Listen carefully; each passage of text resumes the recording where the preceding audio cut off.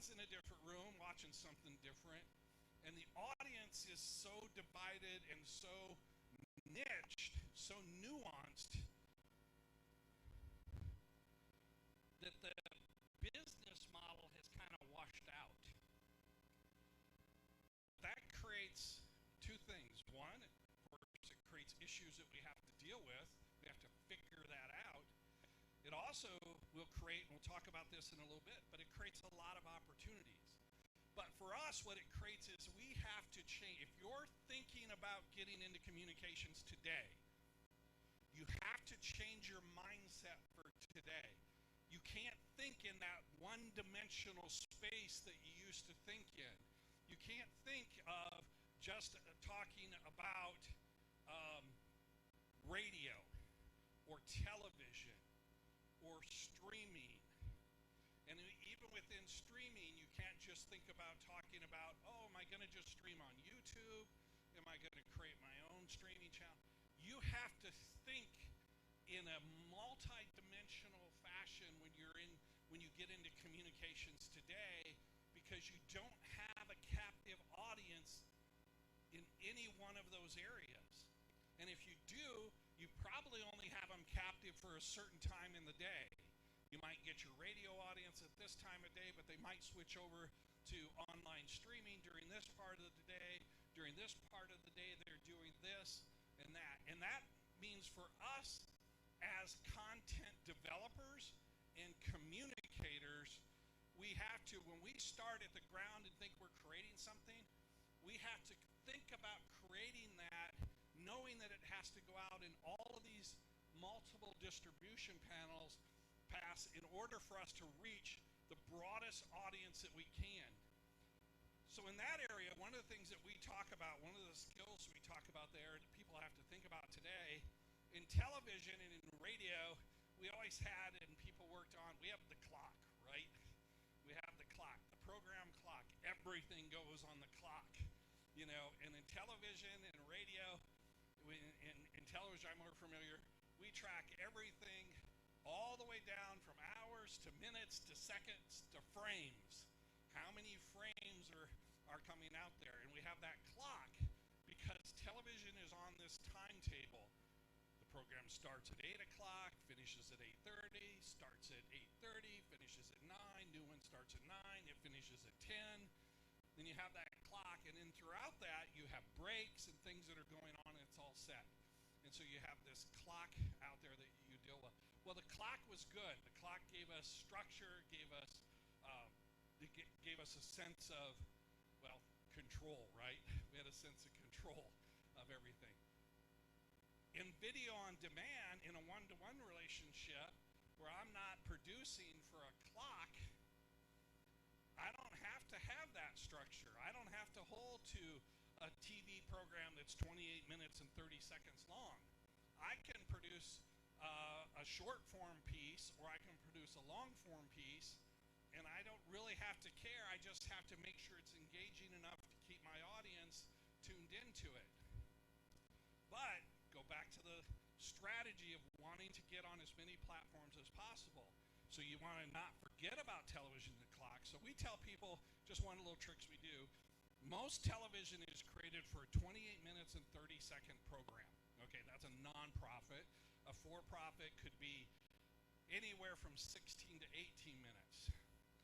But thinking multi-platform on this, you want to think right away, how am I going to break this program up?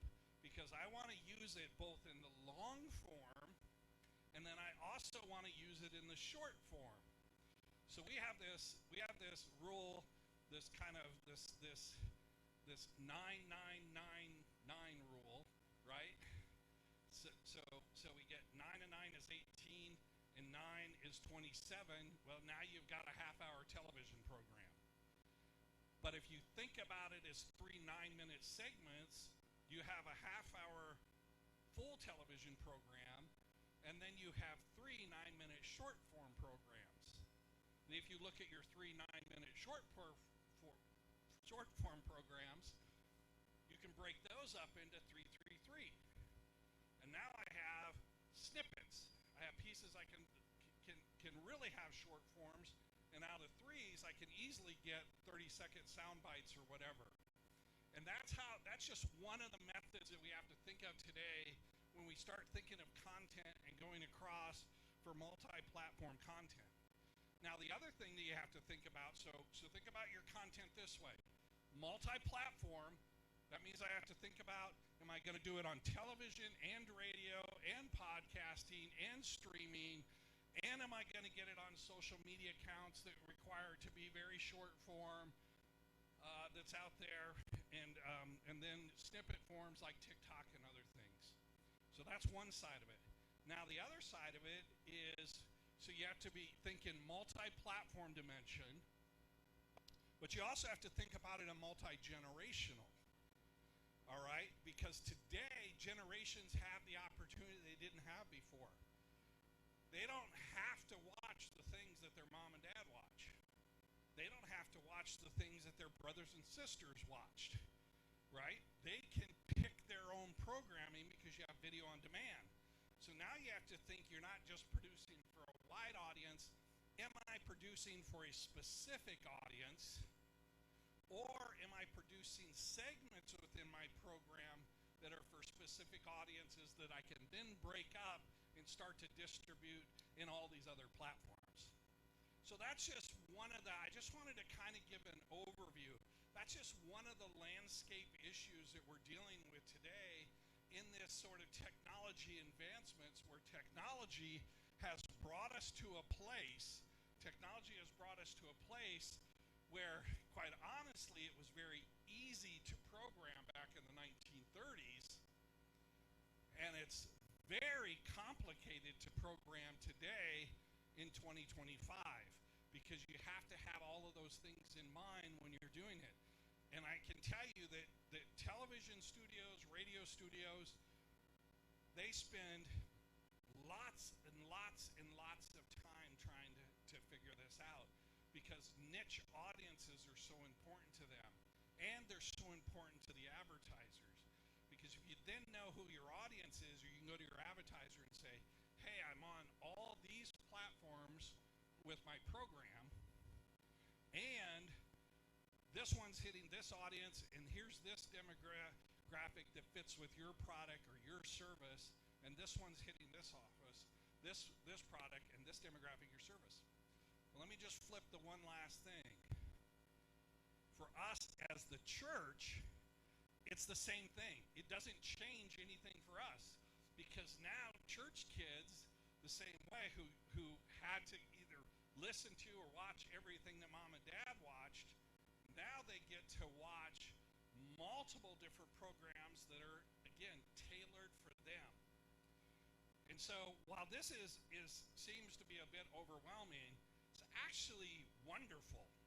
And the wonderful side of all of this is it creates so much opportunity for us.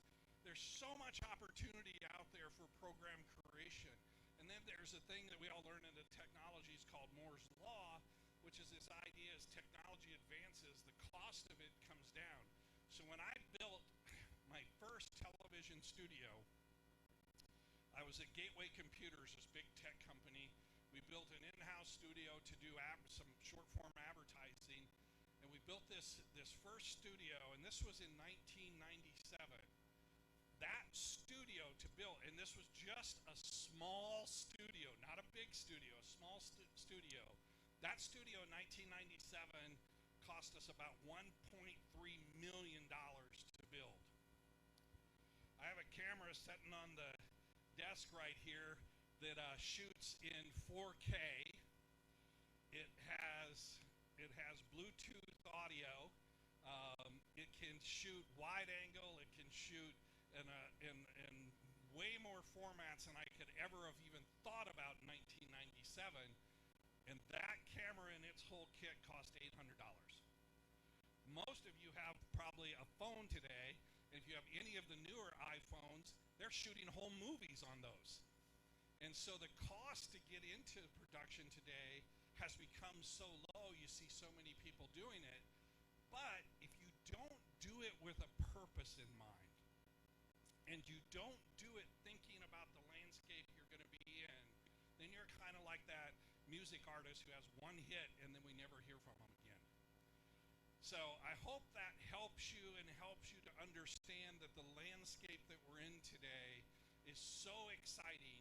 It has so many opportunities and so many different ways that we, especially as Christians, can speak into that audience, but also how you can speak into the audience to reach your generations, to reach your communities, and to help people grow in everything they're doing. So thank you again for allowing me to come and to share with you some of the things that we see, some of the things that we see going on. And look, be encouraged, especially you in the schools and younger. Be encouraged. There's a bright future out there, but we have to make it. We can't just ride the surf wave onto the beach. So thank you very much for having me this morning.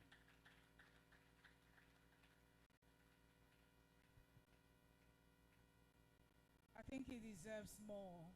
Can we give him a better clap? Thank you very much.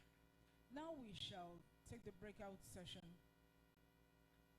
The first track, which is the management and broadcasting track, will have classes or topics like on-air keeping values and ethics front and center, leadership and character in a time of crisis, broadcast media management.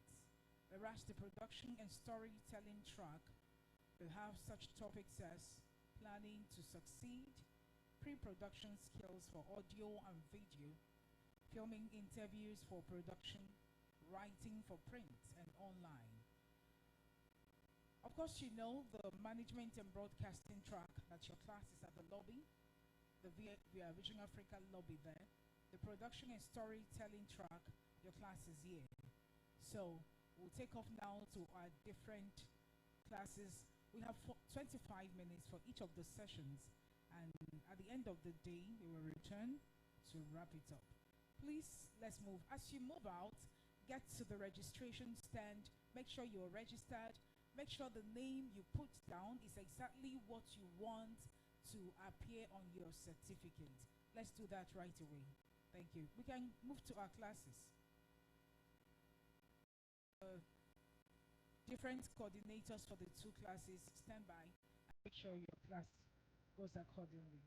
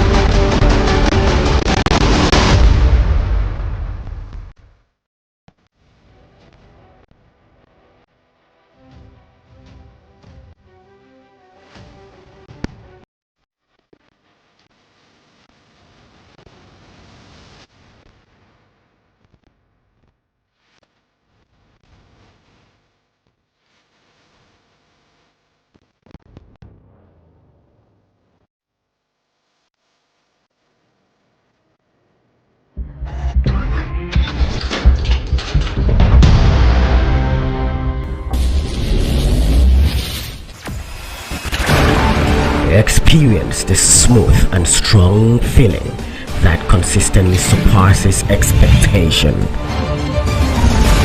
Leading the way in high-performance lubricants, Master Supermoto Oil is as durable as titanium.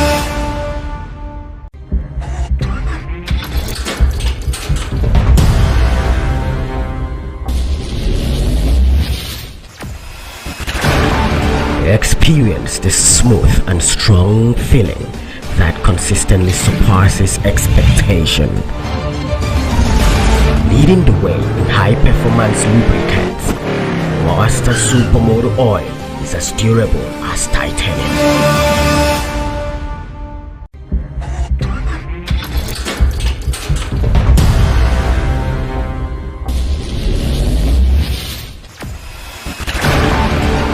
Experience the smooth and strong feeling that consistently surpasses expectation.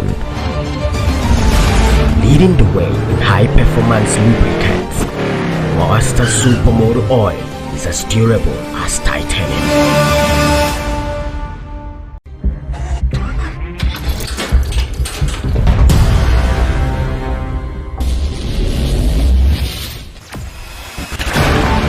Experience the smooth and strong feeling that consistently surpasses expectation.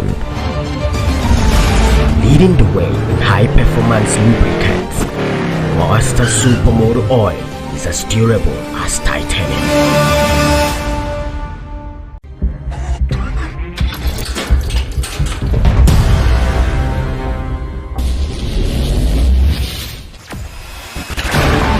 Experience the smooth and strong feeling that consistently surpasses expectation. Leading the way in high-performance lubricants, Monster Supermoto Oil is as durable as titanium.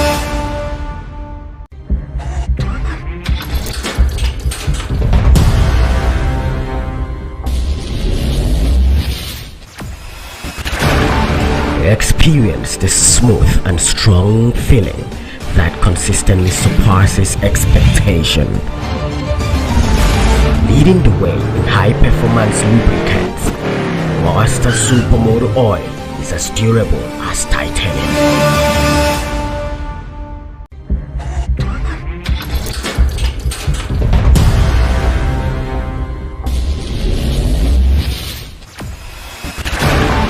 Experience the smooth and strong feeling that consistently surpasses expectation. Leading the way in high-performance lubricants, Monster Supermoto Oil is as durable as titanium.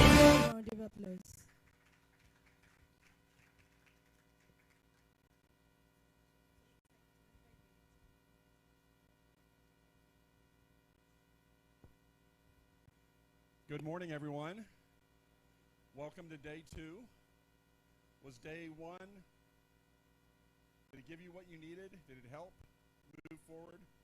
I hope it gave you some tips. I go to a lot of workshops, I listen to a lot of videos, and I've been doing what I do for a long time, but I never stop learning. And sometimes just hearing somebody tell me how to do the same thing but through a different sort of perspective, I still learn more about that. So I never really stop learning or understanding, and I hope that's true for you guys. This morning I'm going to sort of build off of what Jeff talked about yesterday. He did a pre-production session on photography. So I'm going to talk more about There's a little bit of overlap. He talked about shot. Those can help you in video and film as well, but I don't mention those in my presentation. So a little bit of overlap is good, and hopefully that will be helpful. But most of what I'm going to discuss is sort of the front end. So just as a reminder, have you guys heard about the 3 Ps? Everybody knows what the 3 Ps are: pre-production, production, post-production. If you haven't heard about that, that is a process model that has been around for decades, really since the beginning of film, and then on into video, into news, pretty much anything that you do that involves time-based media production. What Jeff was discussing was static media, photography, which is sort of capturing content and visuals in a moment of time. Video relies heavily on this process, and when I work with students, very often they want to jump right into production. That's the fun part. Let's get the cameras rolling. Let's jump into editing right away. And very often there's a lack of respect for the amount of time and effort that should go into pre-production. Pre-production done well will make your production go better.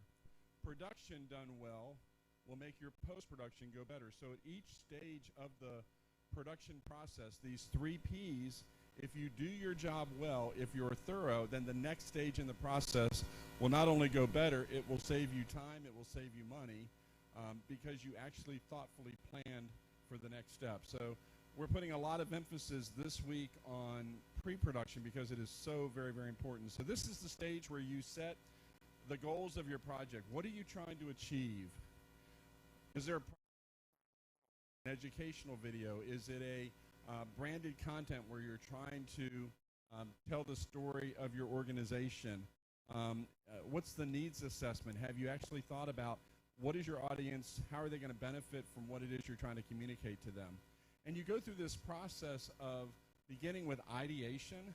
That's just another way of the light bulb over my head where I have an idea, but that idea isn't enough to get me into production. I then have to work that idea. I have to conceptually develop it.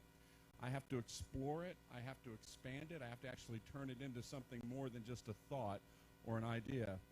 Very often there's research involved in this. You may need to research your topic. Very often video and film producers are called upon to tell the stories of people they know nothing about.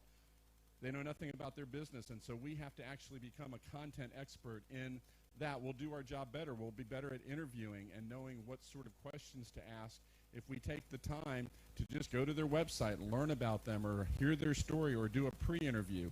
So research is really important.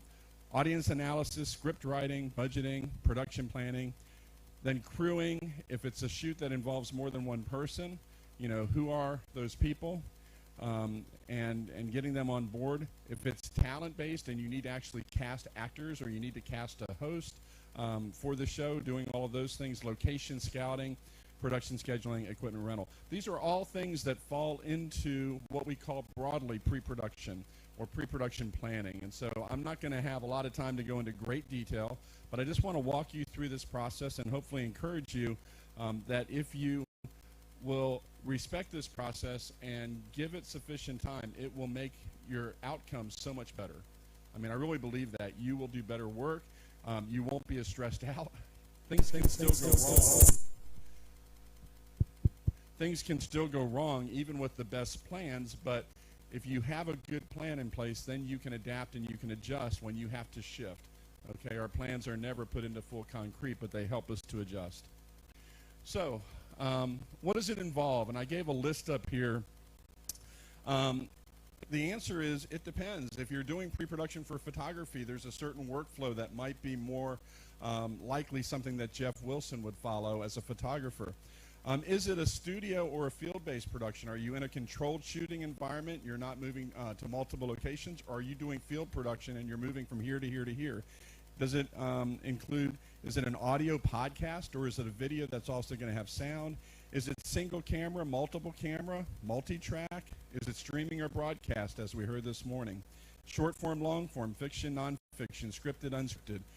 Then the crew size. You can scale production from one person all the way up to, you know, a full-fledged, you know, motion picture film that's going to have hundreds of people in various departments making that film happen. The budget, and then your time and deadline. So there's not a one-glove-fits-all model. Everybody here is, I'm assuming, has a different type of production they're involved with, but there are certain transferable things that you can take and you can scale it to your needs, and you can figure out sort of how to apply this. So I'll do my best to sort of talk about what those are, but pre-production will look differently in every different company, every individual producer, whether you're doing a podcast or a video and so forth. So why does it matter? It helps to clarify creative vision. As you go through this process, again, you move from an idea to actually a planned out vision. Your job as a producer or a director is to cast the vision for the project, especially if you're working with a camera person and you're the producer. We use lots of things like scripts and treatments and so forth to cast the vision for the idea, and then to make sure that the whole team that is working with us, that they're on the same page, okay, that they're thinking the same way about what we're trying to achieve together. Video and film often is a collaborative endeavor, not always. Again, there's the single person who does it all, but there's a lot of projects that involve more than one person. This is a huge one. It reduces wasted time. Again, because pre-production is relatively inexpensive. Pre-production can take place in a conference room. You're sitting around the table. There's no equipment involved other than computers and writing and so forth. So it's basically the cheapest part of the production process. Once you start having a crew and hiring camera operators and sound engineers and so forth, now the dollars start to check off, okay? And so pre-production becomes really important to make sure that you're maximizing their time. And it prepares you for technical, logistical, storytelling challenges. All right, just real quickly, this is another sort of dividing line in terms of types of content. There's scripted content, and there's kind of two general categories of scripted content. By scripted, I simply mean before you go into production or somewhere along the production process, you actually have a script, a narrative that you follow. So for instance, a motion picture film, they don't start shooting a motion picture film until they have a 120-page screenplay. The screenplay can take 6 months to a year to 2 years to actually create a screenplay and to really get it to the point where the studio is ready to produce the film. So that's like, big examples. So narrative film, fiction, news programs, promos, commercials, they all have pre-scripted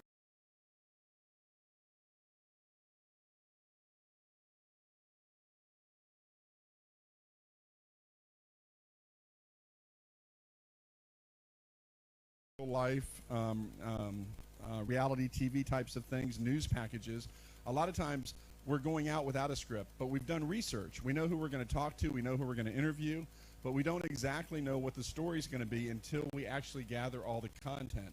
And so the scripting takes place at another level of pre-production. It's basically editing planning. Before we go into editing, we get all of our footage back. We start to transcribe that footage, analyze that footage, figure out where is the story thread, what kind of a story is emerging from the page that we want to tell, and you can do that. So those are two basic things. Sometimes you start with a script in hand, but for most of the stuff that I do, the script is being developed after the production and acquisition phase is done. And then there's unscripted content, and that's a whole other category. Story structure evolves in post-production. So this, again, this can be reality TV as well. Don't know how popular that is in Nigeria, but cooking competition shows, where you go in. You may have an outline, and it may be, those reality shows are always produced, but a lot of times there's not a script. There's more producer notes, there's outlines to kind of guide that. Talk shows, podcasts, and so forth. The dialogue and the content evolves usually in a live recording setting, and so you can't have a script ahead of time. Now, that said, like I did yesterday, the podcast can start with a scripted element. So the host might say, hey, welcome to today's episode of blah, blah, blah. But then we actually go into an interview, and then it becomes unscripted. So even unscripted shows can have scripted components. And again, just knowing what the genre is that you're working in, will help you guide that process. So I want to talk about some story development tools that I think are really, really helpful. They're important. Jeff mentioned this one yesterday, and it's the log line. This actually comes from motion picture film. A lot of films, when they pitch movie ideas, the producers want to hear a one sentence, ideally a one sentence. It can be two, but if you can do it in one, tell the story of your motion picture, okay, your narrative film in one sentence. Can you do that? And in that one sentence, you need to establish who's the subject, who's the protagonist, who's the story about, what's the goal, what's the problem, what are they trying to achieve, what are they trying to overcome, who's opposing them, who's the antagonist, who's standing in their way. And then the all-important, why should I care? What are the stakes? Why does it matter? And the all-important word, empathy. Why is your audience going to care, and how are they going to relate to the characters on screen? Is it going to make sense to them, and is it going to draw them in and engage them in the story? So just an example of that. Are you guys familiar with the show Survivor? Is that popular in Nigeria? They put people on an island and they see who can survive. I'm seeing one head shake. Do you guys know that show? So here's a log line for Survivor. Stranded in a remote location, contestants must outwit, outplay, and outlast each other through physical and social challenges to win a $1 million prize. One sentence that explains the whole concept behind the show. Here's an example of a local story here in Umaya. From the dust of eviction and grief, a woman rises, fueled by faith, family, and the kindness of a stranger who renders unexpected aid in a time of crisis. That's a log line. It gives you a hook. It tells the story in one sentence.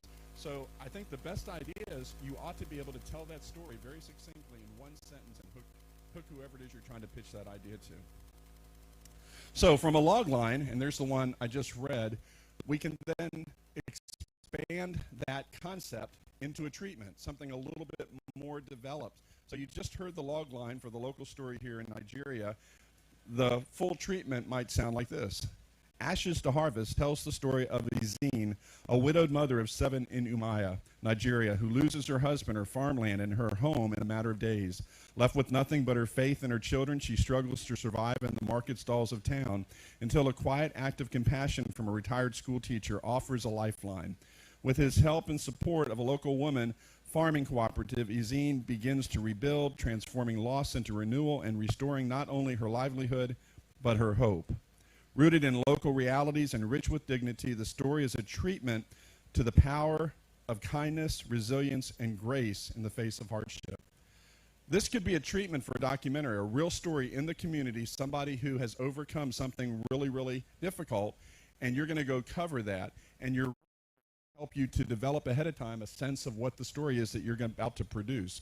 So to do that work up front, can you explain it in one sentence?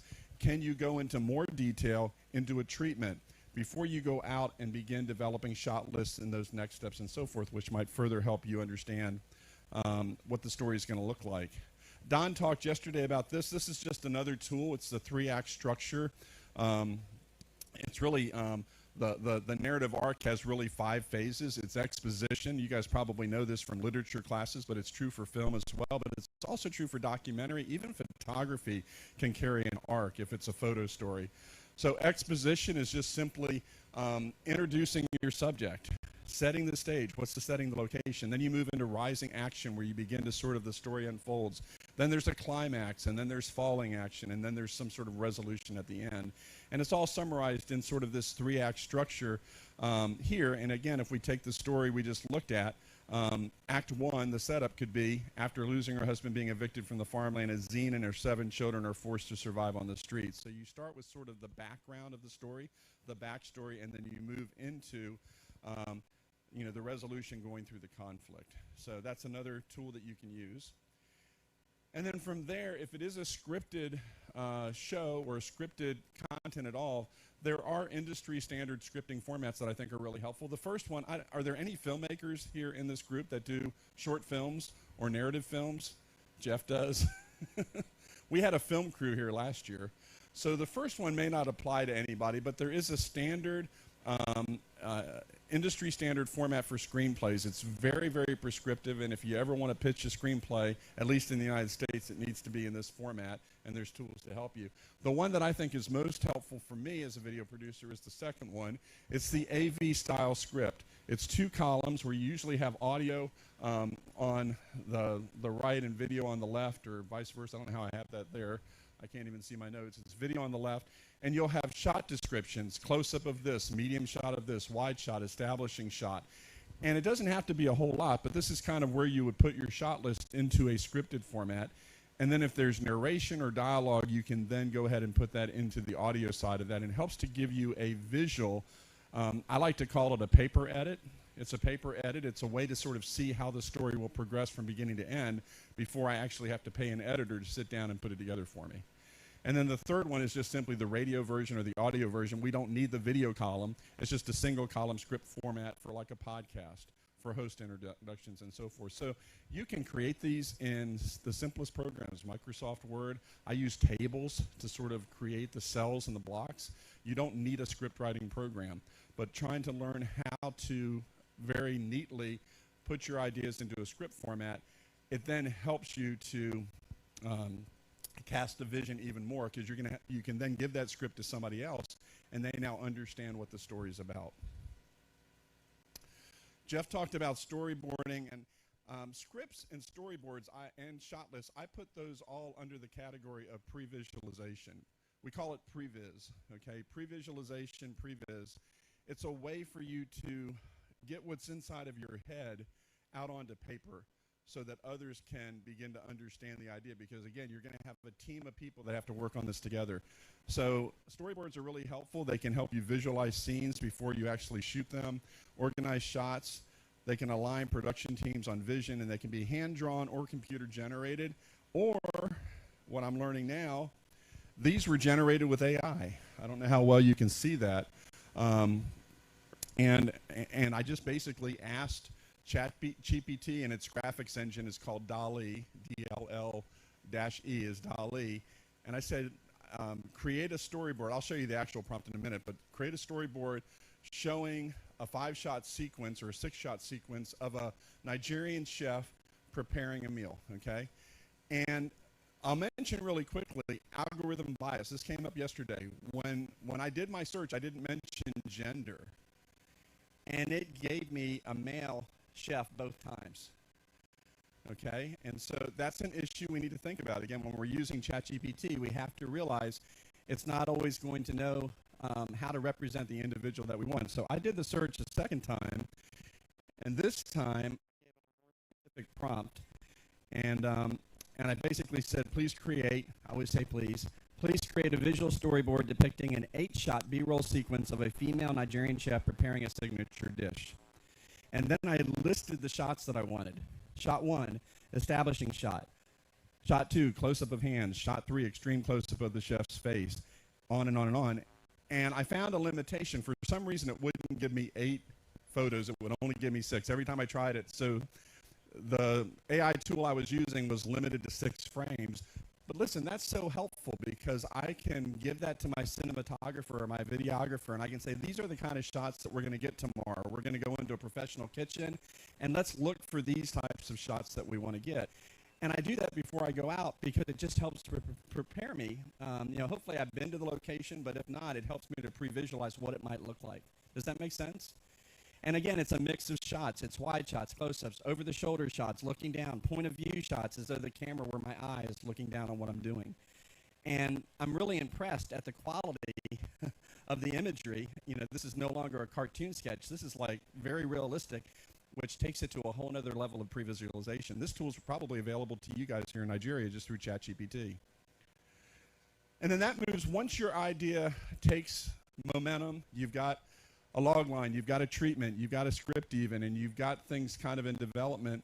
Often then, and sometimes before that even happens, you have to pitch the idea to somebody just to get permission to do it. If you're in a newsroom, a lot of newsrooms have an editorial meeting on the first day of the week, and they come together and say, Jeff, what are you thinking about? What's going on in the community? What's your story going to be today? And Jeff will pitch an idea, and somebody else will pitch an idea. And sometimes ideas are pitched, and by pitching, it just simply means I'm going to tell you what my idea is, like I told you about the woman in Nigeria. And you can say, oh, we've done that story so many times, we don't want to do another story like that. Hope that doesn't happen, but sometimes that happens, and the idea gets killed, okay? The editor says no.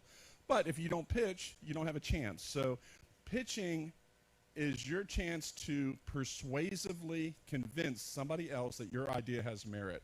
And that means before you go into a pitch, you need to do your homework. You need to make sure that you have answered questions before you're thrown questions by the people you're pitching. Did you do your homework? Did you properly plan for this? The 5 W's and the H are a great guideline for developing a pitch. Who is the story about? What is happening? When does it take place? Where is it set? Why does it matter? How will you tell it? And put all of that into, and it can be a written pitch, or it can be a verbal pitch, and usually verbal pitches are, 1 to 2 minutes long. I have my students, for their assignments, I have them do pitches for both their photo story and their micro-documentary in my 1-semester class, and they have to stand up and give a 2-minute pitch. And then the value of that is we have a phrase, we workshop the pitch. We then open it up for the whole class to offer ideas and to say, hey, that was really good, but did you think about this? What about this? What about this? What time of day are you going to shoot? And it helps the person who's pitching to further develop the idea with more voices now in the room, with the idea that we're helping to elevate that project now. It's a good idea, but let's make it a great idea. And it becomes a great idea when there's more voices around the table that can sort of contribute to shaping it and helping you perfect it. All right, and these last couple of slides, I'm just going to briefly touch on some things that can help you with project management. These are not going to apply to every type of production. There's just different ones out there that don't need all of this, but I'll just go through it. I mentioned earlier, sometimes if you're doing unscripted, you're going out shooting first and developing the script before post-production. What really helps when you've done, and we just did this the other day, we did some interviews out here on the property for the Vision Africa Hospital that's coming out, and Jeff and Don, first thing they asked for is a transcript. So we need to take, that 15-minute interview and this other 15-minute interview, and it's really helpful if you can have that transcribed into text. Adobe Premiere does that now. They have automated text transcription. I think Microsoft Stream does. I don't know what other tools that you might have access to.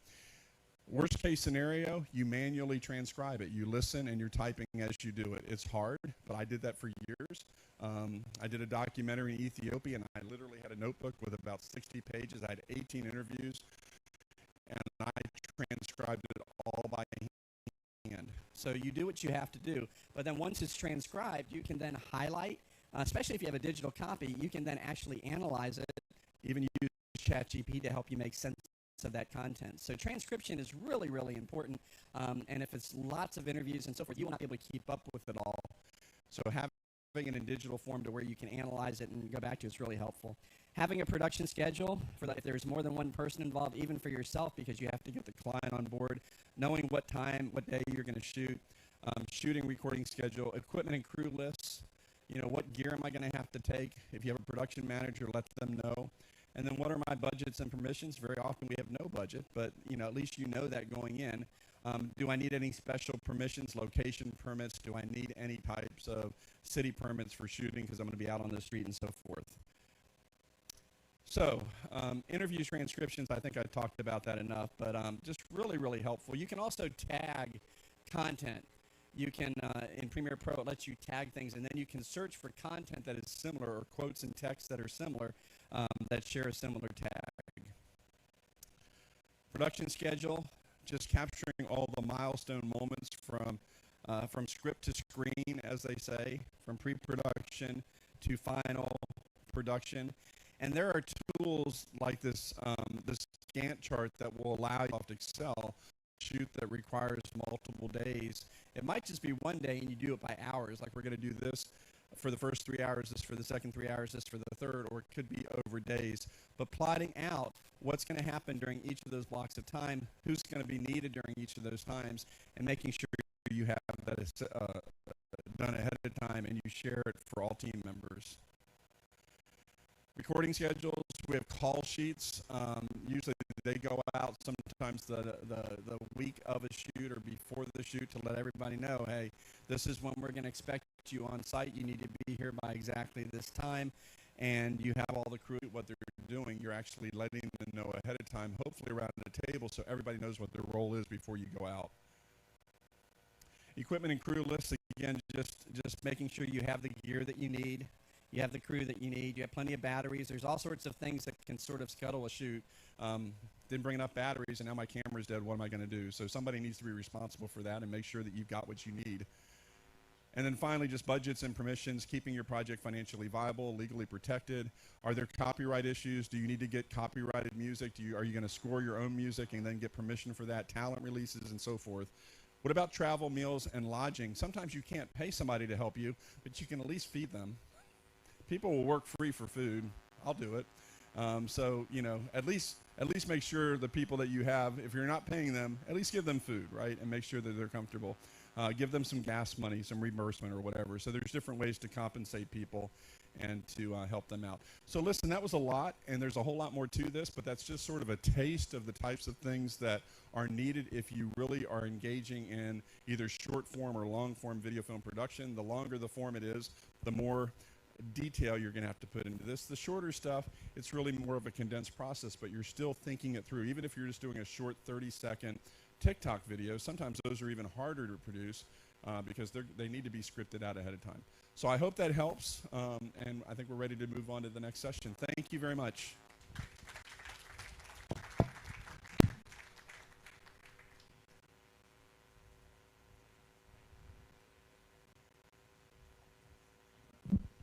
Thank you very much, Doctor, for that awesome session. Can we put our hands once more for him? You can do better. Can you just put your hands together for him? In summary, before you tell a story, be sure you have a good story and a target audience. Your story should not just be endless. You should have a particular group of people you're directing that story to. And you should consider how beneficial that story should be to those audience. Now, if it's going to be an audio, you determine how you're going to put them together. If it's a video you need to produce, you ask yourself, do I have what it takes to make this video to be published? It's not about starting. Be sure that you have the budget, financial budget, if it's something you need to produce that will take you to the end of your production. Don't just start. Like he said, pre-production is the most important part. That means you need to sit down and plan before you execute. Can we put our hands together once more for him? And next session will be filming interviews for production. And this will be taken by the co-founder, CFO, and lead photographer, Wonder Studio, Jeff Wilson. Please put your hands together for him. Thank you very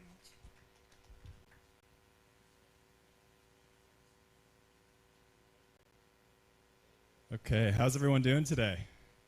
Good day too, you ready for it? Yeah, everybody get some good rest? All right, so, no, this is the wrong one. So good. There we are.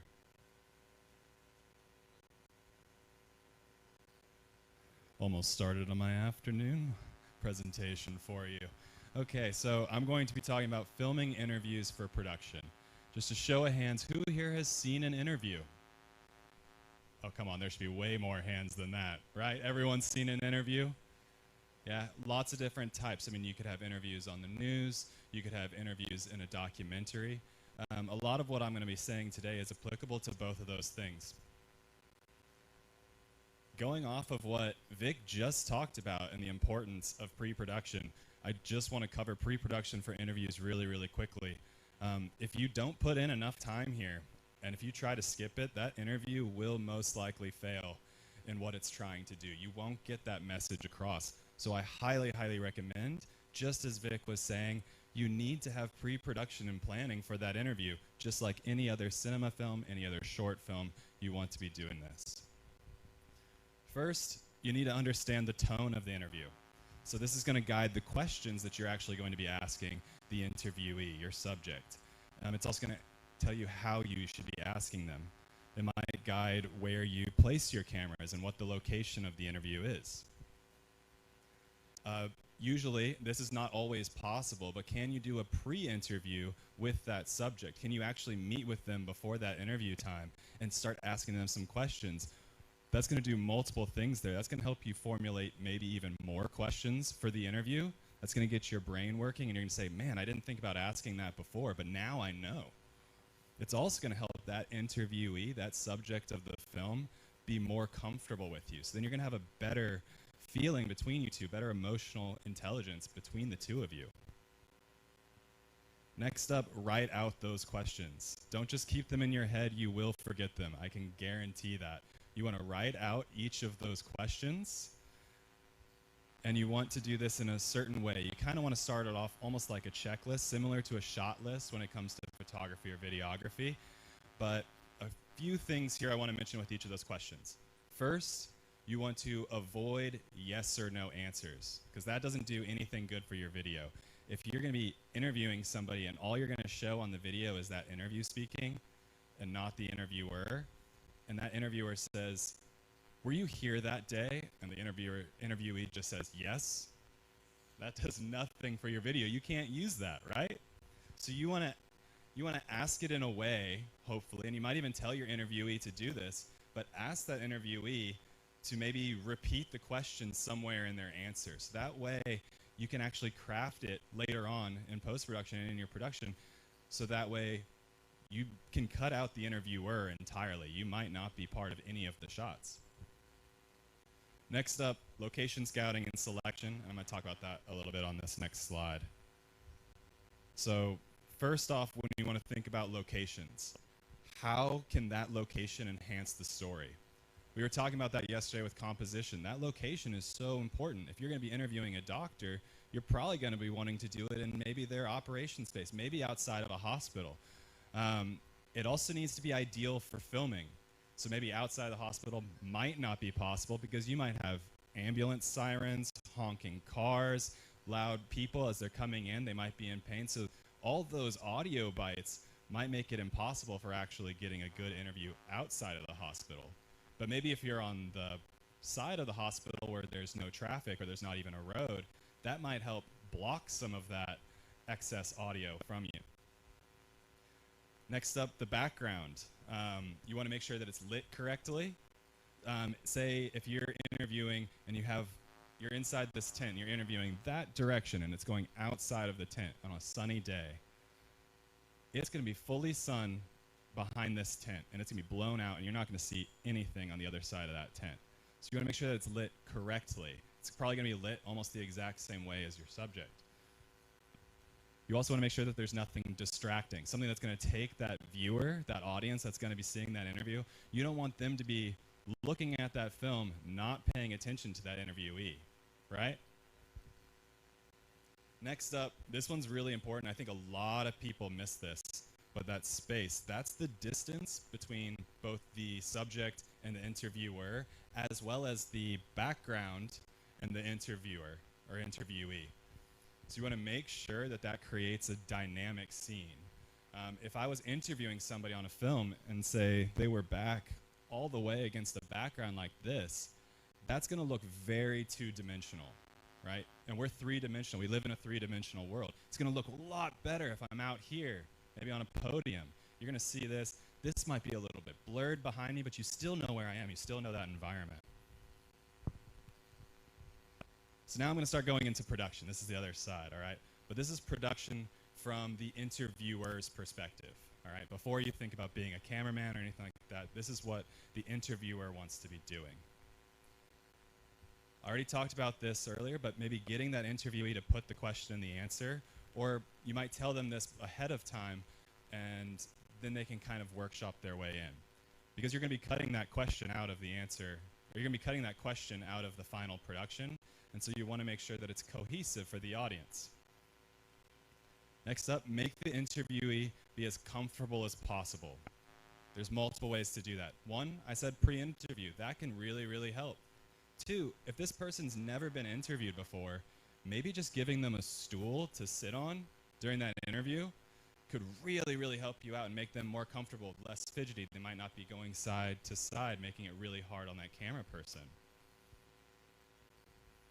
Also, having an interviewer who is separate than the camera person, or maybe even having your camera just already recording on the side, and having that interviewee looking at the interviewer can be really, really, really helpful. A lot of people don't know how to look into a camera. Like, I could be looking at this camera right now, and I know that I'm talking to an online audience, but I'm not talking to the audience that's around here, and I'm fairly comfortable with this, but even I'm right now getting nervous looking directly into that camera lens. It's not very comfortable, right? So if you're interviewing just an everyday person who doesn't deal with cameras or media at all, you want them to be looking at a person. They're going to be seeing that. They're going to be seeing that interviewer nodding and really kind of giving them affirmation that as they're saying something, they're hearing it. And then it becomes something that's more of a connection in a conversation. That leads me into the next one. Be quiet as the interviewee is talking. I know in everyday conversation, we're going to be talking to each other, and I might be hearing you. I might be like, yeah, that's right. Absolutely. For sure. Don't do that in a video, because then that's going to be picked up, and that audio will not be usable for the interview. I like to really mention this one. You might already know the situation, but does your audience, does your viewer know the situation of that interview? Always, always, always get the context and clarity first.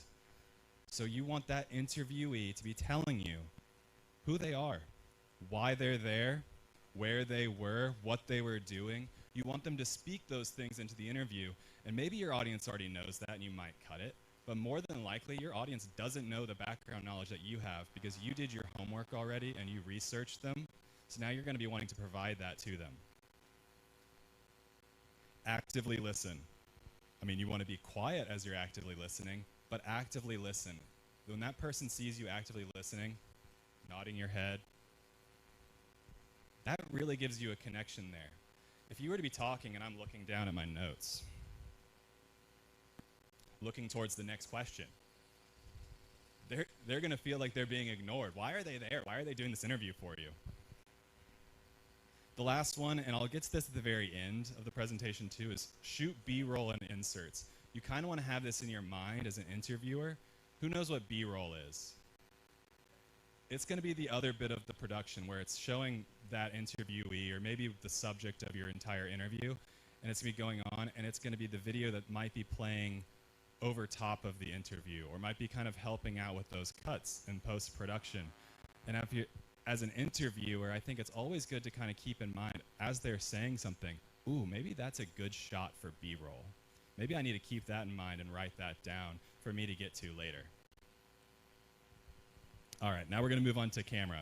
And this is more of like the role I'm comfortable with an interview. General rule for an interview. I mean, unless it's a really, really short interview and you're pretty comfortable, always have that camera on a tripod. If it's anywhere longer than a 1 or 2 minute interview, it's really, really helpful to have that camera on a tripod, because those arms, I mean, I may look strong, maybe I was back in the day, but no matter how strong I am, my hands, my arms are gonna start to shake. And if that footage is shaky afterwards, that's not great for the interview. As the interviewee, or the interviewer, you wanna have the camera look, or the interviewee look at the interviewer instead of at the camera. I already mentioned that. It's something to do with comfortability. Sit just to the side of the camera though.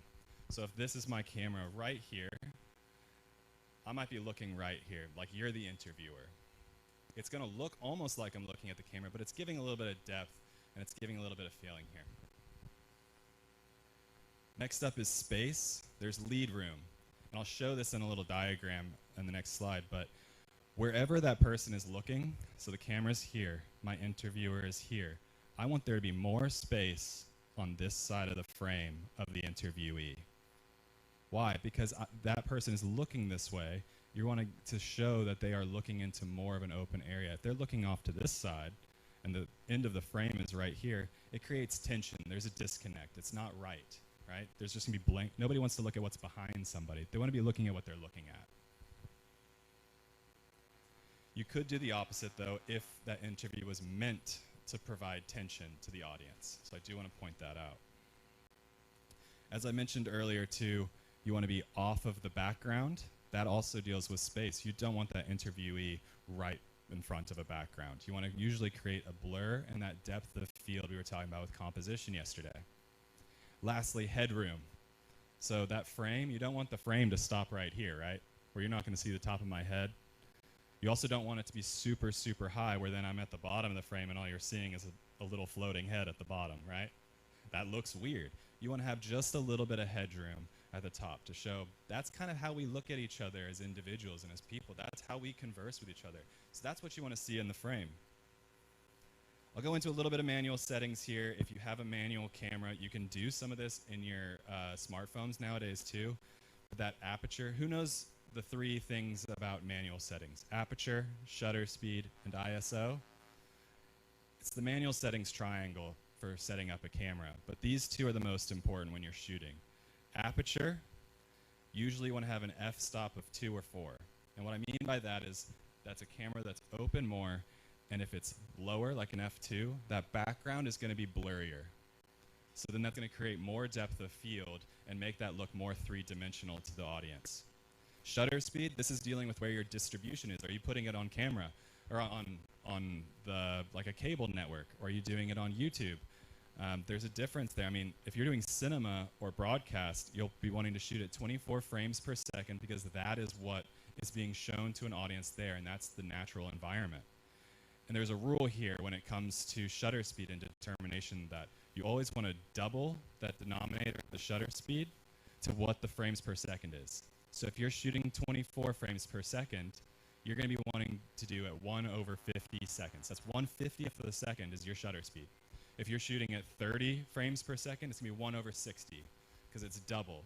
And that's going to create that really smooth motion. If you do anything different, it really looks like something's going on here. Like if I'm waving my hand, it's not going to look natural. It's going to look jumpy, or maybe it might be like blurry if it's too slow.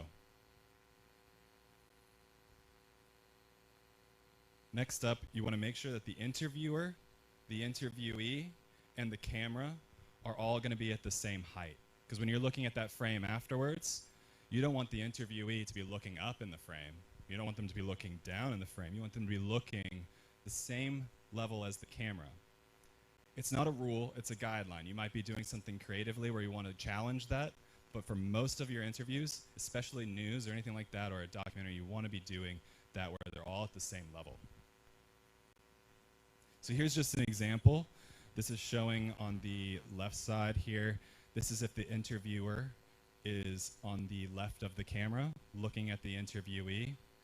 The middle frame there is the actual frame of what's being seen in the camera. You can see there's lead room there. He's looking to the left of the frame. There's more space there. There's headroom above him. The background behind him is also blurred. That's a really good example of utilizing space. Same with on the right side. It's just the flip and mirror opposite. If you're an interviewer sitting on the right side of the camera, you want the lead room to be on the right. And this is for a one-camera setup. What I'm going to do now is go into what a multi-camera setup looks like. Like if we've got 2 cameras there, maybe even 3. But first off, why would you do this? Well, interviews can be long, and what is our attention span as humans? It's really, really short. I mean, if somebody's looking at a screen and seeing an interview, their attention span for hearing that person is 5 to 6 seconds. I mean, my guys in the back right now, they're changing shots and everything as we're speaking because they're wanting to hold your attention. They're doing it properly, right? So if you have 2 cameras for it, you're going to be able to give that audience, that viewer, some differentiation there. You're going to be giving them something to be entertained by, even though it might be just an interview. Things with this, though, you want to, when you're logging your footage later, you want to make sure you have those cameras separate. There's an A cam and a B cam. You want to have different shots of the interviewee, and what I'm saying there isn't that you need to have a camera there and a camera way over there at the entrance of this tent. They should actually be pretty close together, but it's a slightly different angle. It could be up to 30 degrees difference of looking at that interviewee. You also want to make sure that they're at different focal length. So the human eye kind of looks at like anywhere between 25 and 50 millimeters is like the equivalent focal length as a camera. But then you might want to have your second one, and that might be your A cam setup. You might want your B cam to be a telephoto. You might want it to really be zoomed in on them, because then you might cut to that when they have something that's like a really grimacing, emotional face there. Or maybe they're excited and they're wanting to say something, so you're wanting to show that smile of why they are saying that, and you might cut to that shot as opposed to the wider shot. Again, keep those cameras at similar height. You don't want to throw one off. Again, this is a guideline. You might change it for creative purposes. You want to keep those cameras close. You don't, as I said, you don't want to have them extremely far apart, because that's going to be a disconnect for that audience or that viewer. And lastly, this one, or 2 more, you want to make sure the cameras have the same settings. There's nothing worse as an editor than getting a camera that has entirely different settings than the other camera you're editing with, because then you're going to have to start really making up for it, and you might not even be able to use one. Lastly, the interviewer needs to be on the same side as both cameras. I'll go into why next. That is known as the 180-degree rule. How many people have seen an interview, or how many people have seen a movie where it's 2 people conversing, and they're going to show, like you guys, I'm going to say you guys are the cameras right now. There's somebody talking this way, and there's somebody talking this way. Well, that's because there's 2 people. If you were to do a camera on both sides of the interviewer, it's going to look like that to the audience. So it's going to look like, even though it's the same person, it's going to look like they're talking to each other. It's weird. Do they have a mental reason for that? I mean, we don't know, all right? That's going to make you start to feel some tension. You might be like, do they have a multi-personality disorder, right? It creates confusion for an audience or a viewer that doesn't know the situation. Feels very disjointed. So this is kind of a good setup where you see the interviewer down on the bottom of the screen, and both cameras are next to him looking at the interviewer. This is showing their focal range. It's saying that that first one right next to the interviewer is a wide angle, and the one right next to it is a zoom angle. That's going to give you 2 separate looks. That's going to give you what these frames show right now. That A cam is at 35 millimeters, and that B cam is at 70 millimeters. It's zoomed in. It's twice the focal length. All right, now we'll go into light. Light is extremely important for any type of production, but definitely for interviews. So you've got your key light. That's your main light source. An example of this, if you're not using artificial lights, a good example that you might be using is the sun or a window to help illuminate that face of whoever is your interviewee. Now, what if that sun is super, super harsh and that interviewee is going to be squinting like this? You might turn them around and use it as a backlight and have a reflector there, bringing it up softer. Or you might actually, if it's a window, put a transparent screen down that's going to kind of cut and diffuse that light. The fill light is the secondary light used to kind of create the shadows that are behind the person. A hair or a backlight. Does anybody know what this is? It's going to be a light that's off the camera screen, but behind me and pointing at the interviewee. And all that's going to do is create a nice contrasted line behind their head, just to give you even more depth of field than what you have with your camera lens. Extra credit, you could have a background light, something illuminating the background. As I said, you don't have to use all three. And in fact, a lot of times for myself, I'm interviewing out in the field, so I might not have access to that. Most of the time, I just utilize the sun, a window, and a reflector. That's a really, really good starting point. But if you are using artificial lights, I highly recommend using soft lights. You can see in these photos here that instead of one really, really harsh light that's shooting in the middle, it's got its dome, it's diffusing the light, it's got a bigger screen there. So it's going to be doing exactly what nature does when clouds arrive. When you're outside and it's just the sun and it's beating down on you, you're going to be squinting. When it's cloudy out, the light is really, really nicely diffused. It's creating that nice even tone across your skin, and that's great to have on your interviewee. So here I'm going to add on to that diagram. It's the same one. We've got the two cameras down on the right side of that interviewer, and now we're going to put in those lights. So that fill light, or sorry, the key light is right to the left of the interviewer in this scenario. You've got the fill light on the right of the interviewee. It's probably a reflector. That's kind of what I was trying to draw with that little, the little oval there. A background light, like I said on the left, that's a little extra credit. You might not even be having that. But a backlight to illuminate the backside of that interviewee and create even more distance between them and the background. So this is multi-camera with natural light. This is the exact little interview that Vic was talking about us doing the other day. I just wanted to show it to you. We got a little behind the scenes. You can see Don here on this left photo there, and on the right photo. Don is interviewing. So he is the interviewer. He is who our interviewee is looking at. Notice he's on the same side of both of the cameras. And both these cameras, even though one's a little bit further back, they're both on the same side as him, and they're both are entirely different focal lengths. The one right next to him is actually zoomed, so you can get that closer look, and I had a wider one that I'm on there. And then I didn't bring a reflector with me this time to Africa. Whoops. All right, you got to improvise, okay? I got to give it to Vic on this one. He saw that whiteboard, and he was like, we can use that. You can improvise no matter where you are. We saw a whiteboard, and we used it as a reflector. We put that sun behind them. That sun then became the backlight for that interviewee, but it reflected, and that whiteboard there became our key light. Lastly, I'm going to go into the production with sound. I'm saving this for last because this is the most important part of an interview. How many people have watched a video with bad sound? You turned it off, right? You stopped watching? You don't want that. All right? So you want to have good audio, because if not, your interview's probably ruined and can't be used, at least not for a video story. You might be able to do a written story, maybe a photo story with it, but you definitely can't do an interview video story. So how do you do that? One, you want to, during your pre-production, you might do some location scouting, and you want to try to find a quiet environment. If it's the day of, you might get there 30 minutes early and find the quietest environment you can. It might also mean that you go over to people and you tell them, hey, I'm going to be shooting an interview for about 15 minutes. Can you please be quiet? Just for 15 minutes, I really, really appreciate it. Next up is you want to get that microphone as close to the subject as possible. Now, I don't usually interview with a microphone like this. It would be great for a news story, but a lot of times we're interviewing people maybe in front of their home or in front of their place of work. They're not used to holding a microphone like this. It also would look weird. That's not their profession. They're not a broadcaster. So I like to use a lavalier mic a lot of times. That's the second one that I'm talking about. This handheld is great for groups like this. It suppresses the background noise. We can't hear anything that's going on in Umuahia, really. Maybe a car horn, but that's it.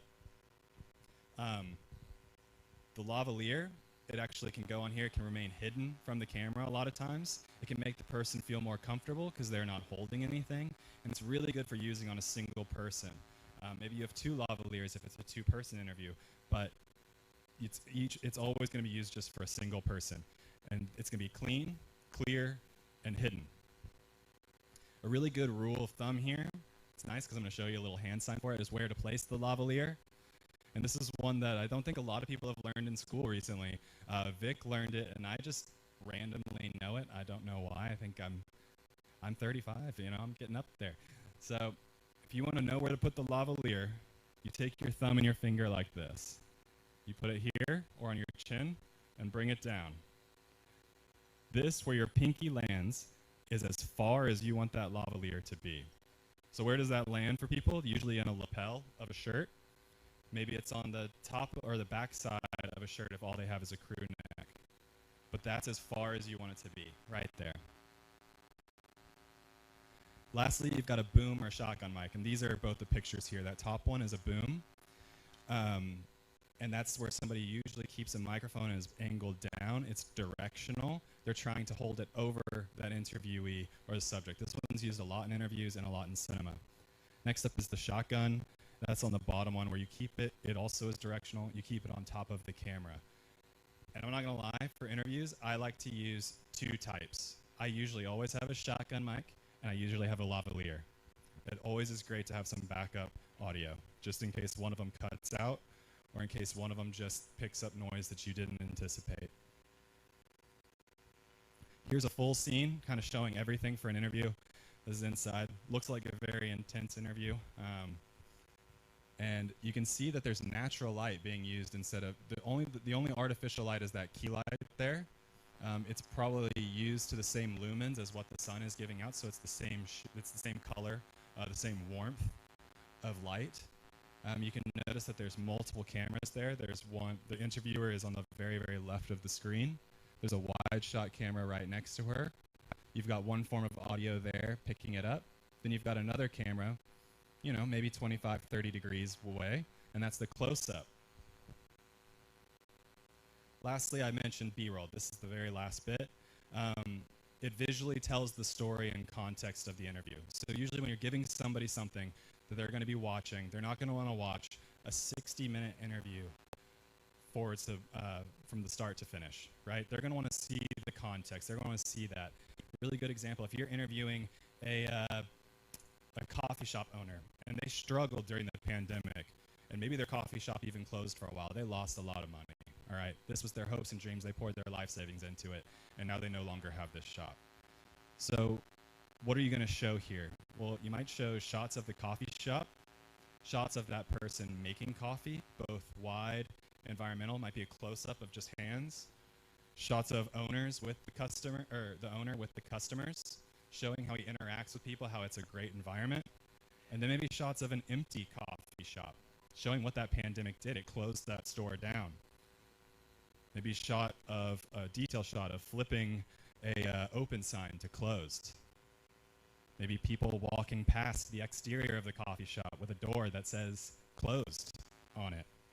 Empty tables in the coffee shop. All that is really providing context as to what that interviewee is talking about, right? So I want you to always keep that in mind when you're doing an interview. You want to think about B-roll, and you might even wait until after the interview has happened if you don't know much about it. If that is your main source of research, you're going to wait till that. And with that, I am done talking about interviews. Thank you all so much.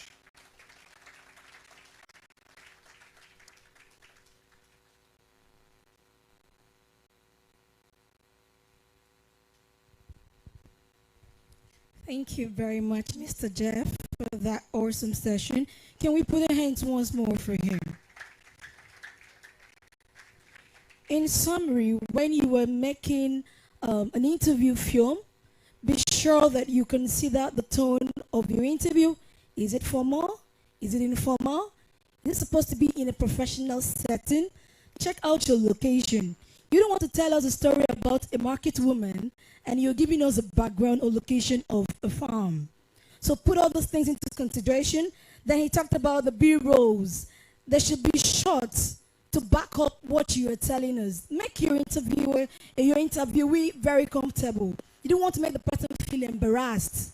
Sometimes people grant interviews when they're not very comfortable, and when that happens, you will not get the right information that you're supposed to. So when you put all those things together, I am sure that you'll be able to get the right information you need, and you'll be able to proceed with whatever you need those informations for.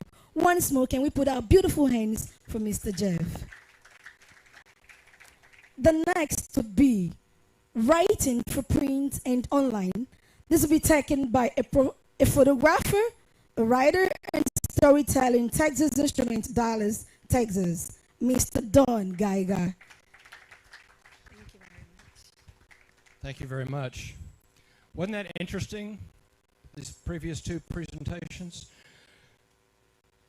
And now it's a real joy to come back and talk to you again about one of the most important skills in media, the craft of writing. Whether you're planning to write for a print magazine in Lagos, a blog about a topic in your community, or your university's online student publication, strong writing is the foundation.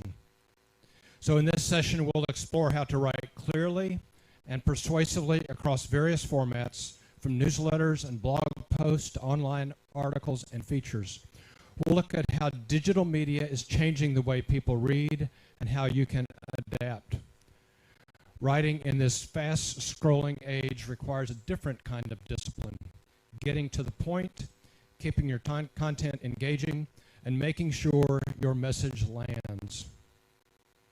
As with my other presentations, I've used artificial intelligence a little bit to help me develop this content. So let's get started. Let's start with a common question. You may have heard it. You may even have asked it yourself. In a world of video games, memes, reels, and social media, is writing still important?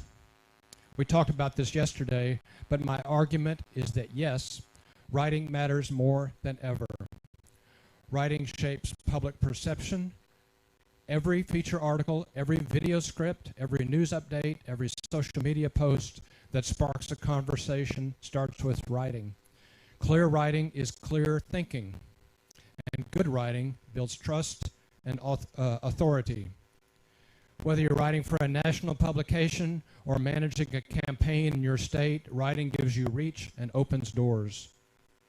But good writing isn't just about grammar or structure, although those are very important. It's about influence. If you want to inform, persuade, or motivate people, writing is your tool.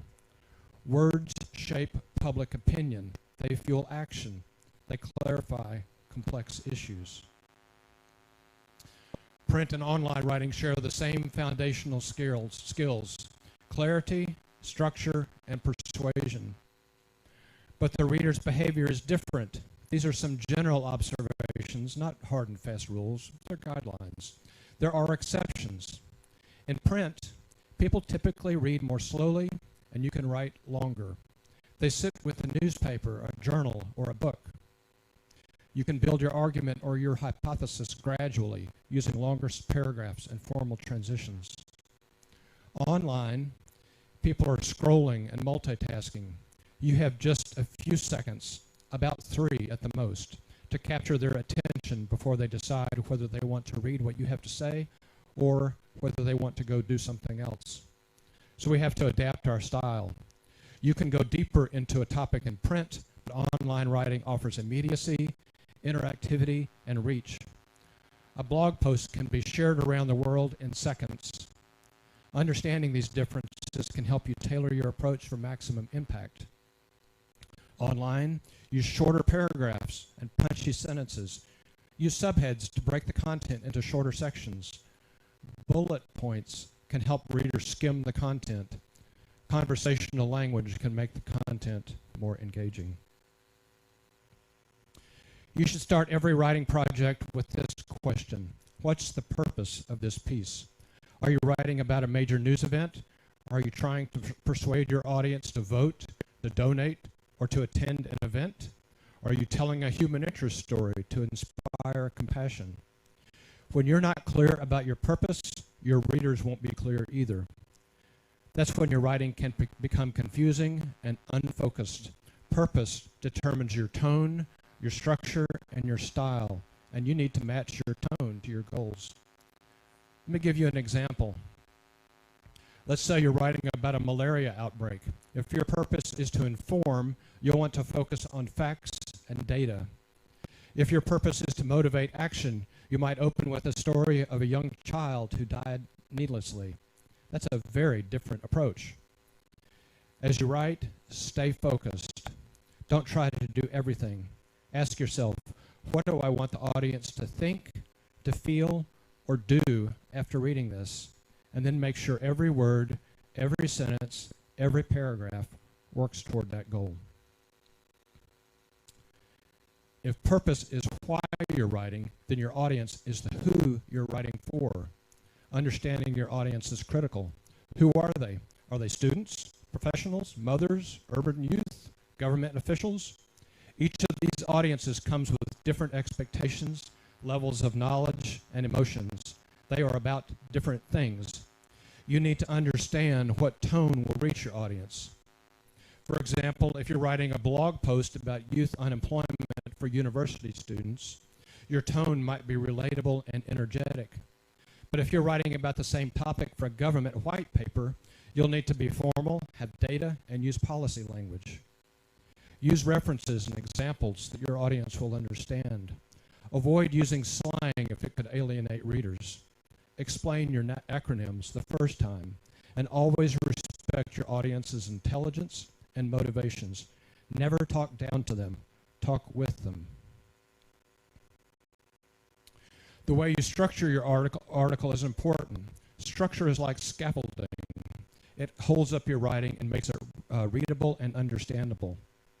Let's start with the lead. This is your first sentence or paragraph. That's your hook.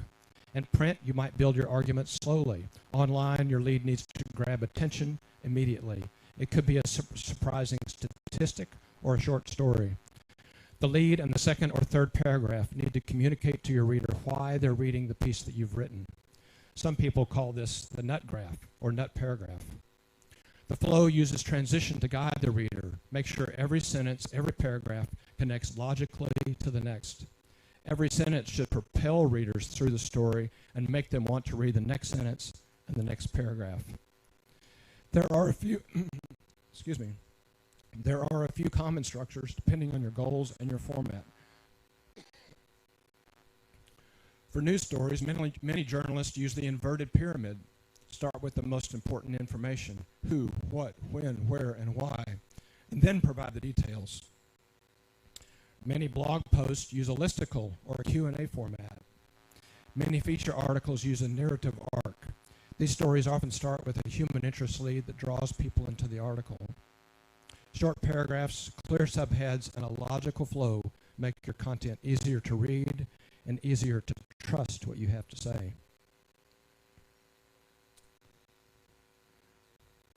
This passage about leads is from one of the classic books about nonfiction writing, On Writing Well, by William Zinsser. Here's the quote: "Your readers want to know very soon what's in it for them. Therefore, your lead must capture the reader immediately and force him to keep reading. It must cajole him with freshness or novelty or paradox or humor or surprise or with an unusual idea or an interesting fact or a question." Let's look at a couple of strong leads. These were written for print, and the first one is from a book that I hope you've read, but I think they would be equally as compelling for online publication. The first is from Things Fall Apart, which is a novel by Chinua Achebe, and I hope I pronounced that right, one of Nigeria's best-loved writers. And please correct my pronunciation. Okonkwo was well known throughout the 9 villages and even beyond. His fame rested on solid personal achievements. As a young man of 18, he had brought honor to his village by throwing Amalzine the cat. Did I pronounce that right? Amaleza was the greatest wrestler who for 7 years was unbeaten from Umofoya to... He was called the cat because his back would never touch the earth. It was this man that Akwankwo threw in a fight which the old man agreed was one of the fiercest since the founder of their town engaged in a spirit of the wild for 7 days and 7 nights. I don't know about you, but that lead to this novel made me want to keep reading, to learn more about this fearless Ubu warrior. And in fact, I'm reading the book right now. It's fascinating. Let's look at another strong lead. I mentioned a quote from William Zinsser. This is from a magazine article that he wrote for Life magazine many years ago. It's about hot dogs. I don't know if you have hot dogs in Nigeria, do you? Okay. But in the U.S., they're a common and affordable meal. They're also called frankfurters. The headline for the article was "Block That Chicken Furter," and that's a play on words. And here's the lead. I've often wondered what goes into a hot dog. Now I know, and I wish I didn't. Those are 2 very short sentences, but it would be difficult not to continue to the next paragraph, right? Okay, so here's the next paragraph. This explains what the column is based on. My trouble began when the Department of Agriculture published the hot dog's ingredients, everything that may legally qualify, because it was asked by the poultry industry to relax the conditions under which the ingredients might also include chicken. In other words, can a chicken furter find happiness in the land of the frank? Then here's a kicker. This was the last paragraph in what I would consider an extended lead. Judging by the 1,066 mainly hostile answers that the department got when it sent out a questionnaire on this point, the very thought is unthinkable. The public mood was most felicitated, excuse me, there you go, caught by the woman who replied, I don't eat no feather meat of no kind. There's another fact and another smile. When you're lucky enough in your interviews and sourcing to get a quote as funny as that one, use it. Let's talk about headlines. Your headline working together with subheads and your main image is your first chance to capture a reader's attention. It has to be clear, strong, and specific. Instead of saying the education challenge in the U.S., say why 2/3 of 4th graders can't read. That's specific, and it creates curiosity. Use strong verbs. Avoid vague and passive language. Subheads are almost as important as your main headline, especially online. They help break up content and guide your reader's journey. They also help with search engine optimization. I typically write my headlines and subheads last, after I've written the first draft of an article. Make sure they match your article in tone and content. And as we talked about yesterday, I often use artificial intelligence tools to give me some ideas for headlines. Let's look at a couple of examples. This headline is from the Wall Street Journal last week. It was an article about the only person to survive the tragic airline disaster in India. The man in seat 11A who walked away from the Air India crash. That'll get your attention. That was a great story. The subhead is compelling. Britain's Bishwa Kumar Ramesh says he doesn't know why he survived, while more than 200 others, including his brother, died. That makes me want to read the article about the man who has become known as the miracle of window seat 11A. Have you seen that story? Really interesting.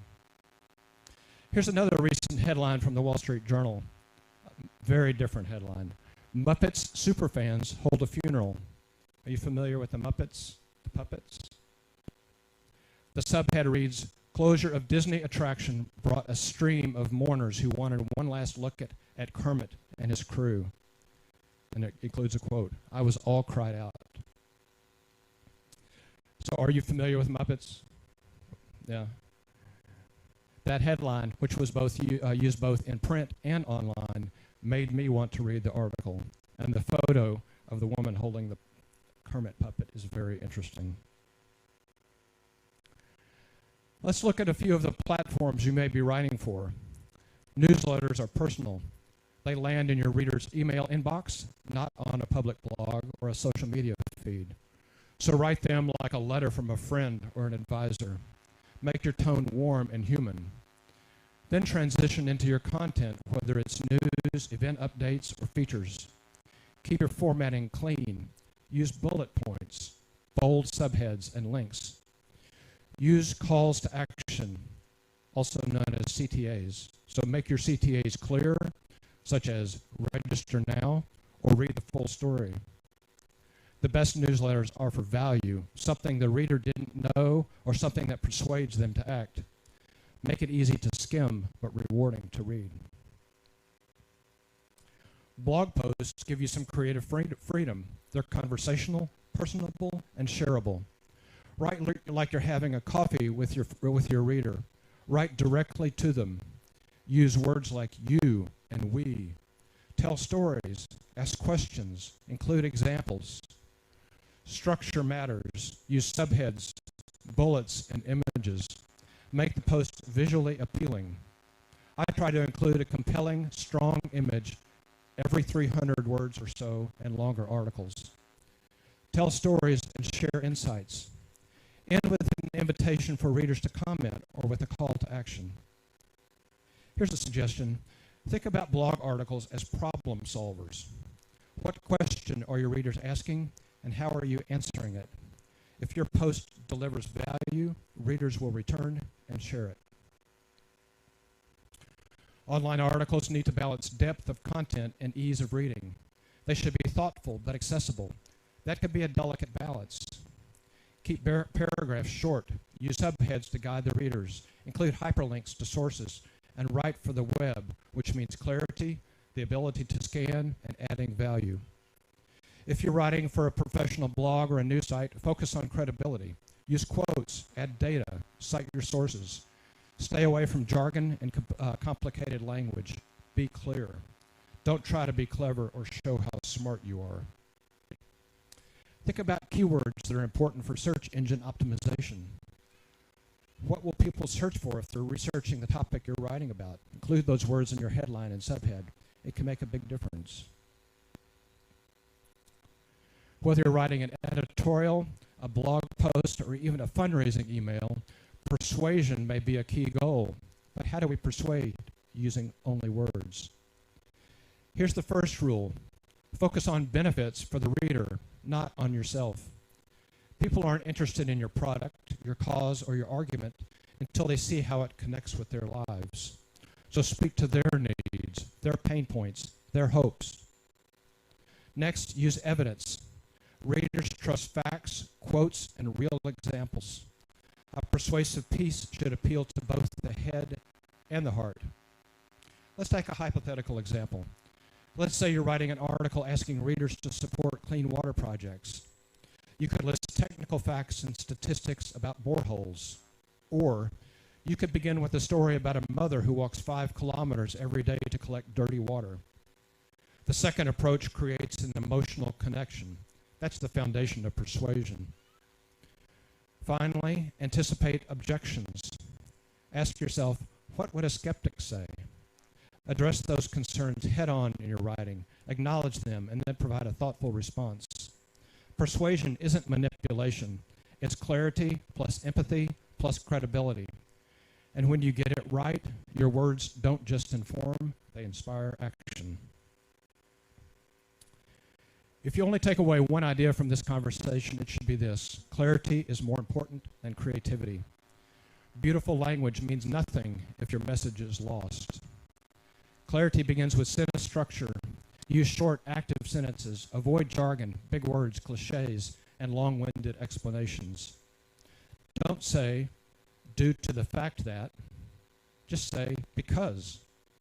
Instead of utilize, say use. It's not about sounding smart. It's about being understood. Let's compare two sentences. The implementation of the agricultural subsidy framework has been delayed by administrative complexities. Here's the second, here's the rewrite, the simple rewrite of that. Farmers are still waiting for subsidies because of government delays. Which one is jargon? Which one is clearer? Which one sounds like one person talking to another person? Here's another tip to achieve clarity. We've already talked about this. Use one idea per sentence.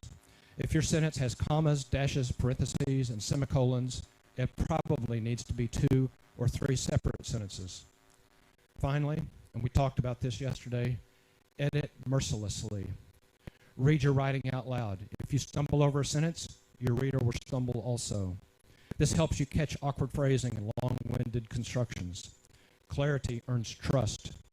It shows that you respect your reader's time and makes your message stick. Every article, blog post, or newsletter should have a clear next step. That's your call to action, or CTA. Many writers forget this. They write a great story, make a great point, and then just stop. But your reader is asking, what should I do with this information? That's where your CTA comes in. It might be click a link, sign up for a webinar, attend a community meeting, share the article, or leave a comment. Your CTA should be simple, specific, direct, and tied to your purpose. If your article is about youth employment, maybe your CTA is download a free job readiness checklist. Also, consider repeating your CTA, once in the middle of the article and once at the end. Make it easy. Don't bury the link. Don't make them search for the next step. Finally, frame your CTA around the benefit, not the action. Don't just say, subscribe to our newsletter. Say, get weekly job tips delivered to your inbox. When you do it well, your CTA can turn passive readers into active participants. Let's look at a couple of examples. These two examples are articles that I wrote several years ago for the company, for Texas Instruments, which is the company blog, for the Texas Instruments company blog. TI is one of the world's largest manufacturers of semiconductors, which are the tiny electronic devices that make modern technology possible. They're in everything from your computer to your smartphone to your car and robots. This was an article about semiconductor packaging. Packaging is the plastic that encapsulates each tiny circuit. And as you can see from the photo, some of them are very, very small. The audience for this article was electrical engineers who design the electronics in the devices we use every day. But it was also written for a much broader audience, including a very general, non-technical audience who don't really understand semiconductors. The challenge was that this was a very technical topic. I won't go into the whole article, but I'll show you the headline, The Power of Packaging, the main subhead, and what I think is a compelling photo that communicates the size of these devices. You can see it held in the pair of tweezers there. Here are the first few sentences in the article. You can see the lead, which sets the stage for why packaging is important. In applications ranging from medical electronics to factory automation, innovations in an increasingly important technology, semiconductor packaging, are helping meet demands for smaller, faster, and more reliable chips that deliver high performance, improved power efficiency, and lower costs. The quote from an expert establishes credibility. The nut graph, that third paragraph, tells you why you are reading this article, and the call to action is an invitation to learn more. Here's another blog article I wrote about another very technical topic, low quiescent current, which helps manage battery life in every device you use that relies on battery power. Anybody here ever heard of low quiescent current? It was a question and answer article with a leading expert on this topic. The audience was electrical engineers. The lead introduces the expert, Keith Kuntz, with a personal example of how low quiescent current has a direct impact on his life. He's a long distance runner and likes to listen to music through his wireless earbuds when he's running. The nut graph explains why the audience should read this article. The third paragraph establishes Keith's credibility and expertise. It also acts as a transition to the questions and the answers. The CTA links to a web page that includes lots of information about the company's low quiescent current technology. And if you're interested, you can go to ti.com and search for low quiescent current. Even strong writers get lazy or fall into traps. Let's look at a few common ones and how to avoid them. The first trap is writing that is too long, too slow, and too boring. Your introduction can't take forever. Online readers, especially, won't wait around to figure out what your story is about. Get to the point in the first few lines. The second trap is writing for yourself, not for your audience. This can happen when we get too caught up in what we want to say and forget who we're writing for. Use the word you more than the word I. Ask yourself, does this make sense to someone who doesn't already know the topic? Another trap is weak editing or no editing, and this is where a lot of writing falls apart. First drafts can be messy. Good writing is about rewriting. Cut repetition, remove unnecessary words, cut the jargon, check the flow, fix typographical errors, read it out loud, and then get someone else to read it. Bearing the lead is another pitfall. Your most important idea should come first, especially online. Don't make readers dig for it. They'll get bored and go do something else. Pull it to the top of your article. The last pitfall we'll talk about today is trying to sound smart. Everybody here today is smart, but big words don't impress. They confuse. Write like you speak, but cleaner and sharper. Your job isn't to impress your reader, it's to connect with them. Avoiding these pitfalls makes that possible. Here's the last slide. I want to lead you with this idea. Writing isn't about being perfect. It's about being clear, useful, and honest. You will get better with practice, and the more you edit and revise, the more powerful your voice becomes. Nigeria needs your voice and your perspective. Write with intention. Write with empathy. Write with boldness. Never forget that your words, when written well, have the power to move hearts, shift opinions, and build bridges. Thank you very much.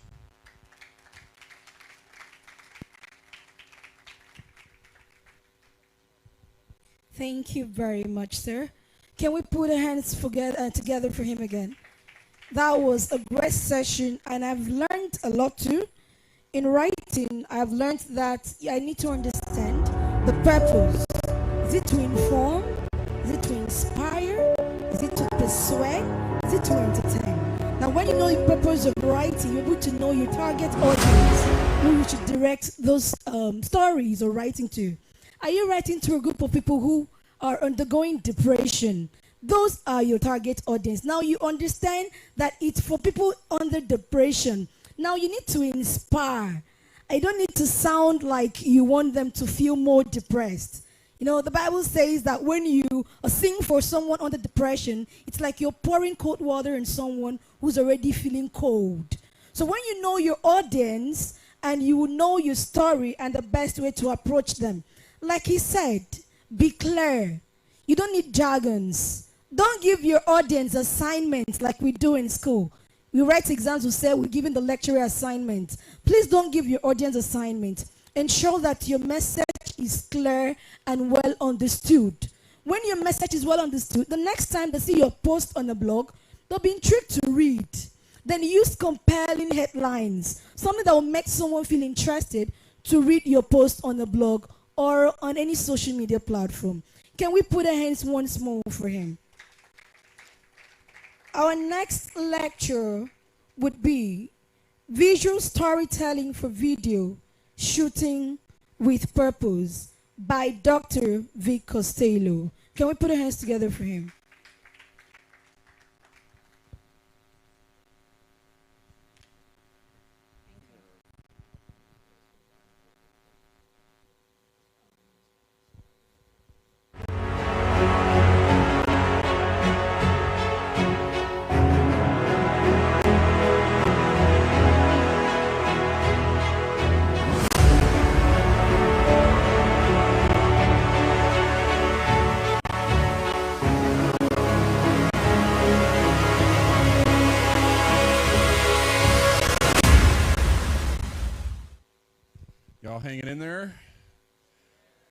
from North Carolina, we say y'all. Y'all, how y'all doing? That's good. I think they say that in Texas too, right? All right. My wife's from Pennsylvania. Up there, they say we'ins just fine. We'ins just fine. That one's kind of weird, but she grew up in Pennsylvania. All right, this is my final session of the day, and I just think I just got permission. I may go about a few minutes late because I want to sort of connect everything that's been talked about so far by Jeff and by Don and myself by showing you a micro-documentary. Now, micro-documentary, I don't know if you're familiar with that term. We have the documentary, and for many years, it was long-form documentary is considered 40 minutes or longer, feature length. Short form is usually 20 minutes or less, and then the micro-documentary genre is typically 1 to 5 minutes. And it's really just like a feature story, but it's become more and more of a very popular genre as our attention spans have gotten smaller. So I'm going to show you a 3-minute video, and one of the things that I love most about what we can do with visual storytelling in film and video, it is the power of the story. It's the power of storytelling. We can tell stories that won't be told any other way. We have a lot of, I don't like the word power, but we have the chance to elevate a person's story who's hidden, and we can go out. There's stories everywhere. Every community has stories. People have stories, and so I think that's one of the powers of the media is that we can use our craft, use our tools to give a voice to people whose story is unknown, and it's very often inspirational. So the picture on your screen, this is Vivian, who learned how to swim late in life. There's more to her story than that. I don't want to spoil it for you, but we're going to watch a 3-minute video, and then we're going to deconstruct that video as we talk about how it was visually created. Now, there was a team of producers that produced this that I'll go into just a little bit later. But as we're watching this, think about the progress of the story from beginning to middle to end. Every story has a beginning, has a middle, and it has an end. Very often we'll talk about those components of a story being the scenes. There's like 3 or 4. It depends on where you break it up. There's 3 or 4 scenes in this film. There's the opening scene that sort of starts in an aquatic center in a pool, and then there's we move to the subject's home, and we're introduced to her husband, and then we are introduced to the subject, and she tells us really the backstory of why she learned how to swim, and then we have what has happened in her life since then. So it's really like almost like a 4-act play that plays out, and then I'm going to cover, Jeff was talking about interviews. I'm going to talk a little bit more about B-roll and how we create shots that are engaging, and then how we put those shots together to create sequences and scenes to basically, again, just guide the narrative along and build something. So let's watch this together and watch it critically. Think about as it's going through, and then we're going to break it down a little bit on the back end. Oh, real quick, sorry. Just to kind of get us into this, what makes a video visually engaging? These are the things I'm going to talk about.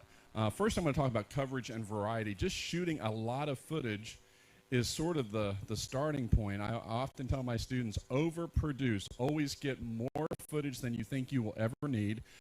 Now, you can go too far, but most of the time, people who are starting out don't go far enough, and they don't shoot enough, and they don't think creatively about other shots and so forth. So we'll talk about coverage, we'll talk about variety, and creating a complex visual structure that will give you more ability in editing to creatively tell your story. We'll talk about engaging subjects and action, capturing moments of authenticity, emotion, and movement, looking for those opportunities, then capturing that with our cameras.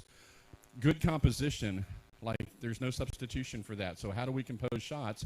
And when we move from still photography, static media, to time-based photography, film and video, our composition now is dynamic. It's dynamic composition because we're not just taking a frozen moment in time, we're having to follow action and compose and adjust composition dynamically as the action unfolds. It's a lot more complex. I don't think it has to be complicated. There's more to it. And I'm just going to barely touch on lighting with my closing slide, but I think Jeff gave us a good overview of lighting today, so I don't plan to do too much with that. Okay, now let's watch the story about Vivian.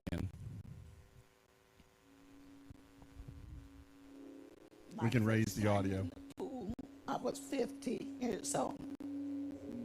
my coach was in the water telling me, jump in, Vivian. He said, haven't you been baptized? I said, not like this. I was afraid.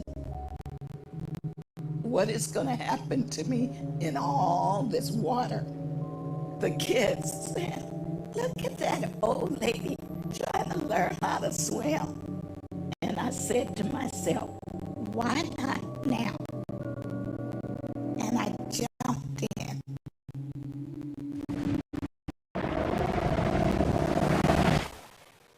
Blind people can't swim.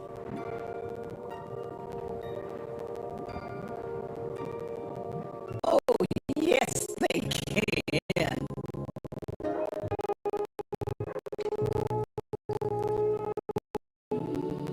And here you are showing off your first medal and your first still racking them up. Here's the LA Times article. Dr. Warren made a champion of her. You took that warning and ran with it, didn't you?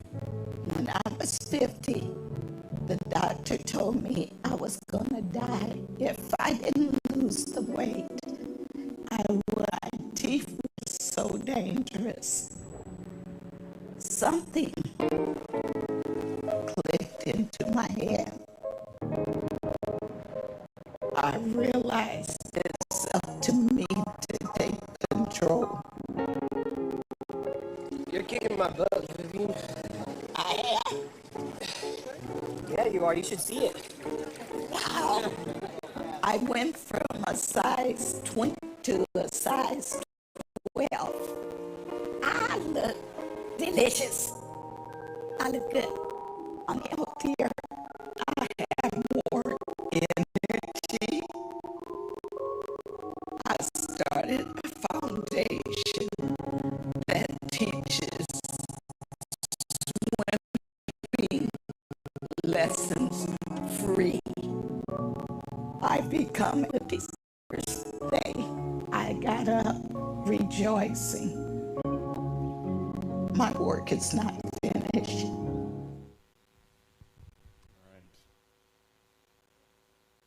It's a video of a lot of things as we watch this. It was made available through a YouTube channel called 60-Second Docs. Most of the docs are actually 60 seconds. Some of them, like this one, are a little bit longer, but they're short-form micro-documentaries. And so if you can't read her name, Caitlin May Burke, she's the producer of this. But you can see their crew. They had a producer, a director, a cinematographer. They had an underwater cinematographer, a gaffer, assistant camera, and then an underwater assistant camera. They had a sound recordist.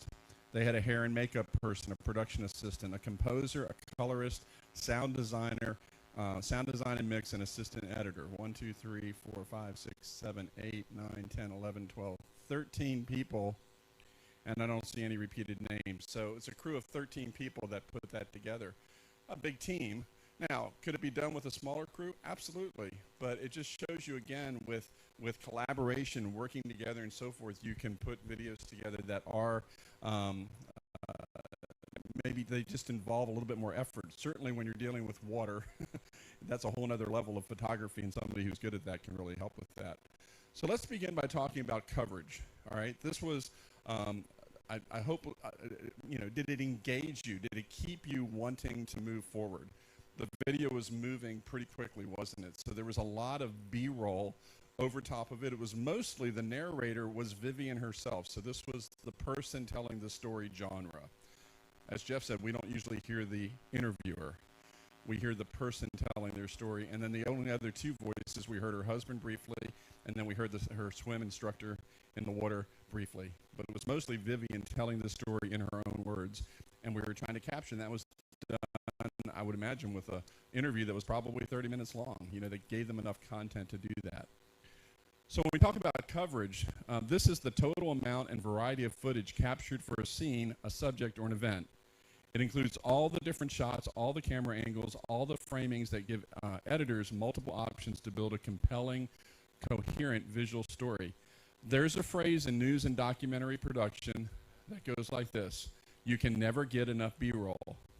And that's where we're talking about. There is a point where you lose the return on investment and you just make your life harder by shooting hours and hours and hours, when maybe you could have gone by. But typically, you also need to shoot more efficiently. The raw footage versus the usable content is called the shooting ratio. So typically when we think of the shooting ratio, we think of a 10-to-1 shooting ratio would mean for a 1-minute video, you shoot 10 minutes of footage. So your ratio sort of dictates how much footage goes into the final piece. And this is where self-editing and discipline is really important, because if you're the one especially shooting the footage, we tend to get attached to our footage. But typically, if more film is on the cutting room floor, as you whittle down what is really the essential footage, the essential story elements, and you really tightly edit it, and that takes a lot of discipline. It takes, a first draft, a second draft, you get to the finished end. But it's perfectly fine to shoot, 50 times the amount of footage than you're going to actually need. I don't know if I'd go more beyond that. The genre sort of dictates what that's going to be. But you can never get enough B-roll. So as we think about coverage and shooting, we want visual variety. So shots are sort of the basic building blocks of a visual narrative. So typically we call this visual gram. It's an instance. A shot can be 1 second. A shot can be 20 or 30 seconds. But typically today, we are accustomed to the video changing every 3 to 4 or 5 seconds. The longer it stays up and it's the same shot, the less engaged we might be, unless it's a really like a live event or something. So a shot is one visual unit. It's sort of like a word, if we want to. A take is multiple versions of a shot. So sometimes when you're shooting, certainly in narrative film where you have a script and you have actors and they're performing their scene on a stage, they might have to perform it 5, 6, 7 times before they get it right. Or have to perform the scene from one camera angle, and then from another camera angle, and then from a master scene, and then the editor ties it all together to make it look like you're switching between cameras. So those are your takes. Every time you repeat a shot, you're repeating a take. And even in news and documentary and social, you can capture it. Now, if you're at a live event, you don't have a second chance. But if you're doing something that's going to be post-produced, you have takes, and you should take as many as you can to get the shot right. And then we have a sequence, which is a related series of shots that are connected.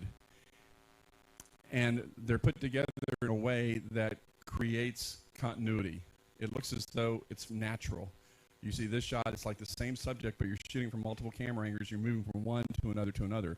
And so I want to talk about how we can take just shooting individual shots, because if you go into a shooting situation and there's an activity taking place, but you only shoot it from one camera angle, you're really restricting your ability to tell a more impactful story. If you shoot the same action, you repeat it, you shoot it multiple times, then you can create sequences that are much more interesting. So we can look at these sequences as the ones that we just watched. So here's a sequence. This is the underwater. Right as she dived into the water, I want you guys to count how many shots do you see in this sequence. We can bring the audio back up on this one, and then we'll look at another one. I think I'm going to actually, let's do this one first. Let's look at the opening, and I think for this one I want to be a little further ahead. Oh, it's not going to let me do it. I'll just play it from here. Once we go from the night shot to her, I want you guys to count the B-roll. That's My first time in the pool, I was 50 years old. My coach was in the water telling me, "Jump in, Vivian." He said, "Haven't you been baptized?" I said, "This." I was afraid. What is going to happen to me in all this water? The kids said, "Look at that old lady trying to learn how to swim." And I said to myself, why not now? And I jumped in. many shots did you count? 16? Anybody get a higher number?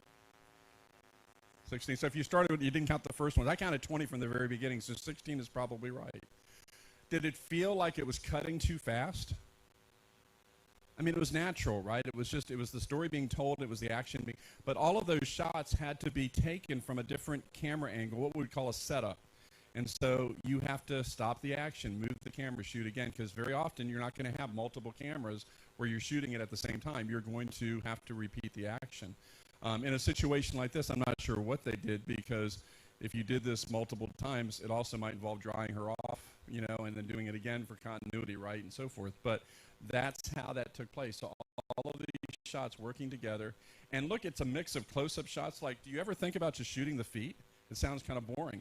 But listen, it's part of who she is. It's a part she's stepping up. Those feet stepping up to the edge, that tells me courage. It's taking her courage to make that final step up and to plunge in. So this is a recreated thing. So don't just think of wide shots like this. Think of medium shots like this and close-ups like this. And you're cutting from the wide very often to the medium and then to the close-ups. But these close-up shots are powerful because, again, every single shot is sort of creating tension in the story and helping you know that a lot went into this for her to take that step. All right, so let's look at this next one. One.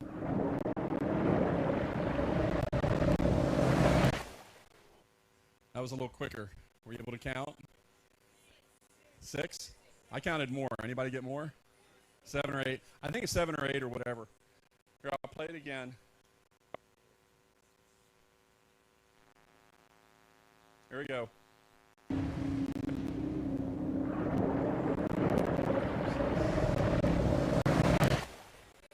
8. Yeah. I think it's 8. Very good. So that's less than 7 seconds. I think it's about 6 seconds, and it's 8 shots, right, to create that activity. But you know what? What did adding the underwater shot in that fast cutting, what did that help you as the audience feel at that moment? Tension. Yeah. Struggling. She's not drowning, but, you know, this is a 50-year-old woman who's never gone all the way underwater in a swimming pool before, and she's blind, which I love the way they teased that out. We didn't know that right at the beginning, so it was a good hook. All right, so that's an example of how you can build a sequence, 2 examples, and you don't just put one sequence in. That was a sequence at the beginning, another sequence. This whole video is filled with several sequences that were carefully crafted shots that, when edited together, create the building blocks for a scene. Does that make sense? And so you're always thinking about creating these units rather than just one shot at a time. If I interview Don and Don's talking, and then Don's talking, and then a shot, Don's talking, then a shot, Don's talking, then a shot. First of all, it gets very repetitive and it gets kind of predictable. But when you build in 6 shots, then I cut back to Don and I establish him again, it creates a better narrative flow and it gauges you and pulls you into the action.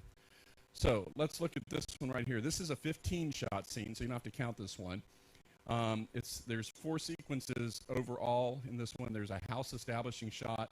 There's Vivian and her husband looking at scrapbooks. There's the medals, the awards, and then there's newspaper articles. This whole scene is 25 seconds, but let's just look at this again.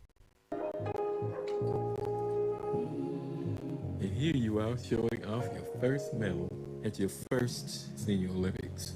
Oh, you are so proud of that. And now you have accumulated how much? Action. 221. Mm-hmm. And still racking them up. Here's the LA Times article. Doctor's warning made a champion of her. You took that warning and ran with it, didn't you? All right. So again, just a great reminder again of how to create those scenes and those moments. It's like we're also establishing a new location. So the very first shot was the outside of the house. Right, it was the outside of the house. You establish that new location, just like we established the outside of the pool, and then we move in because you need to take people along when you change the scene and you change the location. You start wide, move into mediums, then move into close-ups, and then you pull yourself back out just to keep the audience along. They need a mental map of where you are at every point through the story. So, one of the phrases we're used to using is working the shot. When you're on location, you're shooting, you're always being aware of your environment, what's going on. Some things are planned, many are not. You show up and then you see opportunities, and you have to be aware of those opportunities. And if you're not shooting and you're directing or producing, then you need to communicate that to your camera person and make sure that they're getting the shots. And it involves moving, lots of setups.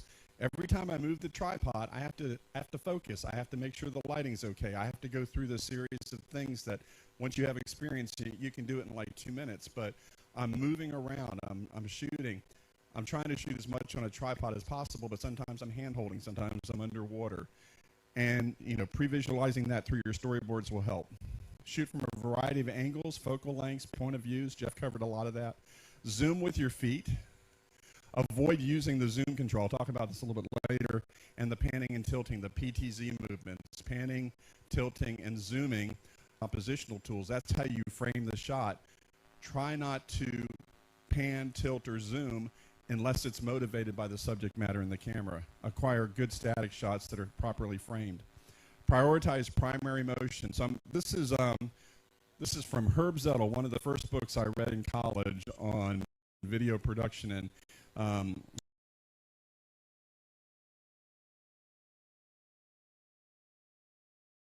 he was a professor at San Francisco State University, a genius, but he said there's 3 kinds of all that camera movement, and the third is tertiary motion, and that's what's added in post-production. So that's your visual effects that you can add. So those 3 kinds. The most powerful motion, in my opinion, and his as well, is primary motion. As much as you can get animation on screen that's natural, that conforms. So her diving in the water, I don't have to move the camera for that unless I have to. She's providing the action and the movement and so forth. So emphasize primary motion as much as possible. Use secondary motion only when you have to keep the subject in the frame. Does that make sense? That's just a general principle, not a hardline rule, but probably a good one to follow. All right, crafting engaging shots, sequences, and scenes. So again, mix it up. Avoid shooting everything from 1 or 2 camera positions. Hey, real quick, we as human beings, we have a default point of view. I'm 6 foot tall, so my eyes are about 5.5 feet off the ground. And if I shoot everything, like I walk around the world, seeing the world at 5.5 feet off the ground with a wide angle lens. I can't zoom in, I can't go in. The camera is not you. Stop shooting at just your default point of view. Don't take every shot just because it's comfortable. I'm standing, this is where I'm going to shoot. Get the camera down low, get it up high, get it into places where people won't normally be able to see the action. You're providing that for them.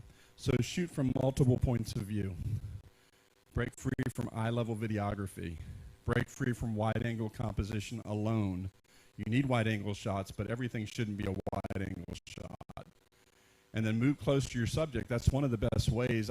My students very often are timid about getting too close to the subject. There's sort of this barrier there. You need to get close in and communicate that you're going to do that so they're not freaked out when you do that. Getting close to your subject. And then experiment and try lots of different things. So I'm going to show you a video. My son was on a team that produced this short video years ago. I think I showed this last year because it was the audio. It's a boxing brand called Everlast. I assume they're everywhere. And this was a promotional video, and all of the sound design was done in post-production, by the way. My son is a sound designer. So when you see this, there's boxing stuff going on here and music. All of that was added in post-production. So none of the body shots that you hear in this was done on location. It was all done in post. But what I wanted to show you was how sequences are used here to communicate the story. And I don't think you can see these very well, but I'll point them out. There's an establishing shot. There's a close-up of hands, a close-up of the face, a wide shot, an over-the-shoulder shot, a unique point of view, and then a closing establishing shot. This is a really, really good flow. Technically, it's the classic 5-shot sequence with an establishing shot put on the beginning and the end.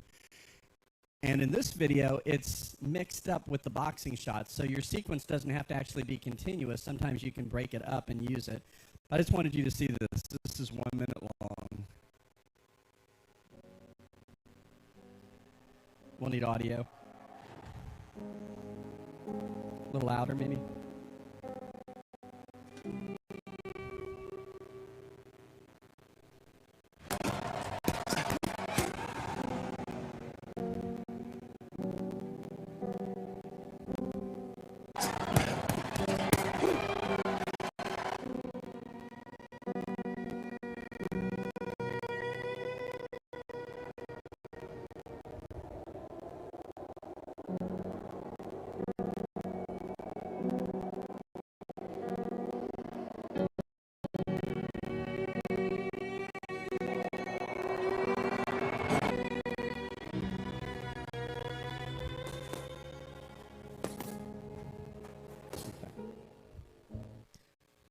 So that's just another example, kind of a parallel story where you're cutting from him reflecting about an upcoming fight to the fight. He's got a series of knockouts. Well, this one ended in a knockout, and it's a parallel story cutting back, and both of them have sequences built into that, pacing the tempo of him inside the training facility.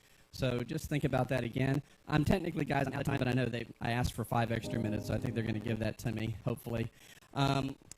Another thing to maybe think about, if this helps, if you can think of action, reaction, and interaction.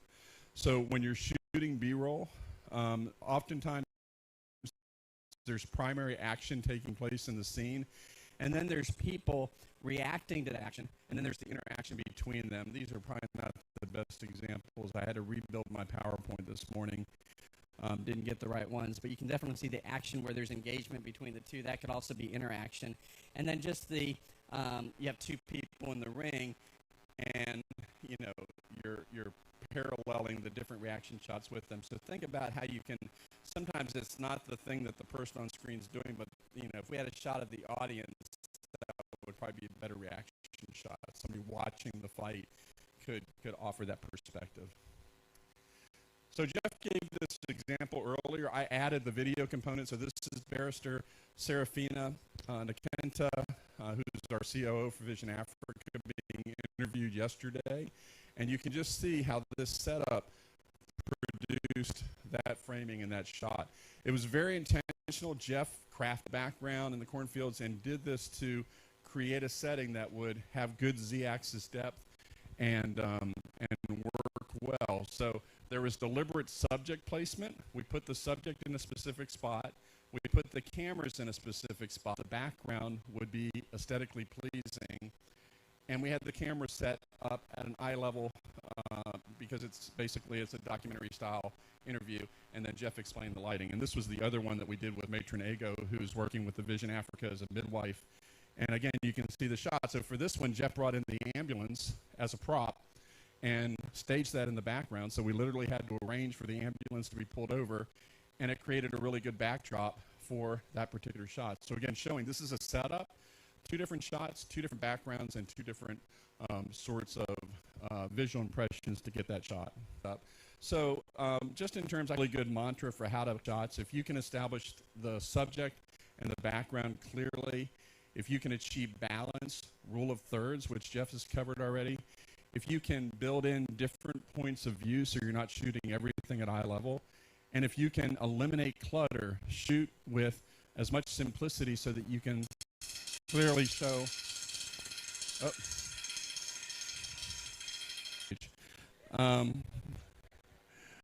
In the upper right-hand corner, that's symmetrical balance. You have the subjects splitting the screen in half.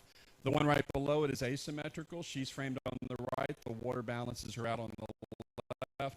And with the foot shot, it's the same thing. It's asymmetrical balance. So there's different ways to achieve it. It's a basic good composition. Jeff covered this, just another way to look at the act out keeping the sight room, what we call lead room or nose room, in the direction of the sight line. So if the subject's looking here, I want the white space in the shot to be on this side. If the subject's looking here, I want the white space to be here. So typically, you want to lead the subject appropriately, and then the all-important headroom. And then you can see the 2 kind of put together in the shot on the bottom right, where the headroom and the room are both properly composed. If he was looking the other way, we would go the other way with the camera. All right. And then shallow depth of field, which I guess Jeff has covered. I think shallow depth of field is really good for eliminating distracting background elements in your interview setting. And so lots of ways to achieve that. Number one, he already said pull the subject away from the background, and then just spatial layering. Using wide aperture is going to really help with a small f-stop number. And then choose a subject and location. I always tell my students, if I could tie a string to my nose and stretch it that way, and somebody go out there and hold it, that's the z-axis. It's everything that's in front of me is the z-axis. And I have foreground, midground, and background that I have to negotiate in order to achieve proper composition. All right. Remember, it's dynamic, and I'm not going to go into the lighting considerations, but lots of different ways to achieve that. Jeff already covered it. This is my last slide. I think I'm done. Thank you for giving me a few extra minutes, and I hope that was helpful.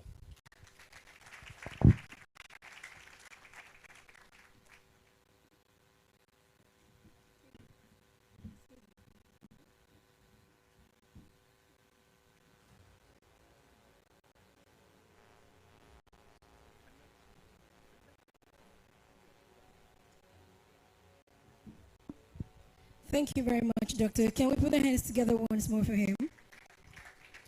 If you are a movie producer, a director, a content creator, I'm sure that from this lecture you will do more and you will do better. Can we now put our hands once more for him? We can do better.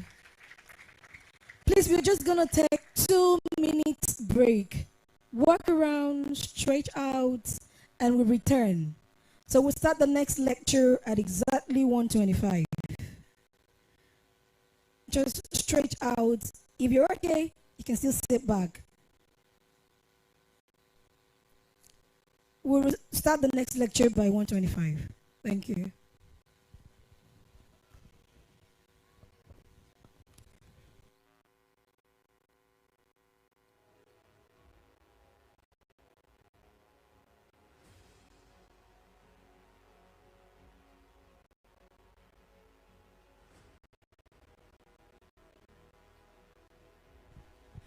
Ladies and gentlemen, please, I wouldn't want us to step out of this tent because we don't have time. I think this class is behind schedule. The other class is faster. So can you just rise to your feet, everyone, please? Rise to your feet, rise to your feet, rise to your feet. We want to make sure you are not bored and you don't get sleepy.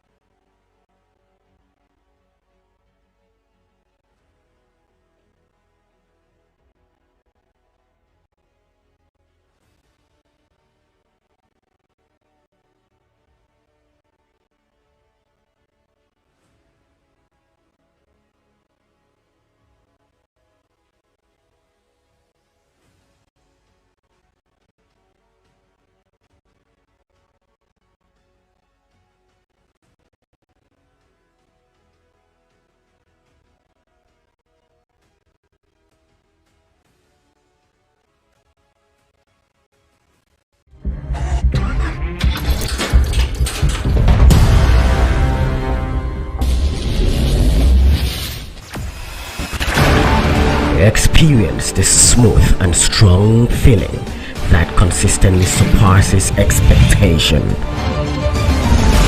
Leading the way in high-performance lubricants, Monster Supermoto Oil is as durable as titanium.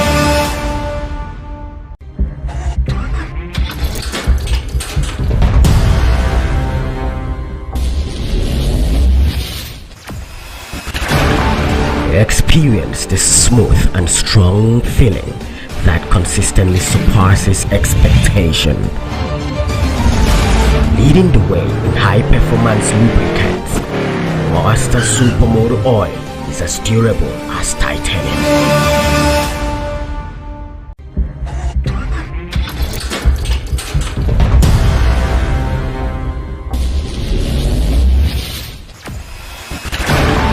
Experience the smooth and strong feeling that consistently surpasses expectation. Leading the way in high-performance lubricants, Monster Supermoto Oil is as durable as titanium.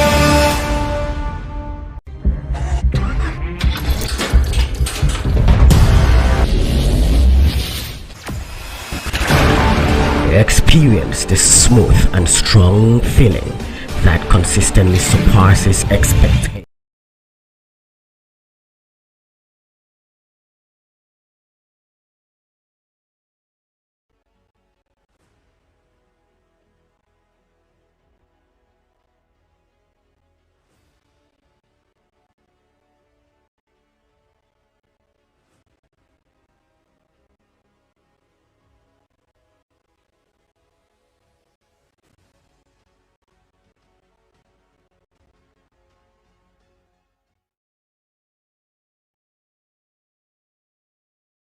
I had to go to conferences, I had to watch YouTube videos, I had to subscribe to Skillshare and start taking some courses in order for me to learn that. But I want you to see the capabilities of AI and where they are today, and I want you to also kind of get inspired for where it might be helping us at it in the future, because this, honestly, all these tools have come about in the last 2 years, most of them just in the last 1 year. So it's pretty interesting. The first one, not super interesting, but who here is a videographer? Or afterwards, when you get everything off the camera and you're wanting to log the footage to know exactly what those shots are before you start editing. Well, examples of AI that's out there, there's actually more than this, but ones that can help you with logging that footage. The first one is Premiere Pro's Media Intelligence. So it's not fully available, it's not on every platform, but it's going to be, so you're going to see the capabilities of that soon. It's where you don't have to log the footage yourself. You can upload it all into Premiere Pro and start searching, and it's going to take everything and recognize it for you. Like, it's going to look at what you might be seeing as searching for what somebody might say, and it's going to have already transcribed it and try to find those words. It might be searching for visuals. It might be searching for metadata. So what camera did you use? What was the date of the shoot? It'll do all those searches for you without you having to go in and log it beforehand. Another one is one that's partially free. It gives you a good trial, is Eddy AI. This one I've used a couple of times. That's the website there for it, heyeddy.ai, where it's literally a website. You just drop your clips into it. It'll be like wide shot of person running in field, and then it'll give it a second sentence as well. And then it'll categorize those. So it might categorize them all by the location, and then it'll categorize them all by the shot type, so wide, medium, or close-up. And it'll categorize them by A-roll or B-roll.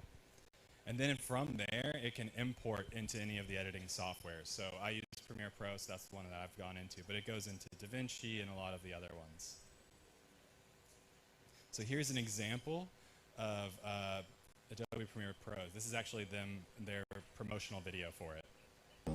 Now you can find the right shots faster than ever using AI-powered media intelligence that automatically recognizes the content of your clips, such as objects, locations, camera angles, and more in seconds. With the new search panel, use natural language to find imagery, spoken words, or content with embedded metadata like shoot date or camera type, all at the same time. Quickly scrub through thumbnails or scroll through transcripts. You'll get search results from across all open projects. You can jump to relevant moments in the source monitor or edit a result straight into the timeline. And we're in California, so hydration is key. Media intelligence analysis is faster than real time and runs locally on your device. No internet connection required. With AI-based media intelligence and the new search panel, you'll spend less time hunting for the perfect clip and more time editing your story. Coming soon to Premiere Pro. Download and try it in beta today. I mean, that's pretty cool, because who has ever taken like 300, 400 shots and dumped them all into their computer and then just said, oh, dang, now I've got to search through all of that and write out a description? Oh my gosh, this is going to be a tedious task. Well, now you can just search those things within it while you're trying to find them and edit your video. I don't necessarily have to use it now with intelligence, but this is currently available to everybody. It's a great starting point. So you don't physically yourself have to go out there and log all that footage. This is talk about audio. I talk about how important audio is. Unfortunately, every type of production. But there's some really, really cool AI features there. And I talk about audio first because for me, I'm usually thinking about the audio when I'm editing first before I start moving on to the video portion. Whether it's dialogue or interview, I'm probably going to be breaking that transcript down and writing out how that story is going to flow. And if it's something for Instagram, TikTok, or video too short, I'm always starting with music first because I know how long that music is. I'm going to be putting my edits on the right feed, so that way everybody's going to be really, really entertained, but also kept, their attention's going to be kept by that video. So audio remix is really cool on there. You might have songs out there that are way too long. Maybe you just have a soundbite of that song.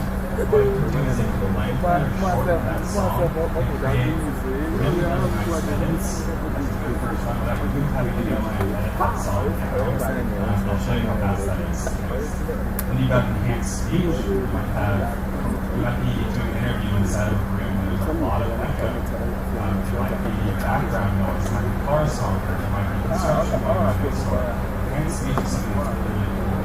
Help minimize that background noise, take away the echo, and it's all within the button. Again, I'll show that example next. There's also things that are really simple, like one message of auto tagging your audio types. So as soon as you upload something into most of those video editing softwares now, they auto tag it. They use AI to say, this is dialogue, this is music, this is sound effects. And then with that, it will do auto ducking for you. Ducking is where you might have music going along, and then you've got dialogue. And you've got dialogue and music at the same time. What do? You normally duck that music down so that you can hear the dialogue, you can hear the person speaking. Now you don't have to physically go in there and do all these keyframes. This gives you a great starting point. And AI will do that for you. That's a great starting point. This first one is an example of AI audio remix. To show you audio remix in Premiere Pro. I've got this bike video right now. It's super epic in the landscape in Arizona, desert biking here. So I feel like something kind of rock and roll is what we want. So I found a song on Artlist.io.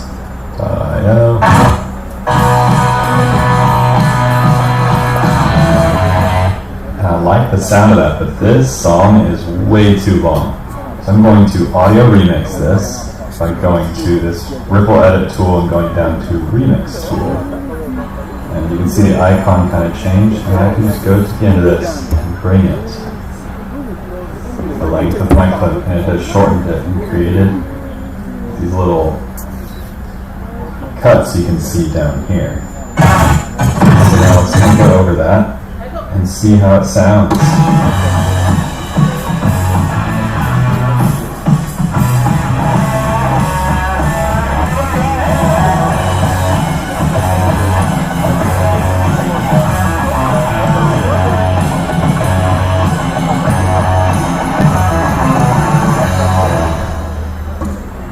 That's amazing. It just remixed that audio without me having to find another song or cut the song myself. Yeah, so that was pretty quick, right? That's not much work I had to put in, and that's an amazing place to start, especially for somebody who's not an audio expert. To show you. Alright, next up is an example of enhanced speech. Okay, so let's check out this enhanced speech feature in Premiere Pro. Right now I'm just in my office, it's a little echoey, and there's some laundry going on in the room next door. Okay, so how do we do this? Well, we want to go over to the Essential Sound panel. You can see that there's nothing going on here yet because I don't have the clip selected. If I select the clip, you can then see that it's already been selected as dialogue. It auto-tagged this one. And I can go down and hit Enhance. And this is the new AI feature. It's been out for about a year or so now. But if I want to enhance it, just click on it. It will prepare. And it goes pretty quickly. It goes a lot faster than it used to be. And you had to do this all manually. So let's turn this off so we remember what it sounded like. Okay, so let's check out this enhanced speech feature in Premiere Pro. And we'll turn it back on. Often it's a little echoey and there's some laundry going on in the room next door. So, I got rid of the echo and I didn't hear any laundry. Yep, no laundry heard. And laundry, what's going on? Alright, the next one's really cool. I showcased this a little bit last year, but I really think this one is super, super beneficial. This is a really great starting point for most of my interview editing. It's text-based editing. That's where it's going to transcribe it, and then you can use that transcription and just start copying and pasting words, cutting things out, and it's going to do the rough cut for your video for you. Okay, let's look at the future of editing. This is edit by text. This is using AI to transcribe what Bishop Sunday is saying, and then using that text, I can actually cut and create the clips that I want, or take things out. I can take out filler words like That's a big one right there. How do we do this though? Go to Window, Workspaces, and down to Text-Based Editing.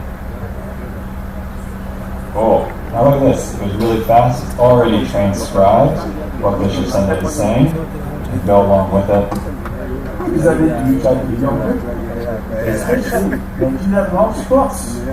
Sports brings people together. And so we created Asian Africa Waves. You see, it's not perfect. I can even hit this and change it so it knows that he's saying waves. Not that that really does anything. It does when I start working with audio, but keep it here like this now. Let's say we wanted to actually edit with this. Maybe I want to start off with this Nigeria loves sports. So I'm going to copy that. Or actually, I'm going to cut it and paste it at the beginning. Look at that. It just changed the whole sequence down here. Let's start it off again. Nigeria loves sports. Really cool. Maybe we don't need this second one. Let's just delete the text. Let's delete that clip now. Really cool. Nigeria loves sports. Sports brings people together.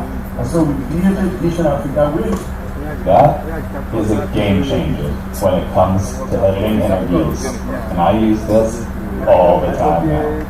Is that alright? Okay. Yeah, so who noticed that Bishop Sunday was really close, or in the middle of the break for that interview? Right? This is going back to the last presentation. So he's in the middle. Okay,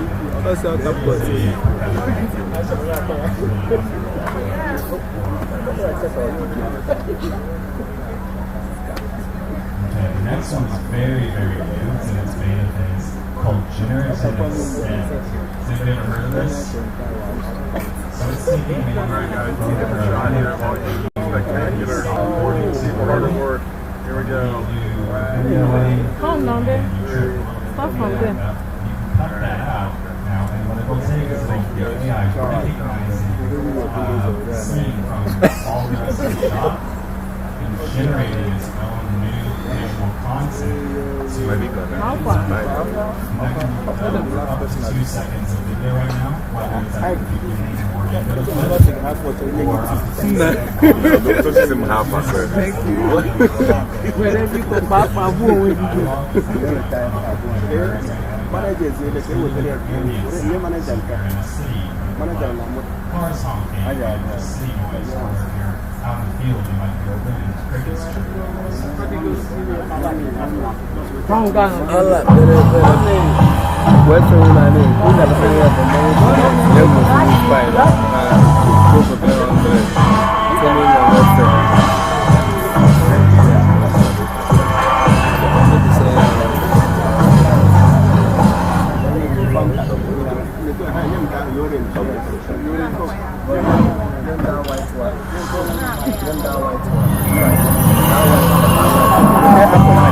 I'll find on your orange.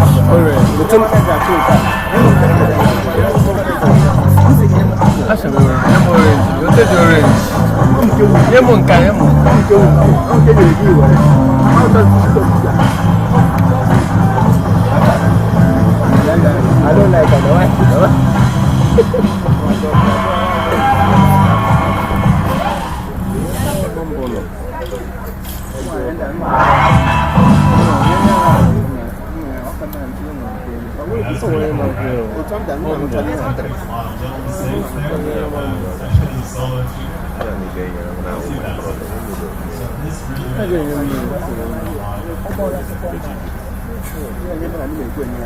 Then next one is called scene edit detection. So this one's really good. So if you've lost the original footage, or maybe you're in the frame and the videographer gave you this video there, and all you have is what they sent you. You don't have the original video files. But you might want to have one little tweak yourself. Or you can put the entire clip into Premiere Pro, and there's a few other ones that do this as well. You hit scene edit detection. That's like how you guys are all counting the shots, so it was up here.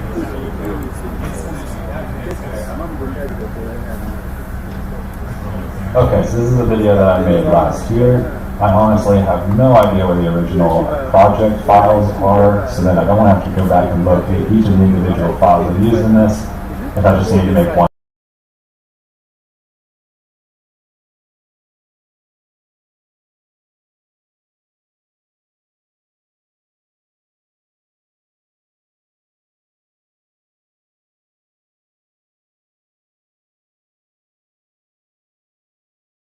Right click, go down to scene edit detection. It's going to do its little work here after I click analyze to apply a cut at each detected cut point. Doesn't take too long. And boom, you can see it now. It's going to cut each time there's a new scene. And it's done really well. So I know you couldn't really see the timeline on that. That just made 47 cuts. And that was how fast it was. Next up is really going to go into your workflow. Alright, so if you make a video for cinema, or you make a video for YouTube, then you want to do maybe a little bit of social media advertising. So you want to move from YouTube, where it's a horizontal 16 by 9, but you want to put it onto Instagram and TikTok, where it's going to be 9 by 16. It's vertical. You can do this now, and AI will reframe it and follow the subject that you are filming, and they'll do all that for you, so it keeps them within that vertical frame, even though you're not living in a horizontal landscape. Okay, so I had this one video for YouTube. You can tell that it is in the 16 by 9 horizontal 1080p. Works great for YouTube, but I want to cut it and I want to reframe it for TikTok or Instagram Reels, and that's a 9 by 16 vertical. How do I do that? I want want to select the clip or the sequence that I'm going to be using, going up to sequence 10, and down to the auto reframe sequence. Now, because I do this pretty often, it's already said vertical 9 by 16. It might come up and say square. You've got multiple choices here. If you had a vertical video, you can change it to horizontal for the new reframe. For this one, I'm going to make this horizontal, vertical 9 by 16. Motion tracking, I have it as default. There's not too much fast movement here. There's no like racing cars. And I just want to see how it does. So I will create it. It's already done it. It's going super, super fast. Let's look at it now. So there's one thing you can notice already, that it doesn't address text. I wanted to point that out to make sure that you knew that if you added text before you do an AI reframe, it will not reframe the text. Instead, you need to do the reframe before you add text, and then you can add text in both them separately. But the clips themselves are doing very well of following the people and the subjects of each of the scenes. That is pretty cool, and I saved a bunch of time. Okay, so that one's really, really nice too. Really enhances my workflow and get things out there, get things posted much, much faster, and put them across multiple platforms. I am glad that I showed that text bit for you because it doesn't edit the text right now. But I can almost guarantee you that in the next year, that's probably going to be changed, and that'll probably be edited for you by AI as well. That's how fast this stuff is moving. Next up is color correction. This one I'm not going to go really that far into because it's usually something you still want to do yourself. As a color editor myself, I find that this does a good job of really making sure that the exposure is equal across all my shots, and it's going to make sure my white balance is good. All it is hitting a little auto button, but I still might want to create a dramatic feel, and I want to do all that color grading myself. So I want to stress that, it's really nice to start off on this, but it's not exactly where you want to.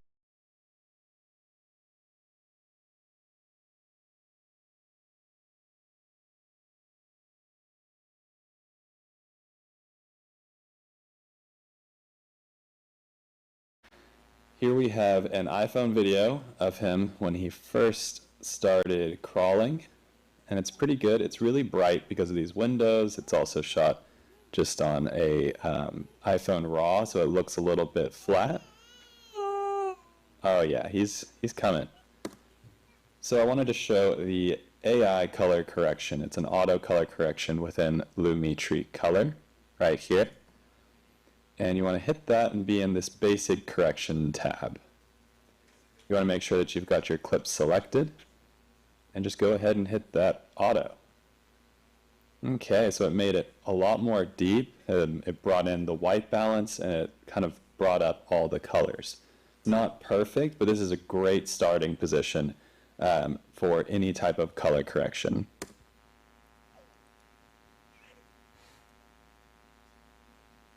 Let's toggle it off and on so we can see what it looks like.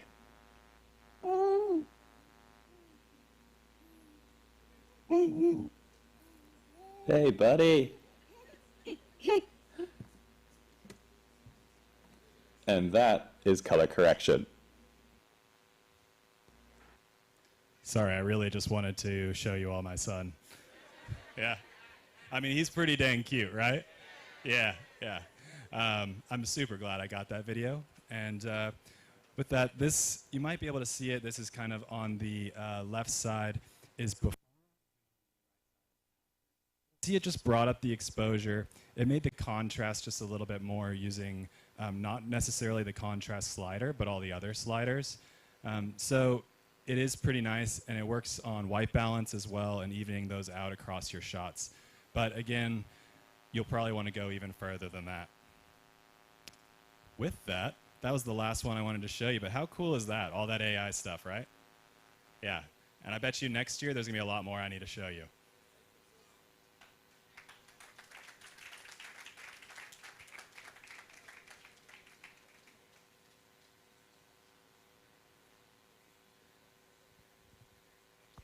Thank you very much. That was awesome. From that, we've gathered that with AI, you can do a lot of editing. You can edit videos even if they've been cut off. So that means someone doesn't need to frame you anymore. If you see a video of yourself beating someone up, you can actually use that video clip to prove your innocence. That is what AI has come to do. Can we appreciate the speaker once more? We'll move right to the next. Writing for social media by Mr. Don Geiger. Please put your hands together for him.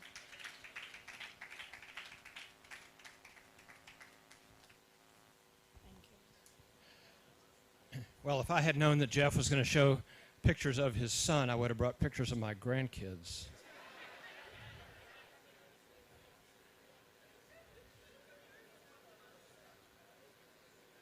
All right. All right, in this session we're going to focus on how media professionals and future media professionals can write powerfully and ethically for social media. Let's get started. Oops. Okay. Let's see.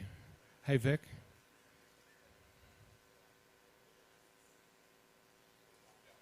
Yeah, it's...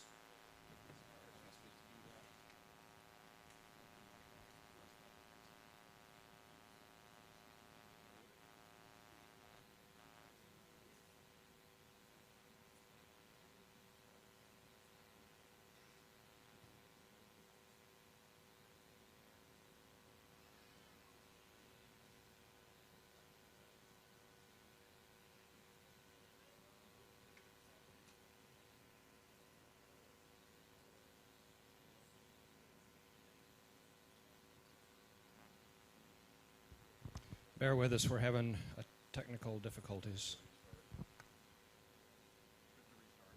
We're going to have to restart the computer, so bear with us just for a second.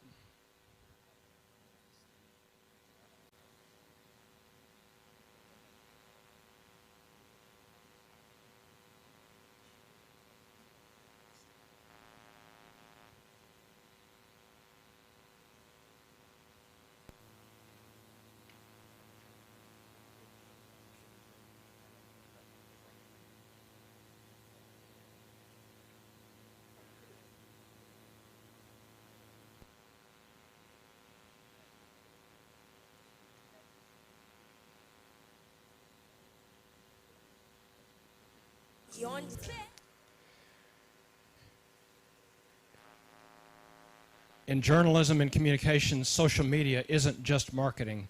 It's where the public consumes the news, reacts to it, and sometimes challenges it. Your credibility as a journalist or media voice is shaped by how you write. Every post reflects your brand. One vague or poorly worded post can do real damage, while one that's well crafted can go viral for the right reasons. Each platform has its own language, and we'll look at a few of the platforms today. X, formerly Twitter, is great for fast takes and news breaks. Instagram relies on visuals, but captions can add context and tell powerful stories. Facebook can tell engaging stories and foster community discussion. LinkedIn builds your professional brand. It can be used for thought leadership, and it can strengthen your credibility. And TikTok or YouTube, that's where writing meets performance. You're scripting for both visuals and voice. Let's go a little bit deeper. Many people see X as a modern-day news service. It's fast, punchy, and headline-driven. Your tone should be confident and concise. Use it for real-time updates to break news, share quotes, link to stories, or weigh in on trending topics. Hashtags are helpful for visibility and to engage in trending conversations, but they should be relevant. If your thought doesn't fit into one post, use a thread, but start with a compelling hook. Here's the next post from Texas Instruments, the company where I work. TI's world, as we talked about earlier, TI is one of the world's largest semiconductor manufacturers. In this post, TI is announcing new chips or integrated circuits that will make autonomous driving more common in cars. You can see the compelling photo, and you'll see that it has a call to action that links to a press release. The tone here is concise and timely. The approach is a news announcement the company made about some new products. Instagram is where you show and then tell. Your post needs to have strong visuals and be authentic and conversational. Your caption should sound like you're talking to a friend, but still be intentional. Use it to deepen the story behind the image. Instagram stories are great for real-time updates or informal content. And a few well-chosen hashtags can help you reach new audiences. Keep your tone real and human.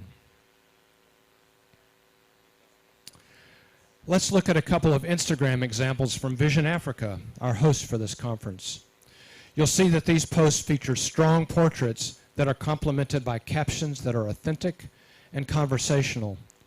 The example on the left tells about the vision behind the Agnes Onoha Memorial Hospital, which is under construction not too far from here. Can you envision a world where no mother has to fear giving birth to her healthy, happy child? That's the vision behind the Agnes Onoha Memorial Hospital, a hospital that will provide a safe maternity care and countless other life-saving medical resources to women, men, and children in desperate need. The second example on the right features a woman named Glory and her family. Here's how it reads. Meet Glory, a remarkable mother whose resilience and determination inspire us here at Vision Africa. Despite facing adversity, Glory's spirit remained unbroken, serving as a beacon of strength for her family and community. Glory's story is an unwavering love of mothers everywhere. This upcoming Mother's Day, we honor Glory and all the incredible moms who embody strength, courage, and sacrifice. Your love and dedication are the backbone of our families and communities. Thank you for all that you do. You can see that these two Instagram stories are authentic, conversational, and use strong portrait photography. They communicate Vision Africa's story well. Facebook works well for longer posts that read like mini articles or personal reflections. The tone should be welcoming, like inviting someone into a conversation. Ask questions to prompt dialogue and start conversations. People are more likely to comment or share if they feel a sense of connection, so keep it genuine and grounded. Strong visuals can help boost engagement. This is a great example of story from Vision Africa's Facebook account. The compelling portrait captures your attention, and the quote on this portrait captures your hearts. The text in the blue box tells how Gibson was struggling to feed his family after he was injured in an accident. He was suffering from a deep depression, and things were so bad that he decided that he was going to take his own life. Then he tuned into Vision Africa Radio, heard program hosts sharing a message of hope.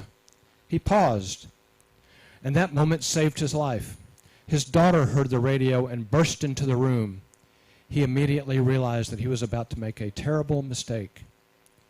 He came to Vision Africa the next day to share how the radio program saved his life. Today he's a volunteer here at the station and is involved in several community programs. He has found his purpose. Now that's a powerful story. On LinkedIn, your tone should reflect professionalism with personality. Offer insights in a respectful way. Share ideas that teach, provoke thought, and provide value. You're speaking to peers, mentors, potential collaborators, and sometimes potential employers. Share things you've learned, challenges you've overcome, or lessons that could help others. Think leadership, not self-promotion. Thoughtful comments build your credibility. And always aim to contribute, not just broadcast. Let's look at another example from Texas Instruments. In this LinkedIn post, TI is announcing that it is teaming with NVIDIA, which is a high-tech company that's well known for making the circuits that make artificial intelligence possible. So it is a big deal that TI and NVIDIA are working together to make data centers more efficient. This post is professional and offers insights into the role that semiconductor chips play in AI data centers and the value that TI brings to the market. The post does a good job teaching the company's LinkedIn followers why it matters and provides a call to action to read more about the announcements. The post's tone is professional, insightful, and provides a lot of information about the role of semiconductors in this quickly evolving market. YouTube and TikTok require clarity, creativity, and energy. These platforms are driven by relatable stories. Even short videos need structure, so write out what you want to say. Hook viewers fast, then deliver something useful, educational, entertaining, or emotionally resonant. Captions help retention and accessibility. Jumping on a trend can boost reach, but only if it fits your message and values. I was going to show you this example from Vision Africa, but I had a technical challenge myself and wasn't able to load the video to PowerPoint. But the video is a video of the Vision Africa soccer team called Vision Africa Waves. It is energetic, educational, and inspirational. Its message is clear, and the video and visuals are great. You'll have to take my word for it, but you can look them up on YouTube.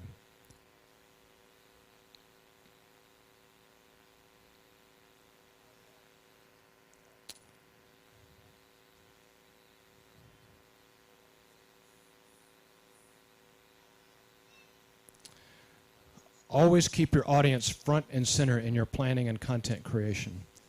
Are you writing for the general public, a media-savvy audience, local followers, fellow students, peers in media? Every audience requires different language, depth of content, and tone. If you're explaining an issue in your community or a global issue, adjust accordingly. Always ask yourself, why would they care? If you can't answer that question, then rethink your planned post. As you write your social media post, start strong. Grab your audience's attention fast. You've got one sentence, maybe a couple of seconds, to earn your audience's engagement. Lead with a hook, an urgent statistic, a bold claim, or a smart question. Journalists should treat the first line like the lead of an article. It should say, "Keep reading." Write with clarity and your unique voice. Write like a human in a conversational tone, not like a bot. You don't have to be flashy, but you do have to be specific, clear, and accurate. At the same time, you're representing something bigger, your credibility, your organization, your field. So write with intention, accuracy, and precision. Your posts should reflect your organization and your identity as a professional communicator. With social media, you have to assume that most people are reading your post on a smartphone, not a computer or a tablet. You must structure your posts for people who are scrolling fast. Design and plan your posts so that people stop scrolling to see what you have to say. Break it up. No one wants to read a paragraph while on their phone. Use short paragraphs. Use bullets or emojis for rhythm. Think in short, screen-sized chunks, not essays. Storytelling sells. We've talked about that before, even in social media. If you're a journalist, social media can amplify your reporting. Tell a quick character story. Use the storytelling framework. A hero is on a quest, encounters a conflict, and resolves the problem. Connect personal or local stories to larger issues. Give people a reason to pause and share. Social media should contribute to the conversation or story, not dilute it. Remember, you're not just posting, you're publishing in real time. This is an important slide. Check your facts before you post on social media. Your credibility is at stake. Don't sensationalize. Don't jump into trending hashtags unless they fit your story. Social media might feel informal, but we should hold ourselves to a higher standard, especially journalists and media professionals. Respect others' privacy, the context of the situation, and your role as a communicator. Your organization's credibility and reputation is on the line every time you post, and your credibility as a communicator is at stake. Take it seriously. Let's talk about calls to action. You want people to do something after reading or watching your post. Encourage people to interact and engage, but do it with integrity. Ask them to share their thoughts. Ask them to click a link if it adds value. Don't manipulate or bait people. Build community by being upfront about your purpose. Make sure that your call to action is aligned with the purpose of your content. You need to learn from the performance of your social media accounts and then adapt accordingly. Track your metrics and learn from them. Pay attention to what works and what doesn't work. Look at your top performing posts. What worked and what didn't work? Was it the format, the image, the headline? And don't guess, test. Try different versions and conduct A/B tests with headlines, visuals, and tone. Then learn from the results and stay responsive to your audience's behavior. You don't need me to tell you this, but social media is a magnet for trolls. How you handle trolls, criticism, and online backlash is a big test. If you attract trolls, the first thing you should do is stay calm and professional. If the criticism is valid, acknowledge it. If it's a troll looking for a fight, don't take the bait. Know when to engage and when to disengage. Responding with sarcasm or defensiveness can backfire. If you're posting as part of an organization, follow its policy on moderating comments. If it doesn't have a policy, then take the lead and draft one. The goal is to be a model of credibility and integrity, even when you're under fire. Social media is powerful, but can also be risky. Once you hit post, it's public, potentially forever. A poorly worded or rushed post can damage your credibility or even have legal consequences. Posts can be misinterpreted, especially without context. Screenshots can travel very fast. And algorithms might surface your content to audiences that you didn't expect. Every post is a publication. Treat it that way. There are times when the best post is no post. If you're angry, offended, or unsure, then pause. Don't post in the heat of the moment. If a story is still developing or involves trauma, wait. If you post prematurely, you might post something that's wrong and have to backtrack. And if a post might help the conversation or add to the noise. Silence isn't cowardice. It can be wisdom. How often should you post? There isn't a rule that fits everybody, but the general idea is to provide quality over quantity. Be consistent, not constant. Don't post just to fill space. Post when you have something worth sharing. As we have discussed earlier, every platform has its own tone and its own rhythm. On X, multiple posts per day can be fine. Instagram and LinkedIn, just a few times per week may be enough. On Facebook, once or twice a day may be appropriate. Learn your rhythm, track your engagement, and adapt. And remember, quality always beats quantity. Let me wrap up with a reminder about 5 key principles you should always keep in mind when managing social media accounts. First, be clear. Don't leave any room for confusion. Second, be concise. Edit your posts and cut every extraneous word. Third, be relevant. Understand your audience's context, their world, and make sure your posts are appropriate and add to the conversation. Fourth, be responsible. Always verify that what you're posting is accurate and always show respect.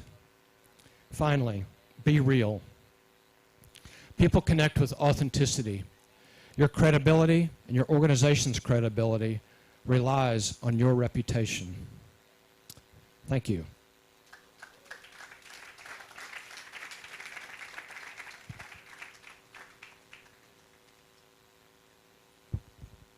Thank you very much, sir. On that, we learned a lot.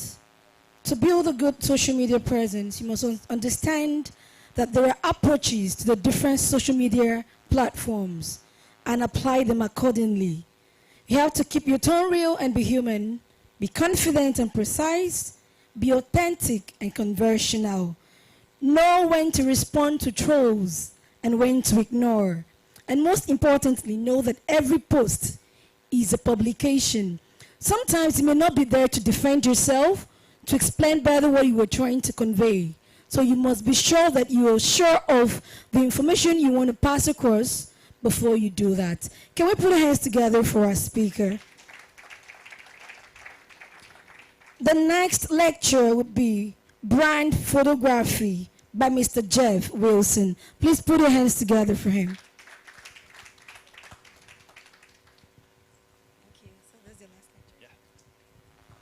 How's everyone doing again? Seen me a lot, right? I know, my wife is a lot prettier.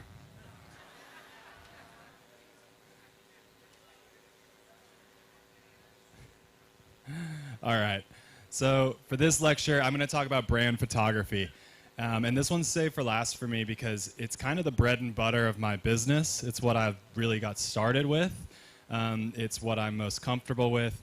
And it's honestly one of those things that I think a lot of people are pretty intimidated to try to get into because it's hard to work with brands sometimes. But I wanted you to watch this, to listen to this lecture, and to think, all right, maybe I can start doing some brand photography, or maybe I'll do my own brand photography. Or if you're a brand, it might help you come up with what questions to ask, right? As a photographer, my background is in visuals.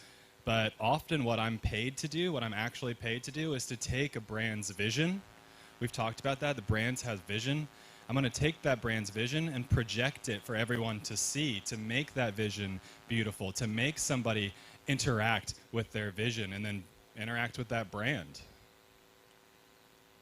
So the first thing you need to know as a brand and as a photographer wanting to work with brands is you want to know that brand, right? So what does that really mean? I'm going to talk first about value proposition. So if you as a brand or you as a photographer cannot articulate what the brand's value proposition is, you might just need to take a step back and start to really think about it. Take some reflection time and make sure that you can write that down so that you know what you're talking about. A value proposition is why a product or service is best suited for a particular customer. So why are you buying Nike? Why are you eating at this restaurant? Why are you doing that? That's what the brand is wanting to identify. And as a photographer, it's what I want to know before I start to work with a brand or if I pitch to a brand. What excites you about the brand? What makes them special in that space? A really good example of this is Nike. So what does Nike do?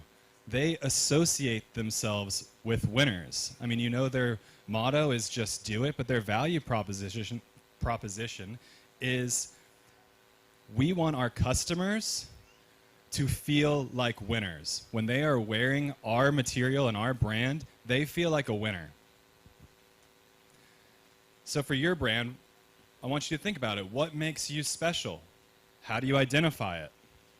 If you can't say it immediately, like I just talked about, you should pause. Like really just take a step back, write it down.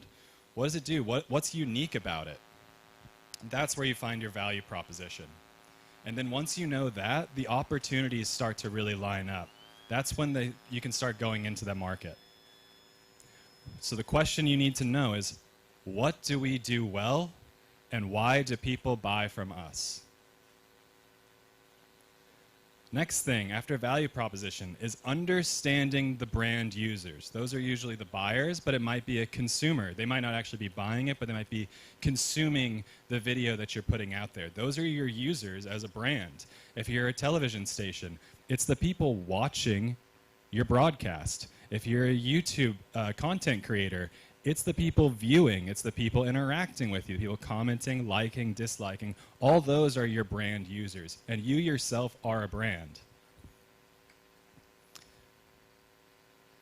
So you want to understand the main user base and link it with that value proposition. But how do you understand that main user base?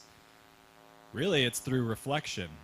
So if you don't have current marketing materials, a lot of really, really large brands like Nike, they have what's called brand guidelines where everything is written out. They talk about each one of their audience members. They even give that person a name. And when they're trying to market, they are trying to sell to that one person.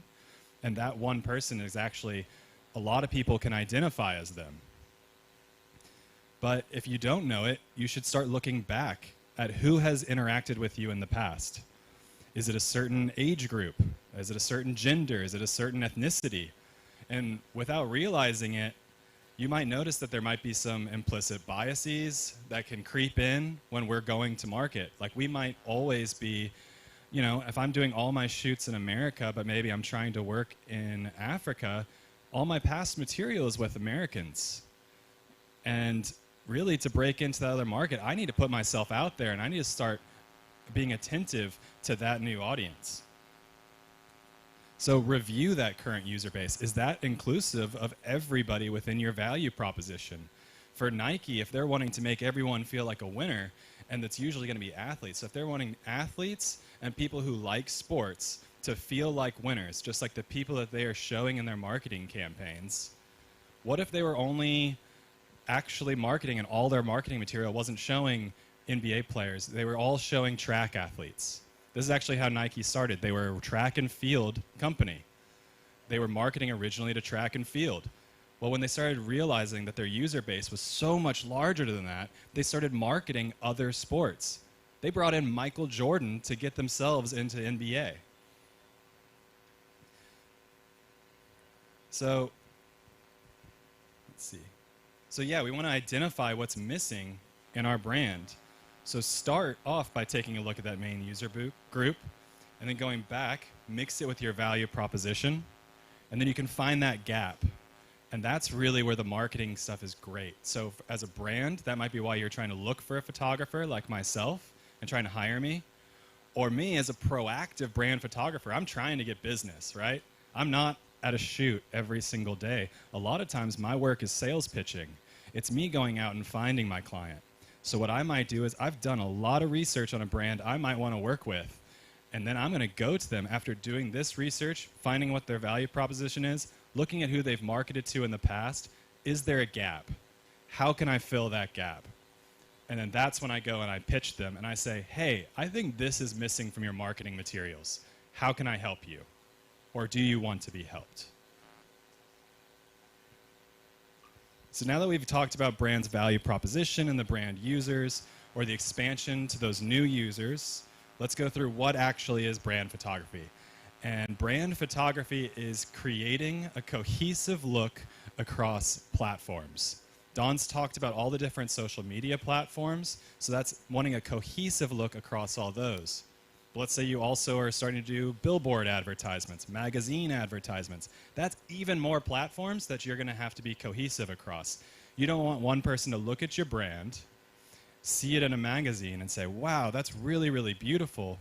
And then they look over at Instagram and they see something entirely different. And they're going to be disconnected. They're going to be like, wait, which product is it? What brand is this?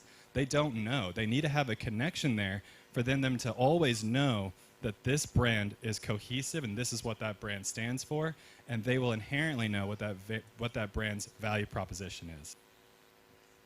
So an example here, all these photos are taken from various parts of a university's website, Instagram, Facebook page. This is Iowa State University. They used to be in the same conference as the University of Me. So what can you tell across all these? They're a little small here for you, but it shows many activities. Almost all the people here are either young, it's people of varying colors, varying diversity, varying ethnicity.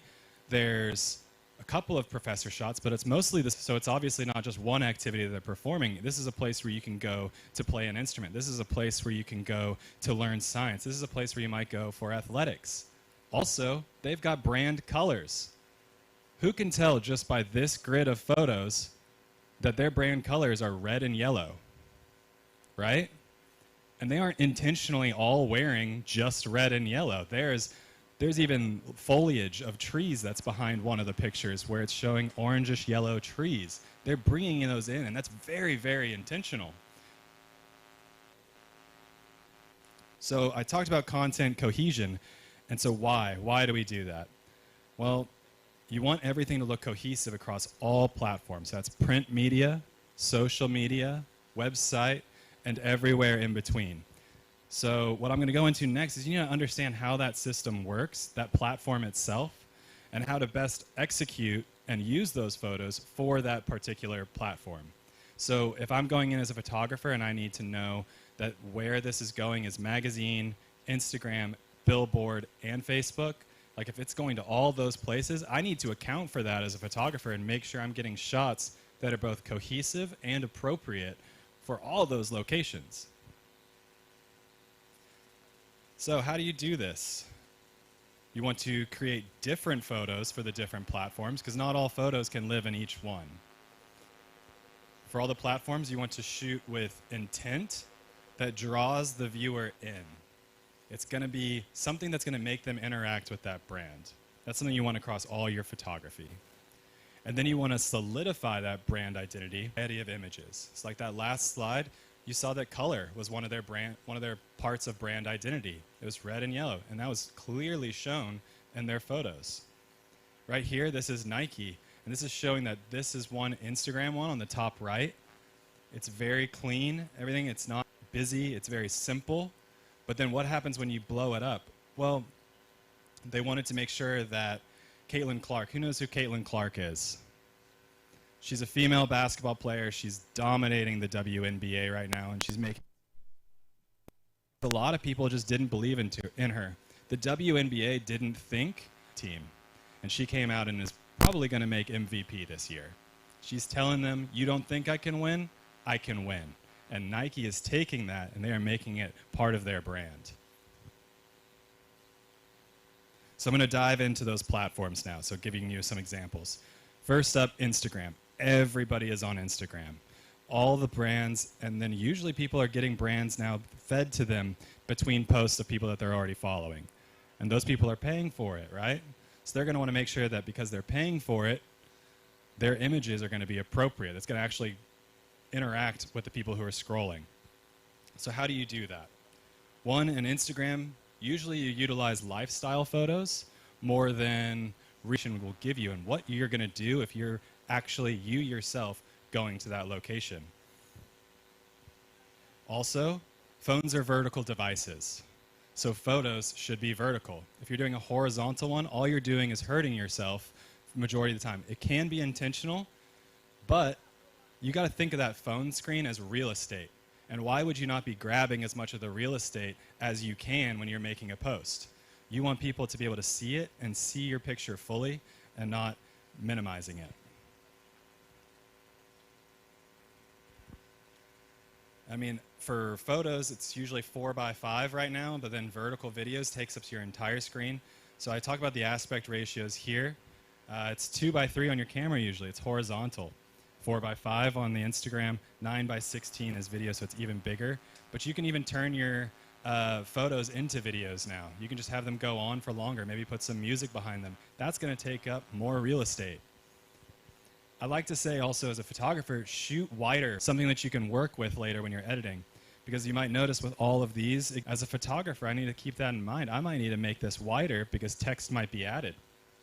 And I just want to reiterate, vertical, if you're shooting vertical, that's making you get more real estate. Here's another example from a brand called North Face. It's an outdoor brand and a global company, and they're showing outdoor lifestyle, right? There's people hiking, they're hiking in the rain, it's friends having fun outdoors and camping. It also takes up the full screen on your phone. So they're all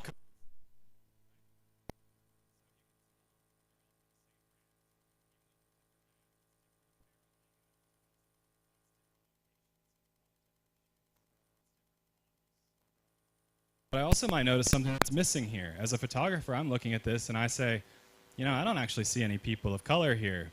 Maybe this next shoot, we need to make sure that that's included because they might be users of that brand. And I know for a fact that there are African American and African users of that brand. Next up, I want to talk about billboards. I mean, there's billboards everywhere, globally. I mean, everybody here has seen a billboard. It's a very, very large hero image. And it's usually horizontal. Sometimes people are getting creative now. They're making ones that are interactive. They're making ones that are vertical. But majority of them are horizontal. But what are people doing when they're looking at billboards? They're typically driving, right? I mean, if you're driving, you're not going to sit there and read an entire paragraph. You can't, all right? You're going to get in a wreck. So you need to keep it simple. And when you have hero images in different platforms, you need to keep variety in your photo to add to the story and hold the viewer's attention. So people won't care if they see that same photo, right? So if they're looking at that photo on Instagram, if they see it again in a billboard, they're probably not going to connect with it anymore. They're going to be like, seeing it, they're going to look away because it's just gone into their periphery. They've already seen it before, they're not going to interact with it. But if they're always different yet cohesive, they're going to interact with it. The last question is, do you need to leave negative space? And usually, yes. Most billboards have text on them. I mean, if you're McDonald's and you know exactly what a Big Mac looks like, maybe you won't. But even McDonald's, majority of the times, leaves text or leaves space for text.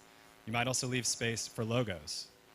So I'm going to give you a couple of examples of some really good ones and some ones that I think are not so good. So on the left here, I'm going to go through the good ones first. That top one is an iPad mini. This is really, really great. There's the negative space to show who the brand is, what the product is. It's only done in 2 words, so it's super simple. And then it was given a lot of negative space. The creative team here was extremely showcasing that it is it's an iPad mini. It's not taking up the whole billboard. It's smaller than you think. So they're making it smaller on that billboard. Next up, there's Dr. Pepper. It's a soda in the US. Very simple message that is very, very big, so that everybody can read it very fast, even if they're driving on a highway. A taste that's one of a kind. Easy. You're not reading too much. Next up are the ones that are not as good. Look, you've got a chicken burger there. I mean, you can see maybe it says special jumbo burger, but I have no idea what that text under there says. I don't even see it on my screen right now. It's so small, right? So that's not. The next one, down below where there's some yellow and black, those photos are way too small. That is not a hero image. How are you going to see that if you're driving text that is way too small? Not really going for one hero image, but trying to do too much.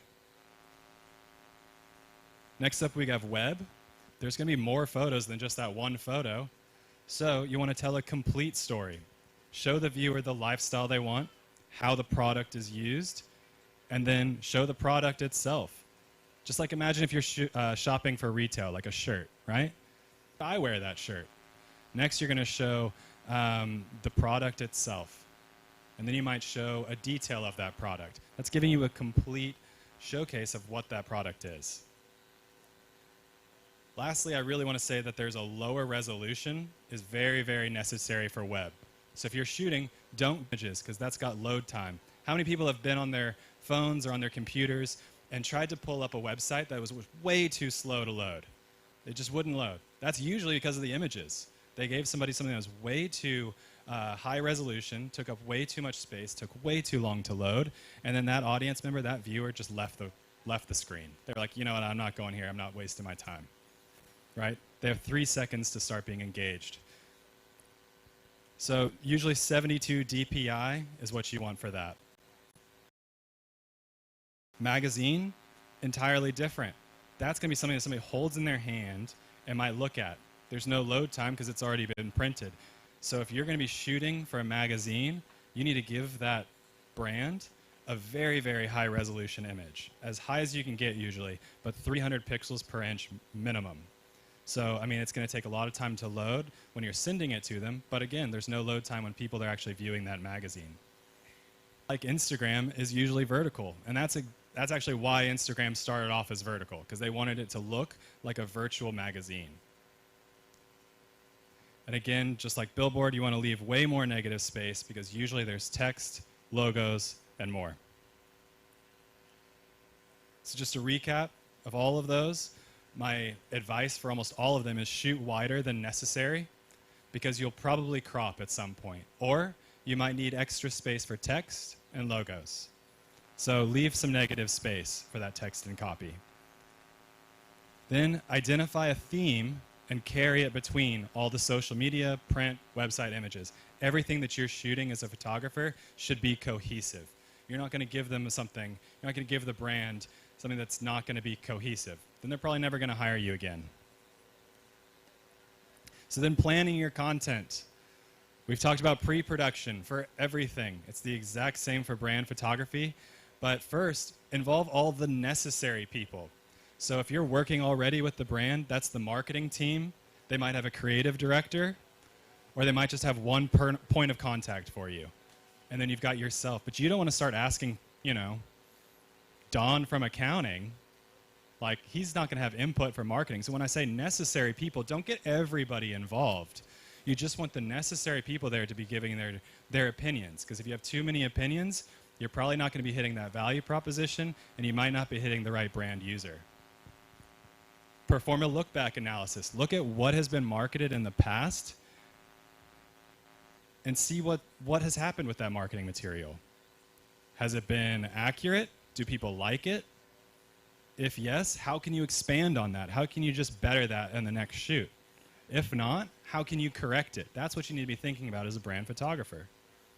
Then with all that information, just like video and other photo storytelling, you start off with a visual planning. You pre-viz. And I like to do that a lot with mood boards. So what's a mood board? Anybody know what a mood board is? Yeah, it's when you start getting creative ideas, you put them all together. If you have brand guidelines, that might include the text they use, so you know the font.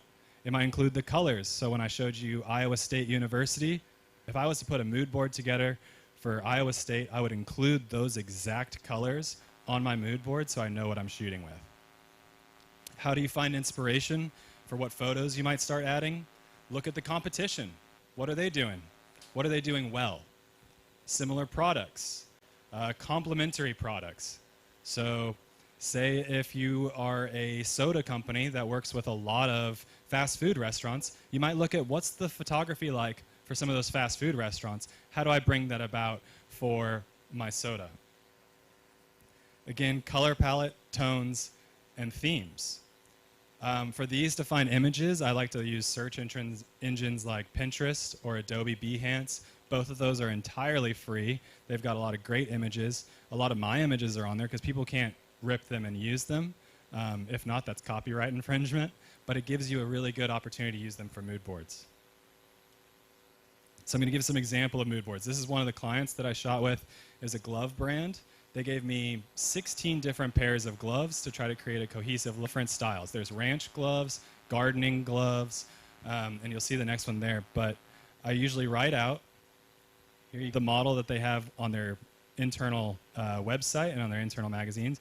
And then these are all shots from competitors. This is a shot of one of their other glove types that I thought, you know, that makes sense for this one too. Shots of DIY projects, like I said, shots of ranching, shots of professional construction.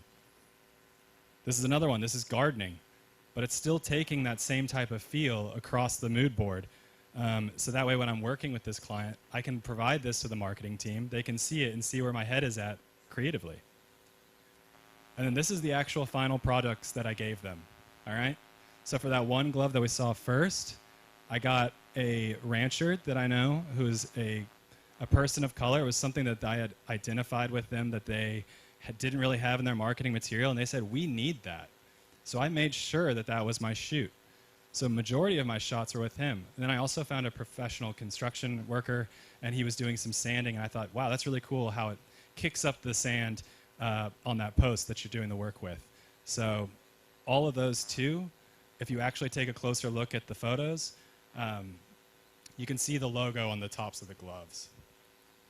The next one is the gardening. There's some detail shots there. There's close-ups. There's also wide shots. It's giving you that full range of lifestyle. Why? Because almost all of those photos were going to be used for social media. I knew the platform. Here's one that was for a pitch. All right. I knew that this pergola company, so that's this outside type of setup here, they this pergola company had a lot of product shots, but they had no lifestyle shots. So I went to them, already had this mood board with me, and I pitched them. And guess what? Their marketing team said, wow, we were just talking about we needed lifestyle shots to be using for our marketing. And so it turns out I was able to work with them. And then these are the shots that I came up with for them. So I did a couple of drone shots to give a different perspective than most other companies were doing. And I started providing lifestyle. There's people eating dinner underneath it. There's somebody grilling, somebody reading a book. Planning and lighting. This one's really, really important as well. What's the mood of the brand and the mood of the ad campaign? So your color and your exposure is going to tell entirely different stories. Look at these two foods. That one on the left is bright and airy, all right? That's making you think, you know, that might be light and healthy, right? Like I think, you know, that might not fill me up, but I'm going to feel pretty healthy afterwards. The one on the right, that looks delicious. Wow. I might be really, really full. I might be taking a nap after that because it's dark and moody. And similarly, you need to edit the photos the same. Create that cohesion. Shooting for success, all right? How do you make an image stand out from the rest? 3 ways you can do that. Change your lens, change your angle, and change your light. All of these will drastically change how the image feels. You can see these photos here. This one on the top left, that was for a boot brand, or these are all for the hat brands. But I had the model holding the hat down by her side, and I was shooting up at the hat. It's really creating a different perspective with a wide-angle lens. The next was done with a telephoto, but looking at the person gardening, but from kind of a bird's eye view. I was up at a higher level. The next one's further away. It's showing what environment is that hat in. So know where your photos will live. That bottom one was going on a website, so they needed room for text. Those other 2 were for Instagram. And then direct your subject to reflect the lifestyle, mood, and theme behind the company. And obtain a variety of shots, just like this, for that brand. Thank you so much.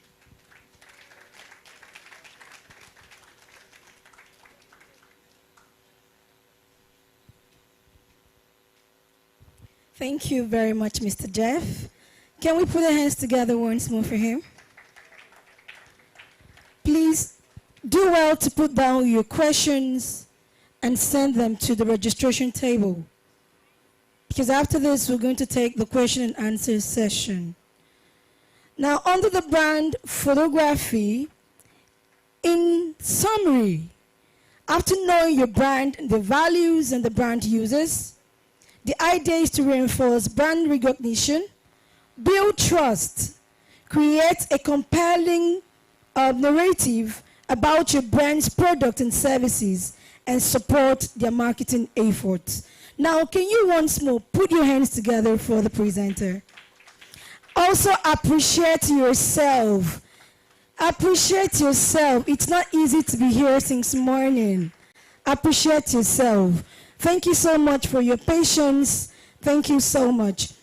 Now, we would call on our last presenter for today to lecture us on the topic, storytelling as brand marketing.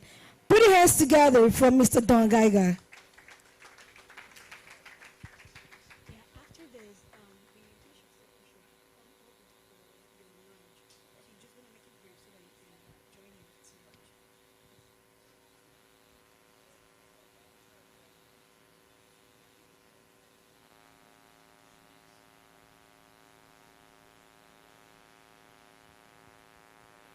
Okay, we're getting close here. So in this session, we're going to explore how storytelling, something old as humanity itself, can become one of the most powerful tools in marketing. It could be a strategic tool for building your brand. In a digital world flooded with messages, storytelling can help your brand rise above the noise. It helps you connect your mission with your messaging and engage your audience with authenticity and purpose. We'll explore what makes a great brand story, how to create one, and how to use storytelling to inspire trust, action, and loyalty. Let me begin with a simple truth. Facts tell, but stories sell. In this information-rich age, people are overwhelmed. They scroll past ads, they skip commercials, but they will remember a powerful story. Consider this. If I gave you 5 statistics about childhood education, you might forget them tomorrow. But if I told you the story of a young Nigerian girl who overcame long odds to get to school every day and now wants to be an engineer, you would probably remember it. And more importantly, you would care. That's the difference storytelling makes. From a brand perspective, stories give meaning to your message. They provide context, emotion, and identity. They transform abstract values such as innovation or sustainability into tangible experiences. And they're not just remembered, they're shared. A brand that knows how to tell stories becomes relatable, human, and trusted. In fact, according to a study by the research firm Nielsen, ads with an emotional pull perform nearly twice as well as those that only rely on information. In today's digital-first, attention-poor environment, storytelling isn't just an advantage, it's essential. What is brand storytelling? Brand storytelling means using narrative structure, such as characters, conflict, and resolution, to talk about your brand in a meaningful way. But here's the key. It's not about your product, it's about your purpose. A compelling brand story answers deeper questions. Who are we? Why do we exist? What future are we helping to create? Brand storytelling must align with your organization's values, culture, and mission. And it tells stories of people, not the products you're selling. Let's take a look at an example. And Jeff talked briefly about Nike earlier. Nike's Just Do It campaign debuted in 1988 with a simple but emotionally charged slogan. It was a bold pivot from talking about product features to focusing on the human spirit and the drive to achieve. This narrative featured elite athletes like Michael Jordan and ordinary people, conveying that greatness is achievable for anyone. It positioned sports as a way to overcome challenges and push boundaries. It tapped into universal human themes that emphasize personal journeys, determination, resilience, and pushing past limitations to triumph, directly aligning the brand with these values. And it got results. Here are a few of the quantitative results of the campaign. Within 10 years of launching the Just Do It campaign, Nike's worldwide sales skyrocketed from $877 million in US in 1988 to $9.2 billion in 1998. Brand awareness and global market share soared, and the slogan became part of popular culture, recognized across generations. Nike's market share in the U.S. athletic shoe market grew from 18% to 43% over the decade following the campaign's launch. What made the campaign so successful? Here are some of the key factors. Its universal message empowered everyone, not just elite athletes, and tapped into the human spirit of overcoming challenges. It created an emotional connection by focusing on deeply personal themes of determination, ambition, and courage. It told real stories of elite athletes as well as of ordinary people. Its authentic narratives. It was consistent. The Just Do It ethos was consistent in every campaign across the decades. It stayed culturally relevant by featuring athletes and issues that mattered to society. And its memorable slogan created a catchphrase that became part of global culture. Who here has heard of the Just Do It slogan? Yeah, a lot of people. Good. Let's look at the building blocks of a great brand story. First, every story needs a character, someone your audience can relate to. In brand stories, that character is often the customer, not the company. Then you need conflict. What problem is your character facing? Maybe it's a lack of access, injustice, inconvenience, or simply confusion in the marketplace. Conflict creates stakes. It's what makes your story interesting and compelling. The resolution is where your brand steps in, not as the hero, but as the guide. This is where you demonstrate how your product or service enables the transformation. Next, you need emotion. Without emotional resonance, your story is just data. What does your audience feel when they hear your story? Hope, pride, relief, joy? Finally, you need authenticity. It must be real, consistent, and believable. If your story doesn't align with your actions, people will sense it. Authenticity is the foundation of trust. Your brand's mission is its heartbeat. It defines your reason for existing beyond profit. But for many brands, the mission statement sits on a wall or on a website, disconnected from their actual communication. To be effective, your mission must shape every story you tell. Ask yourself, why was the brand created? What need or opportunity were we responding to? What kind of change do we want to see in the world? Your mission should echo in your tone, visuals, campaigns, and customer experiences. It's not about broadcasting slogans. It's about making sure everything you say and do tells a coherent, values-based story. We've talked a lot about audience in the last couple days, but storytelling only works when the story resonates. That means starting not with your message, but with your listener or reader. Who are they? What are their daily struggles, dreams, and fears? Are they students, entrepreneurs, parents? What values do they hold dear? What platforms do they use the most? If you're telling stories to the Nigerian Gen Z audiences, for example, humor, hustle, technology, and resilience might be key themes. And your story had better be mobile-friendly, visually engaging, and scroll-worthy, because they will consume your story on their phone. To tell an effective brand story, you must empathize with your audience and speak their language, not just linguistically, but emotionally. You're not shouting from a billboard, you're starting a conversation, and every great conversation begins with listening. Let's look at another example. GT Bank redefined banking in Nigeria by focusing on simplicity and excellent service delivery, captured in its storytelling campaigns. GT Bank's narrative was built around the idea that banking should be transparent, accessible, and customer-centric, values that were often missing in traditional banking stories. GT Bank brought these values to life with real customer stories and service-focused campaigns. Its ads featured small business owners, students, and everyday people experiencing the ease and empowerment that the bank's innovative services offered.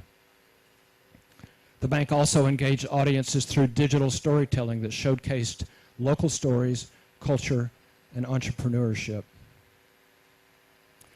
Let's look at some of the results of this campaign.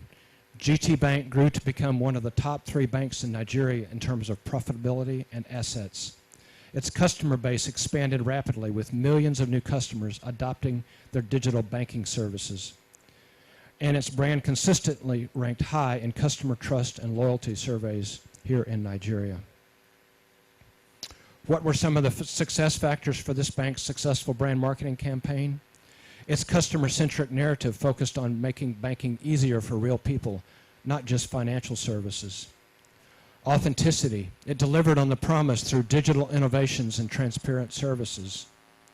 Engaging digital platforms went beyond banking and told broader stories of culture, creativity, and business. Modern, relatable messaging. Fresh, modern visuals and language appeal to young, tech-savvy audiences. It demonstrated trust and reliability by consistently delivering on brand promises, reinforcing credibility, and building loyalty. Finally, local flavor. It integrated Nigerian values and contexts into all communications, ensuring cultural relevance. Let's talk about telling stories across platforms. Every platform has its own strengths. And as we talked about earlier, as you tell your brand stories, you should adapt accordingly. Blog posts are ideal for long-form narratives. Use them for case studies, founder journeys, and behind-the-scenes insights. Social media is about short bursts of emotion and clarity. Tell micro stories. Use photos, short videos, and quotes. On Instagram and TikTok, show rather than tell. On X, use clear language and real-time engagement. Email newsletters are your chance to get personal. Write directly to your audience. Share stories that feel exclusive and relational. Video and audio, such as podcasts and YouTube, are deeply immersive. A 2-minute video can build more trust than text might take 20 minutes to read. The key across all platforms is consistency in voice, values, and vision. People should feel your story, no matter where they meet you. The best brand stories do something profound. They shift the focus from transaction to transformation. These stories sell purpose, not just a product. Rather than saying, buy this shoe, say, join a movement of change makers who walk with purpose. Instead of saying, here's your mobile plan, say, here's how we help you build a business, call your family, or learn a new skill. In this approach, the brand becomes a catalyst for the audience's growth. Think of it this way. Your audience isn't buying a product, they're buying a better version of themselves. Make the customer the hero. Let them see themselves in your story. Invite them to participate in a community that shares their values. That's how you move from selling to leading. Here's a simple checklist to evaluate your brand story. Do we know our mission, and are we expressing it clearly? Have we identified real people or characters to focus the story on? Are we being emotionally honest and engaging? Is there conflict, a challenge, and a credible resolution? Does the tone match the platform? Are we adapting wisely to the platforms we're using? If you can check each of these boxes, you're on your way to creating a brand storytelling that not only sells, but sustains loyalty and trust. Let's look at another example. This company, I'm sure you're probably familiar with it. Their noodles have become a household staple in Nigeria, but its success is not just about the product. It's about family, warmth, and shared moments. Through its Mama Do Good campaign, this company told a story about mothers who go the extra mile to make mealtime special for families.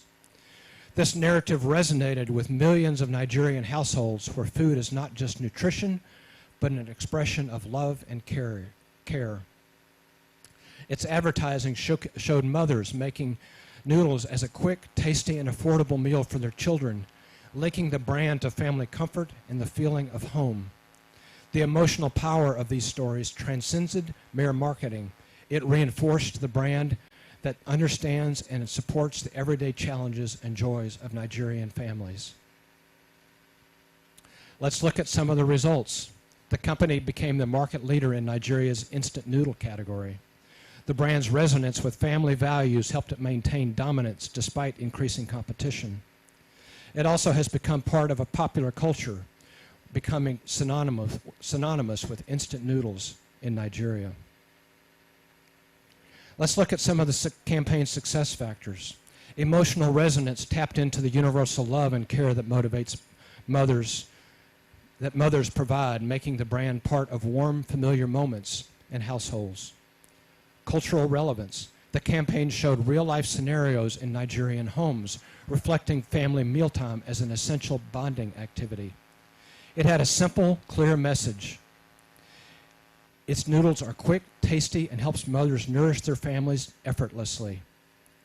Consistent brand messaging and visual identity reinforced the narrative over the years. And accessibility made the product affordable and easy to prepare, making it a daily part of family routines. The brand became part of the everyday language and pop culture, embedding it in the national consciousness. We don't have time to practice during this session, but here's a homework assignment that's totally optional.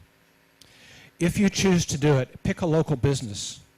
It could be a small restaurant, a tailoring shop, a tech startup, or some other business that you're familiar with. Ask yourself, what does this brand stand for? Who is the person at the center of the story? Is it a customer, an employee, or the founder? What challenge are they facing, and how does the brand help? Try writing a short story in just 3 sentences. Keep it specific, human, and real. In closing, remember that storytelling isn't about spinning tales. It's about revealing truth in a way that people can feel. When you build a brand with a story, you're not just creating content, you're building community, culture, and credibility. You're helping people believe in something and in themselves. In a world hungry for meaning, the brands that thrive are those that learn to tell stories that inspire belief and invite belonging. Thank you. It's been a pleasure to be here.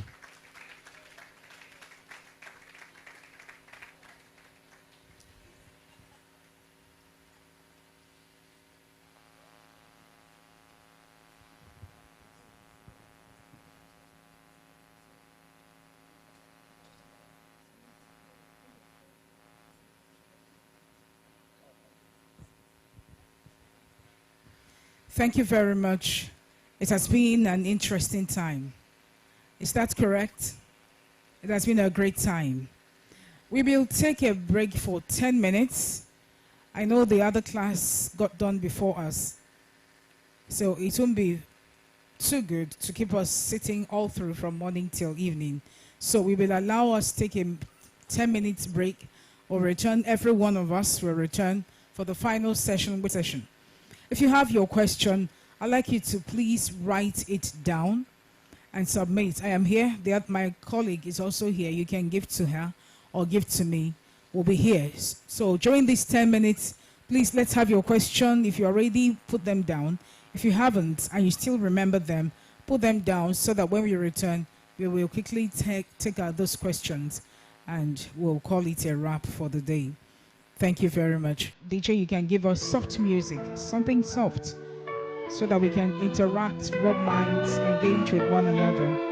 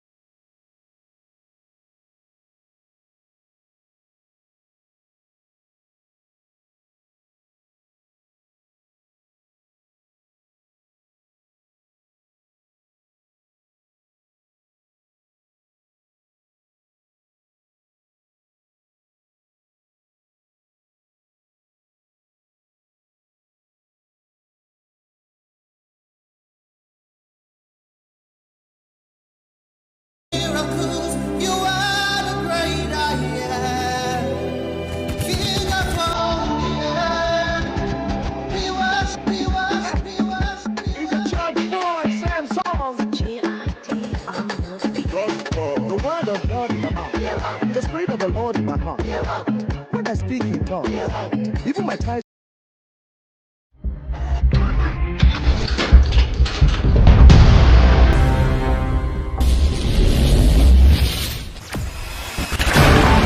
Experience the smooth and strong feeling that consistently surpasses expectation. Leading the way in high-performance lubricants, Monster Supermoto Oil is as durable as titanium.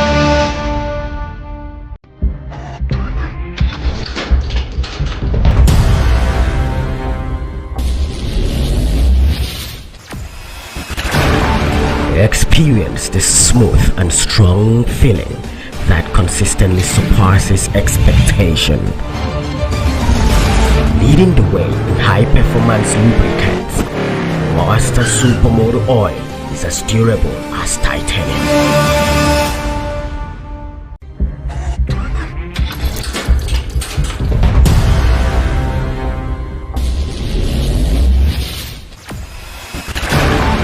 Experience the smooth and strong feeling that consistently surpasses expectation. Leading the way in high-performance lubricants, Monster Supermoto Oil is as durable as titanium.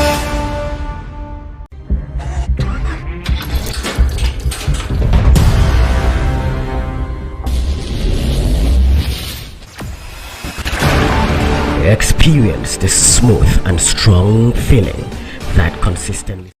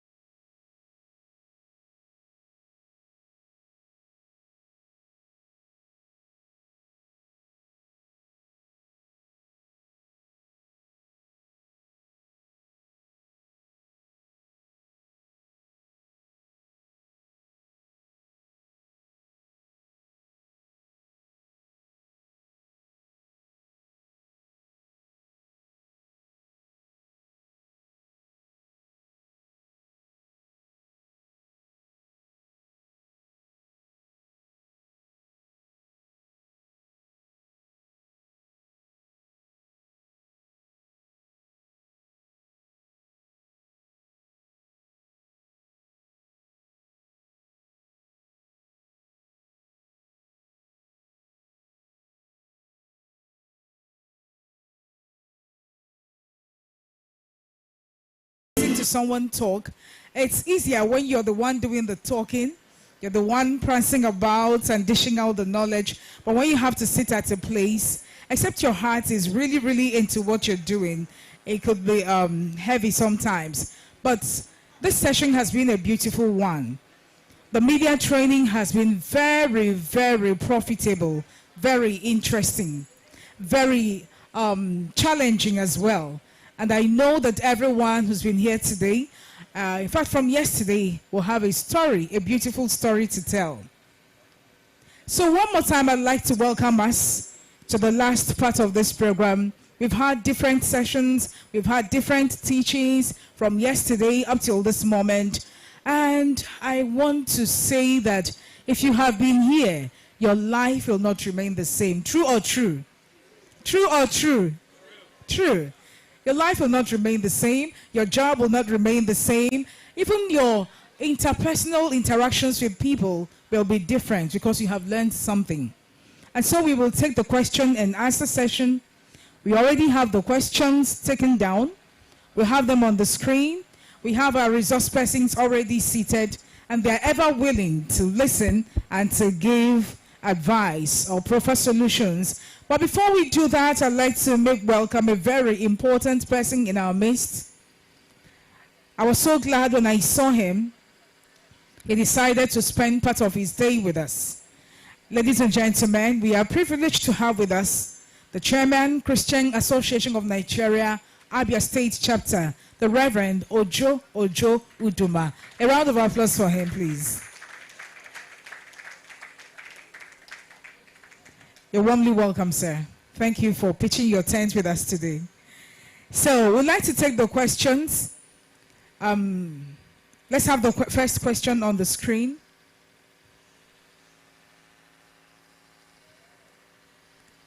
This is the closing part of this event. And remember that before you go, you will take your certificates. Yes, you will take your certificate. It's all part of your CV. So as soon as you get your certificate, include it in your CV. We have the first question to Jeff Wilson. One of the points you highlighted during your presentation is be quiet as interviewee, I guess, talks. Yes. So the question is, would you say it is unprofessional to interject with a pertinent question while the interviewee, I guess, is still talking, especially when the question is related to your line of prepared questions or a statement made by the interviewee that requires clarification? Don't you think interjecting during the interview makes the interview lively and interactive? For instance, a political interview program. Can we have the microphone?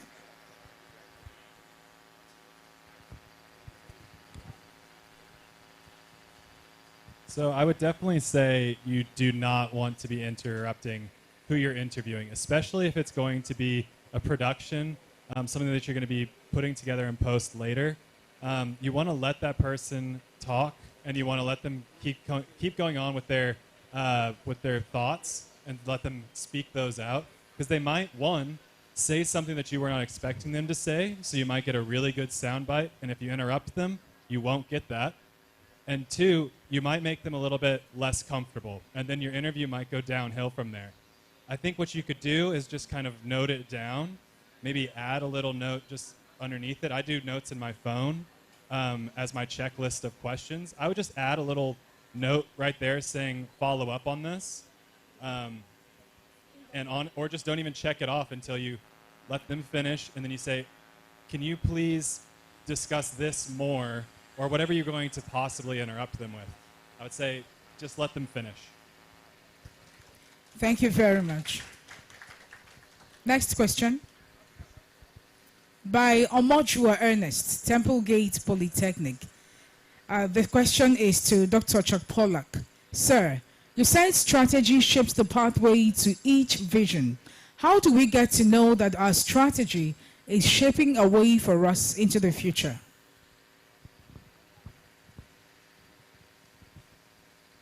Well, at the end of the day, vision comes first. Vision comes first. It's from here all the way to there. That's the goal. That's your vision. That's the precious thing that you've been given, okay? The steps that are taken to make it happen, that's your strategy, okay? So it all depends on what the vision is. So I hope I've answered the question. Yes. And how do you know? It all depends on what you're called to do. I mean, you will probably have many visions, if you will, in your lifetime, in your career. It's not just one. It'll be many. Did you have something? Yeah, that's a good question. Troy just mentioned something that's really important. How do you know that you're getting there? If you're moving forward, if you're executing. Remember, we said that you can plan and plan and plan and plan and plan, but if you never execute, it's just a good idea. And so if you are, how do you know that you're getting there? It's that you're moving forward, that you're making progress. Thank you very much. Next question. This is for Sharon Geiger and Dr. Chuck. How would one who is looking to state an online radio or product following on a specific subject topic position himself for his ideal audience to find him? And number two, for one looking to change a subject topic, how should he align the new subject topic, which may not relate to his existing audience, to meet the needs of this existing audience?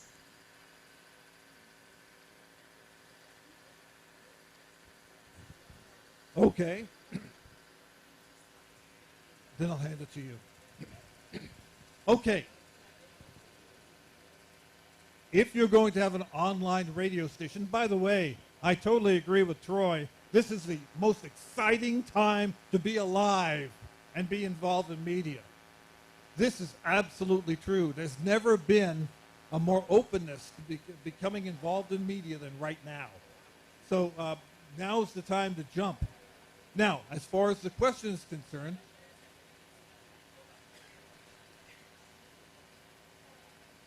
how do you get to know the audience? Where do you get your audience, basically? In our time together, one of the things I mentioned is that go where the audience is. Remember we talked about get to know your audience. There's enough research out there, and there's enough written out there to know where you can get a basic idea of who the audience is and what they like to listen to, what they don't like to listen to. Go where they are. Make your presence known. If it's online, ask questions. Let people know what you're doing. If you're starting an online radio station, let them know what you're doing. As far as expanding your audience, usually it's a good idea if you want to maintain one station as opposed to two. You could always start another one to target another audience. Or what you can do is to broaden out your audience by including music or topics that are a stretch for the audience that you currently have. And that once you do that, it broadens out the audience until they all accept what you're talking about, or the music. And I would just follow up by saying that if God has tasked you to reach a certain audience, stay laser focused on that audience. Don't seek to reach another audience if that's not what you're called to do. When you start to, now you can do what Dr. Chuck suggested. However, sometimes when you try to broaden your reach, you end up losing your core, and it leads to failure. So I would advise that if God has called you to reach a particular audience, that you love that audience, that you know that audience, and that you stay laser focused on meeting that audience's needs. Thank you very much. I'd like us, ladies and gentlemen, to make welcome the Honorable Commissioner Ministry of Information, Abia State, Honorable Prince Oke Kano. A round of applause for him, please. Promise made, promise kept.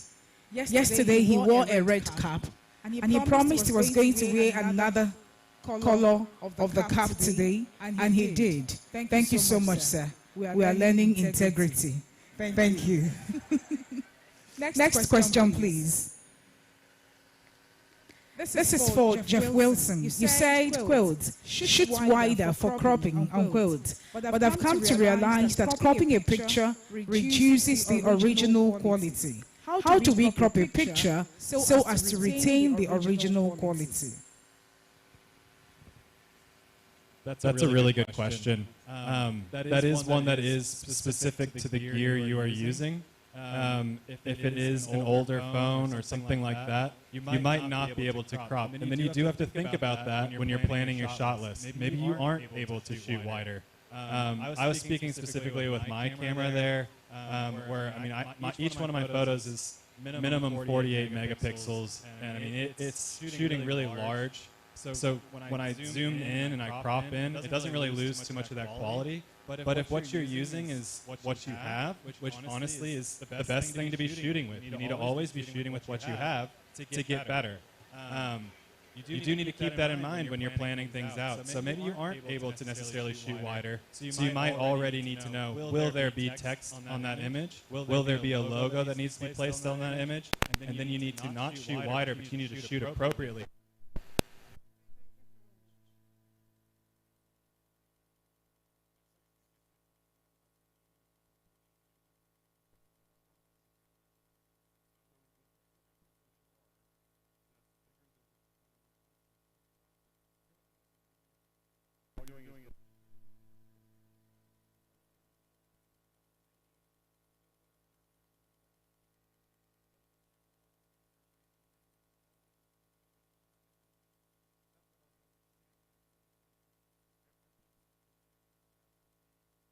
Transformed into numerically underneath the hood. So that's kind of the difference, I think, with Jeff and where Photoshop and other applications, they've actually gotten really good.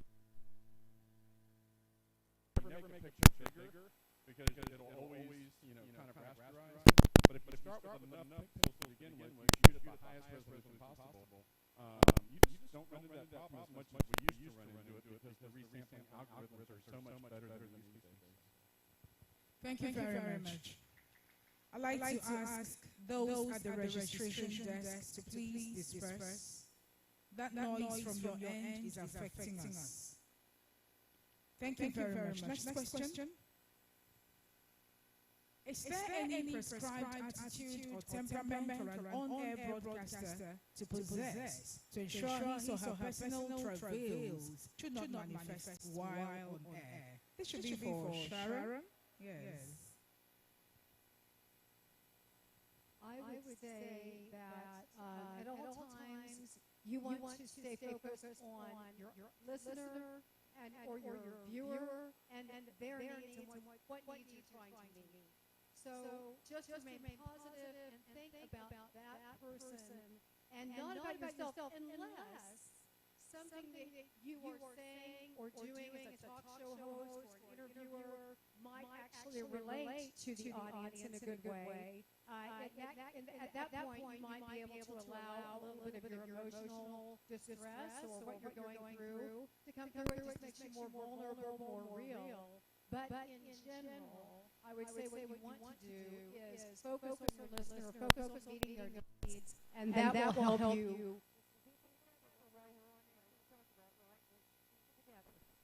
Thank you. Thank you very much.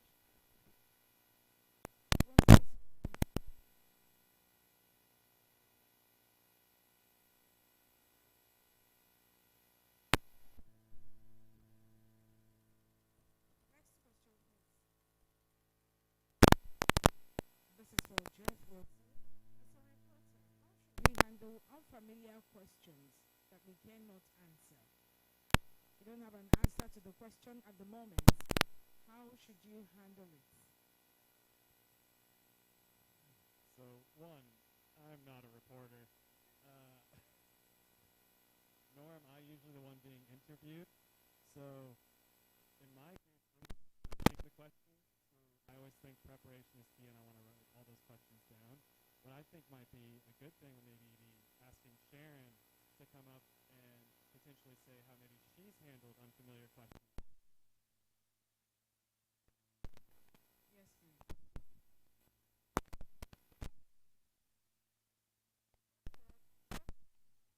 Asking the question. So, but if there was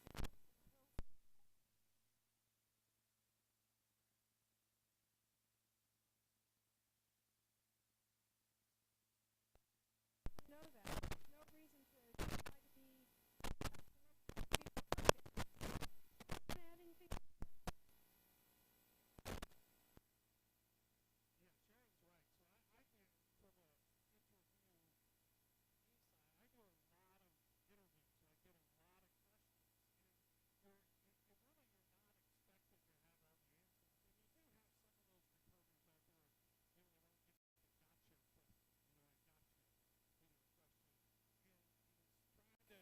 Throw you off balance, but to remember, as even on the reporter side, if you're being interviewed, you want to be prepared for the interview.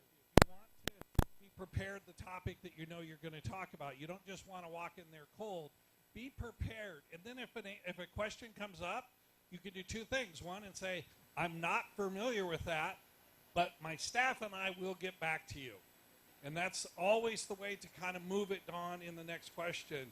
We'll make a note of that, and then we'll get back to you. Thank you. Oh, the Honorable Commissioner wants to add to it. Good afternoon, everyone. The Lord Bishop prompted me to make a comment. I told him I'm not a reporter, just like Jeff said. Whether you're a reporter, you're not a reporter. Whether you're an interviewer or the interviewee, once you're in the media, you must learn how to control your temperament. If you don't control your temperament, you may not get the message. Whether you're asking the question or you're taking the question. So you must be calm. Now, at times, reporters will ask you questions to throw you off guard. Once you don't listen to them very well, you end up giving the wrong response. Then you, on the other side as well, when you're kind of put on the spot and you react wrongly, subsequent questions, you may never get them. So the bottom line, whether you're on this side or on the other side, just learn how to control your emotions. Your temperament is very, very key. If you don't do that, you make a lot of mistakes. Thank you. Thank you, sir. Next question, please. Okay. This is for Troy Miller. What warm-ups or vocal tips are essential for a long day broadcasting? Yeah, that's a great question. From somebody who's lost his voice a few times, that's a great question. So a lot of what I'll do, if I know I'm going to have a full day of broadcasting, coming up, let's say the next day, I first of all, I try not to talk a lot the night before. I really do. I'll even talk to my family and tell them I'm going to, tomorrow I'm going to be in the studio, I'm going to be interviewed, I went to New York a little while back. It was in November. And while I was in New York, I had a 6 a.m. Interview on Newsmax. And then I had to move across and I had an 8 a.m. interview on Real America's Voice. And then I had to go to NTD TV at 11, and I moved from there to Fox, and I moved from there back to Newsmax. So literally for almost 9 hours, I was just going back and forth. So in between, I can tell you a couple things I do. I actually bring mouthwash. Okay, I gargle a lot to keep the phlegm and everything from building up in your mouth. And then take a lot of water. Water is key. And don't be afraid to take a small water with you on the interview. Okay? You want to do that. And then the biggest thing is you have to know your voice.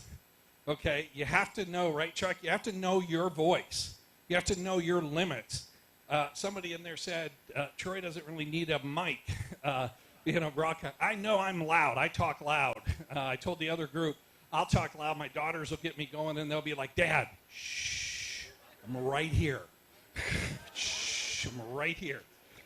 And do that. So those are just some techniques that you can do.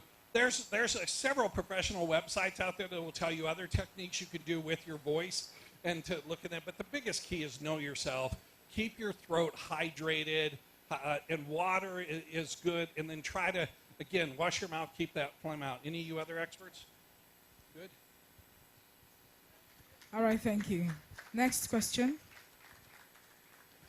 This is for Sharon Geiger. Is there any condition under which fact-checking can be excused? If yes, please state such condition or instance. Now, fact-checking, I believe it's perfectly appropriate to check facts. I'm not sure if I'm understanding exactly what the question is, but I think that fact-checking is absolutely appropriate, especially if you're involved in news reporting. You need to make sure that your facts are accurate and that you've done, as Troy pointed out, your research ahead of time, so that as you're talking with the interviewee, you're asking the right questions. And then, yes, if they answer the question in a way that you're not sure that it's accurate, it would be, the way to do that would be to come back politely. You don't have to be acerbic about it or rude about it, but you can say, ask them further about what they had to say in a way that would draw out the truth. Now, I think Troy or Chuck might have something to add to that, or our commissioner here. They've put you on the spot, sir. I don't think there are any special conditions for fact-checking. Fact-checking is all about fact-checking. Once there's need for it, you do it. More often when politicians speak, you need to do a lot of fact-checking because there are a lot of things they say that don't add up. So you don't have any, you don't need any special conditions to fact-check anybody who is whom you are interviewing or who is speaking to you. I don't think there are any special condition. Just go ahead. The person says something that you are not sure about. You fact-check the person. And that's why you have modern communication technologies. While the person is speaking, you could be busy fact-checking the person. And if the person missed out something, you bring the person back to reality. Say, sorry, you missed this point. If the person made a genuine mistake, he owns up. If he didn't make a genuine mistake, you know the person told a lie. So that's the reason you must fact-check at all times. Thank you. Thank you very much. Next, please. This is from Obaji Godwin. When an event happens and it was murder reported because it was mind-blowing or due to media filter, can it be considered as part of keeping media values and ethics? B, how do we integrate mental health interventions to media practices?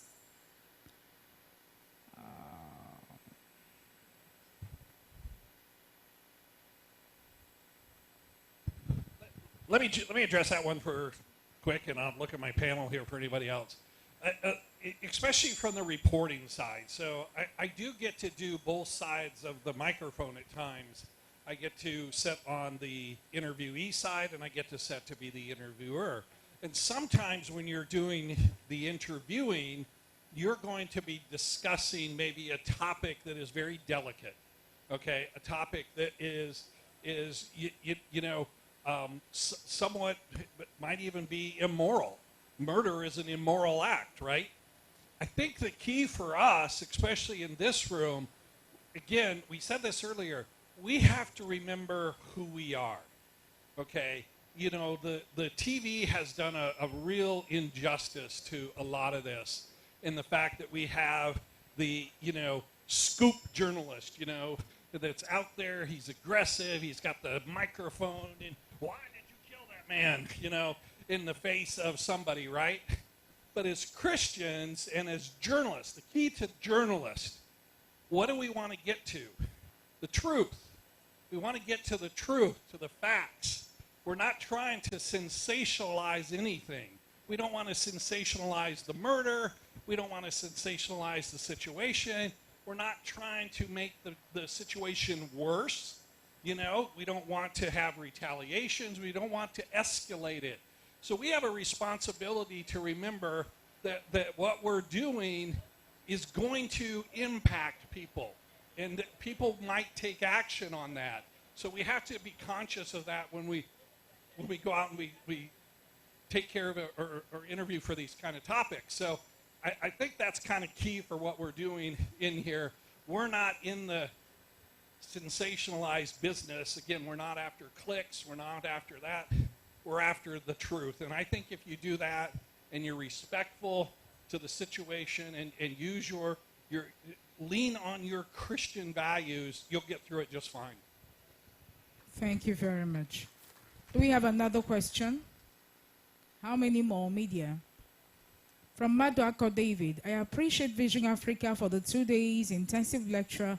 My question is, please, can we get a copy of the lecture slide sent to our mail or WhatsApp number? And then to Mr. Jeff Wilson and other resource persons, please, can you share your social media handles with us? Noted. Noted. Next question. Mr. Jeff, please, can you further highlight platforms or apps that are AI-enabled editing platforms? Also, can we use Android phone for AI editing? If yes, how do we get started?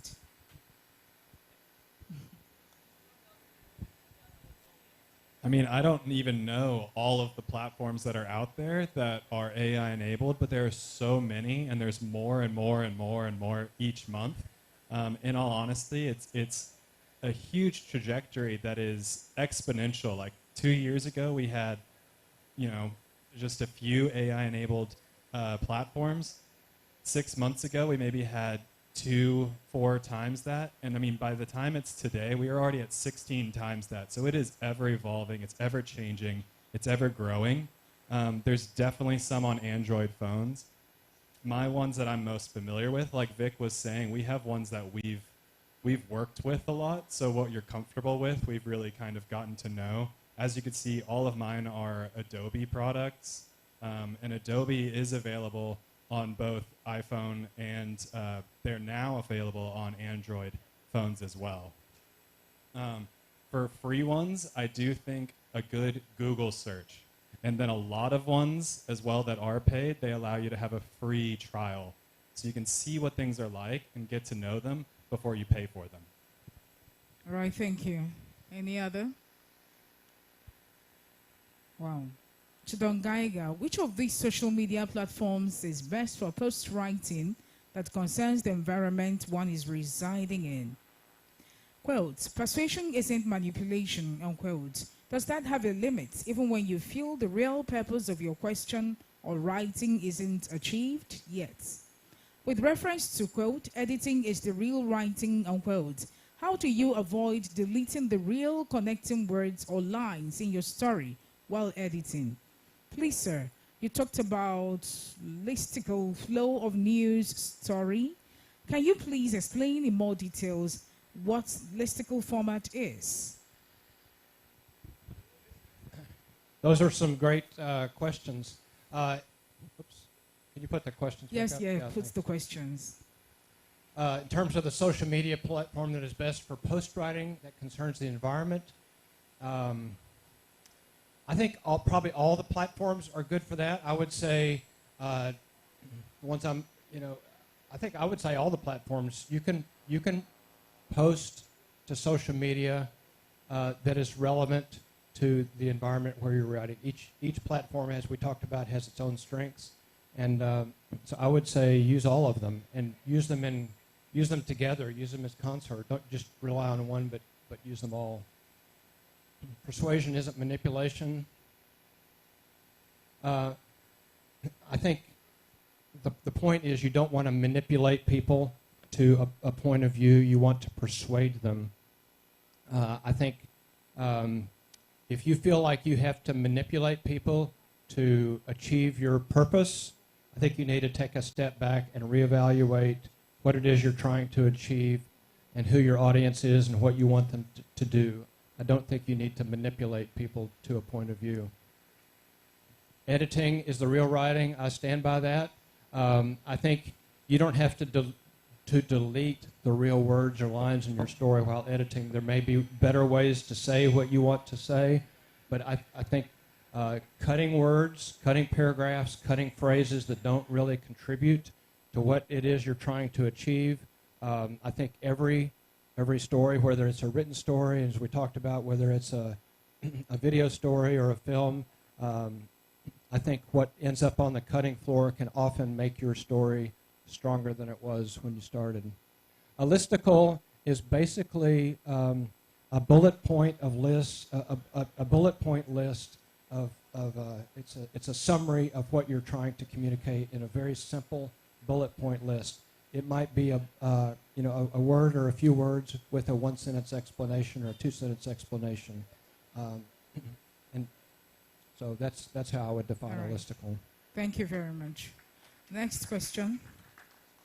During the writing for print session, you said the writing for print should be formal. Is it a static rule? Can't unconventional stories with informal tones be printed? Can't books be written with an interactive conversational tone, or is it just for online?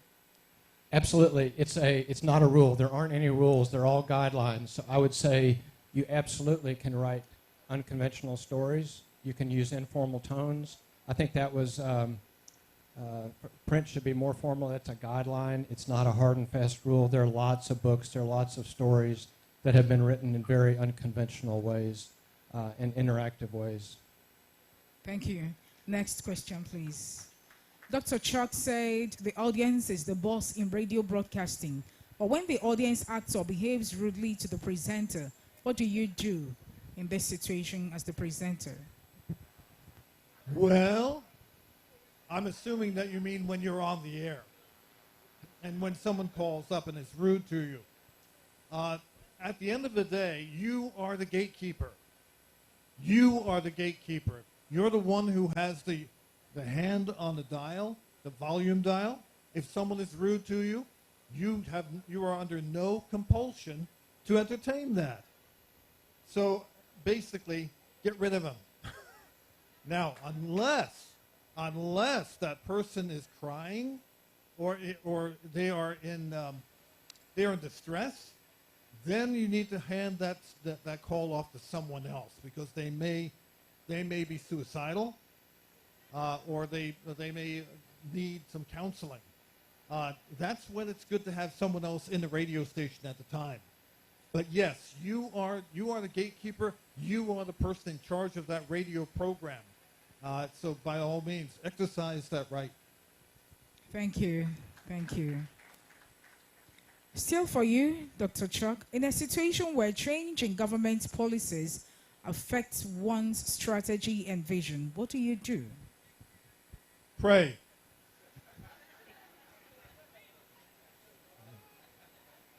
This will happen. This will happen.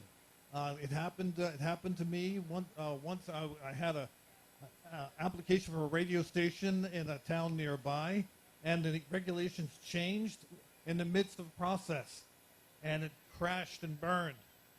Here's the thing, and when I say pray, I don't mean that. I don't mean that as a joke. I mean it. Take the time to really ask the Lord, where am I? Where have I been? Where am I now? And where do you want me to be? What do you want me to do? There will be those times. But what I'd suggest, and we talked about this, be very flexible. Be flexible. And in your planning, always have a contingency plan. In other words, if this happens, if that happens, then this would be the most opportune thing to do, so that you're not taken by surprise. Just be very wise. Just be wise as the men of Issachar, who knew the times and knew what to do. So that's about it. Thank you. Next, please. Next question. Comment and appeal. I appeal that most of the lectures need practical session and therefore suggests that the subsequent one should be embedded with practical session. Wheaty John, NTA. Thank you. Noted. Next question. Is that the last? Thank you very much. The bishop has a question. Okay.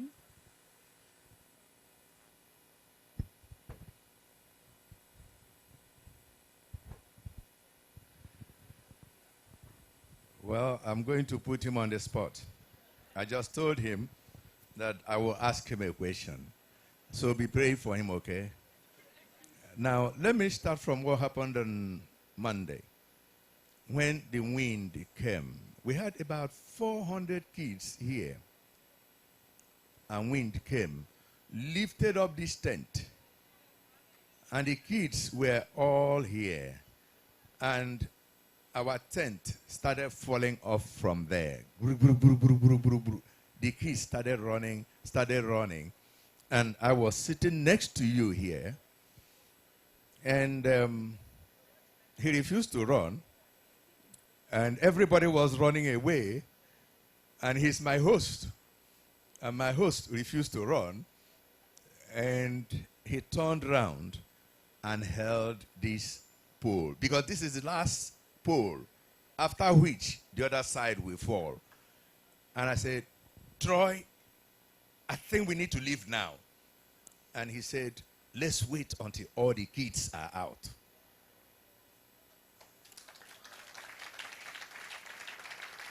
So, tell me, what was going on in your mind?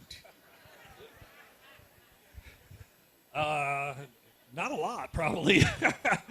Or my wife might say not a... You know, look, when you have a servant's heart, I'm just going to say this. When you have a servant's heart, and God has always... My grandmother, I was privileged to be raised by my grandmother.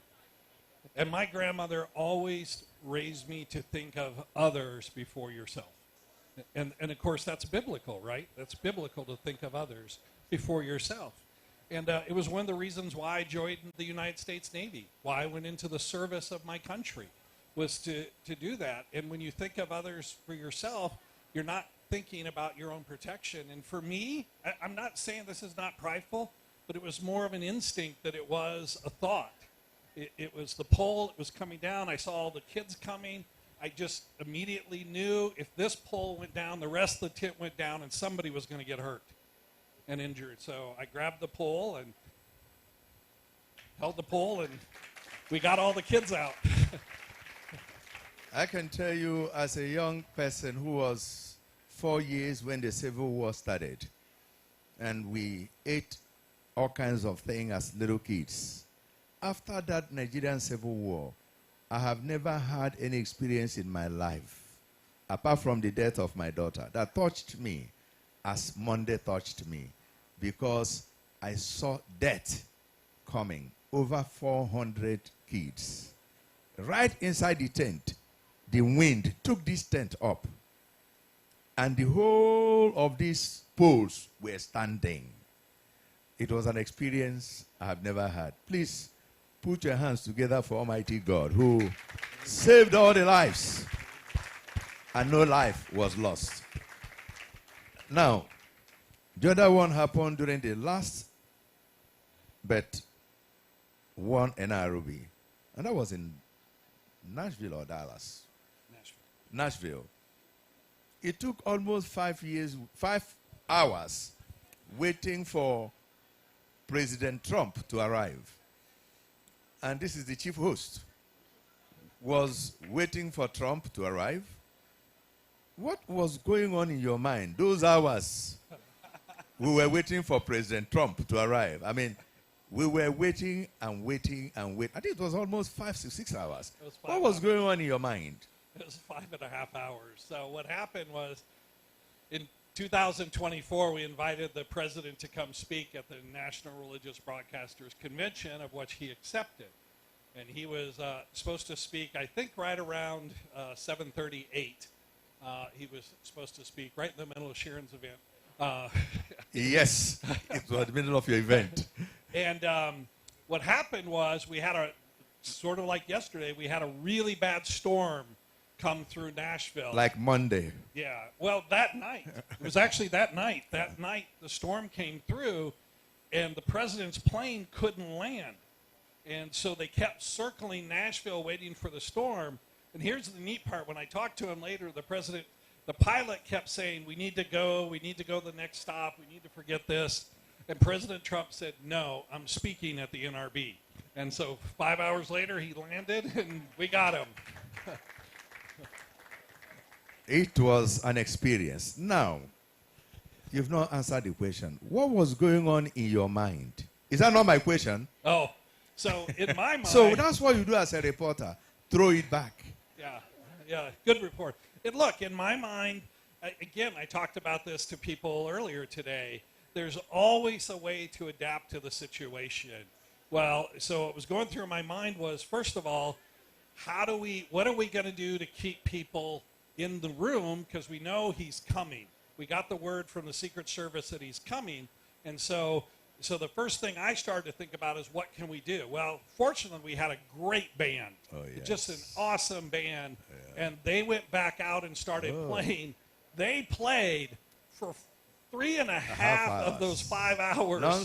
Non-stop, 3.5 of those hours. They just kept playing hymns and good old gospel songs and great country music and all kinds of stuff. And people were just having a big, fun party. It's not always every time that your plans will work out the way you have designed it to be. Make always B plan, C plan, and D plan. We started worshiping, and it became real Pentecost that day. That's right. Now, come to my last question, which is where I was going to. I watched you introduce Trump, and I watched you introducing him and throwing questions at that man. What was going on in your mind as you were asking those questions? You know, you don't mess up with Trump. You remember? That's exactly what was going on in my mind. You don't mess up with Trump. A couple of things. I'm fortunate to interview a lot of people and to be with a lot of leaders around the world, presidents from other countries, prime ministers, a number of ministers and other people.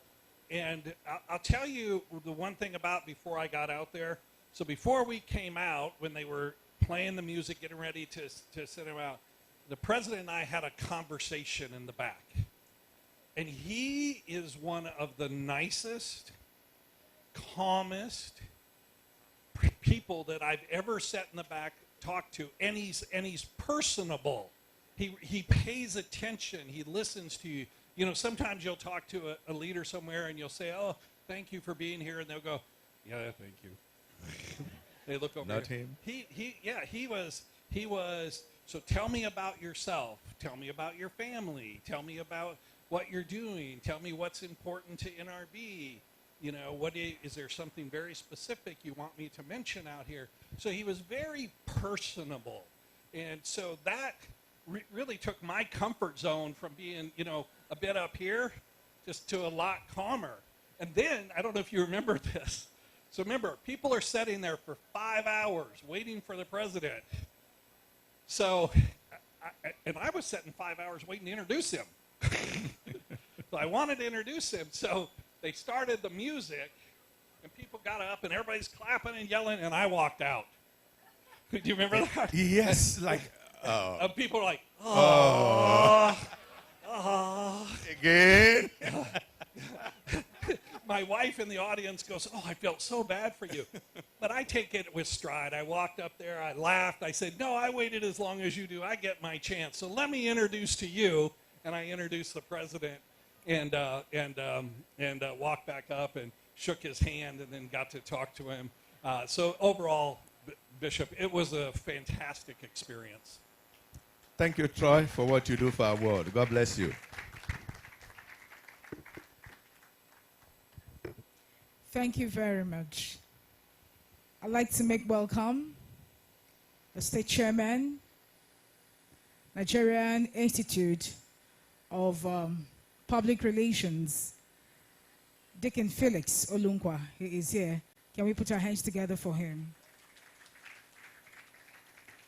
We'd like to give the microphone for a goodwill message to the chairman, Christian Association of Nigeria, Abia State Chapter. I know he will speak for just a minute and a half, or maybe two. I know he has something to say. At least the blessing of the man of God is very important to us. Ladies and gentlemen, join me make welcome the Reverend Ojo Uduma.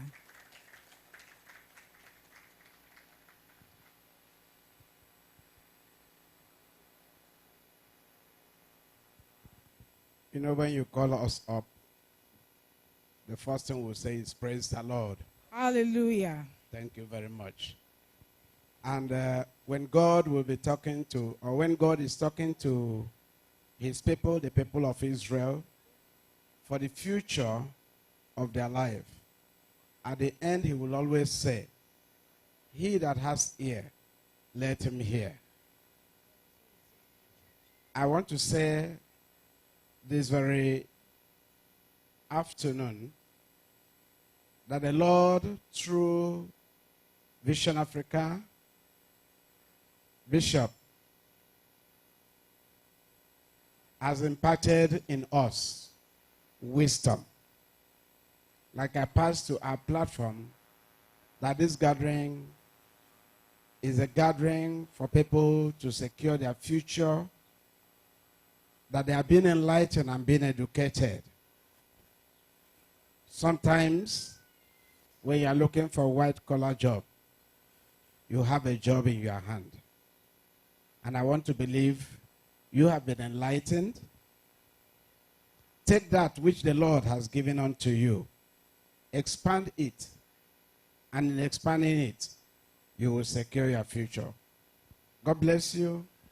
Thank you, Bishop Vision Africa, for educating our young people, believing that you have given them the nets to fish.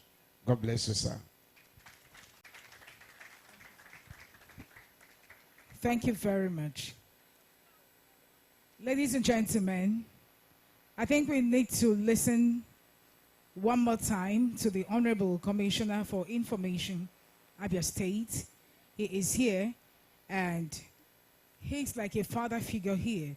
So we won't let him go unless he addresses us. I know he has answered questions, but he needs to speak to us. He needs to speak to his people. He needs to speak to the journalists and broadcasters in the house. He needs to speak to the young people. He needs to speak to the generality of Abians. With a loud ovation, I'd like us to make welcome to the podium, Honorable Commissioner for Information, Abia State, Prince Oke Kano. Please make that clap louder. Make it louder. Make it louder.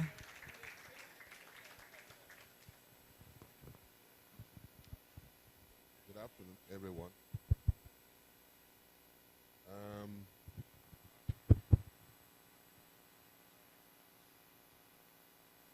I wonder what she still wants me to say. But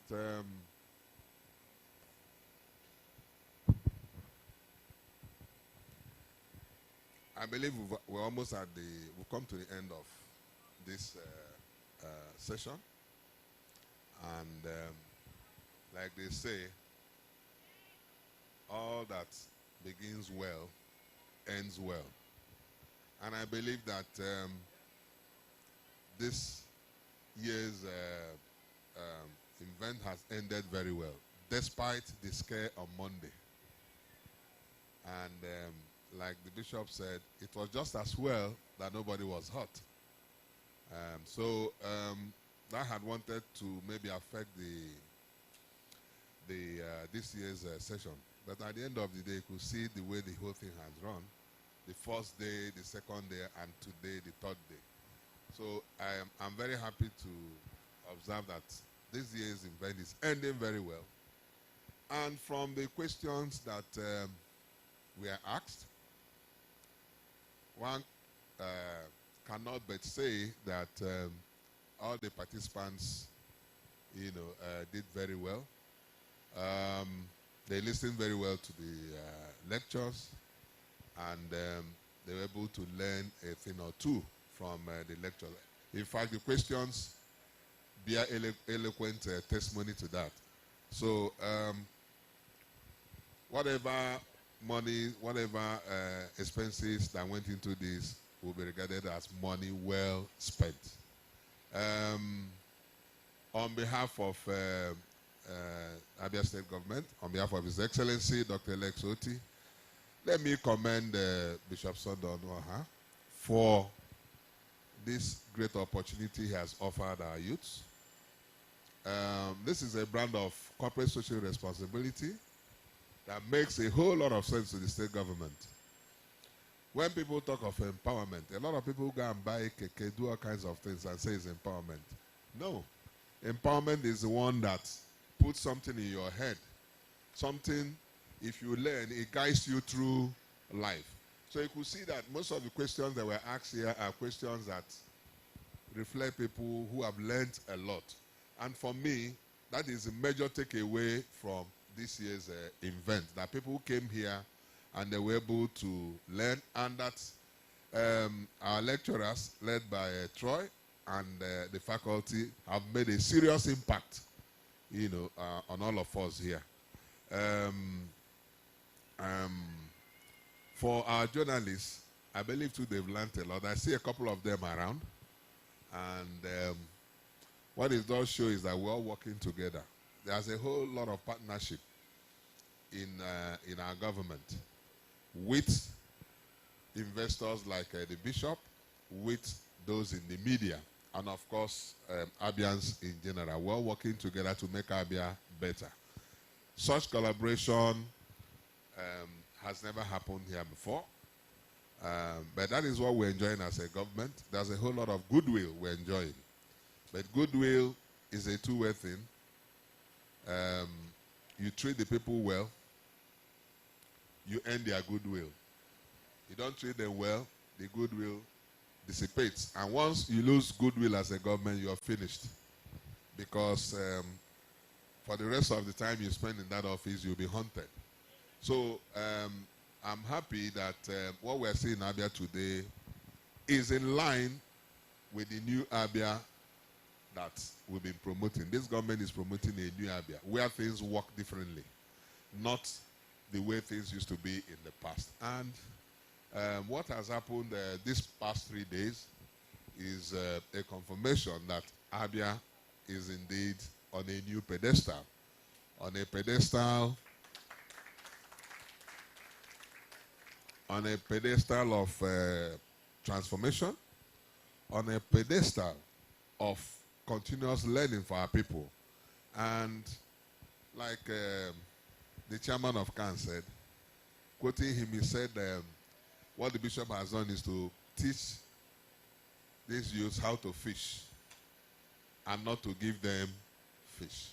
So that's still in line with our philosophy of governance, empowering people through capacity building. So on that note, I want to say a big thank you to Vision Africa Radio. I want to say a big thank you to the faculty that came all the way from the United States of America. But most of all, let me say thank you to all of you here who made it possible. Because if you didn't attend these sessions, nothing would have happened. So you're equally as important as those who put this together.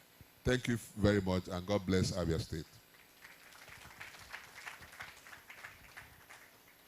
We should say a big amen to that prayer.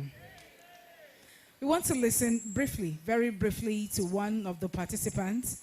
I'd like him to state his opinion and a couple of things in 1.5 minutes. I'm talking about the State Coordinator, Institute of Mass Communication and Information Management, Abia, Dr. Dennis Obani. Please step forward and say a few things before we take the vote of thanks.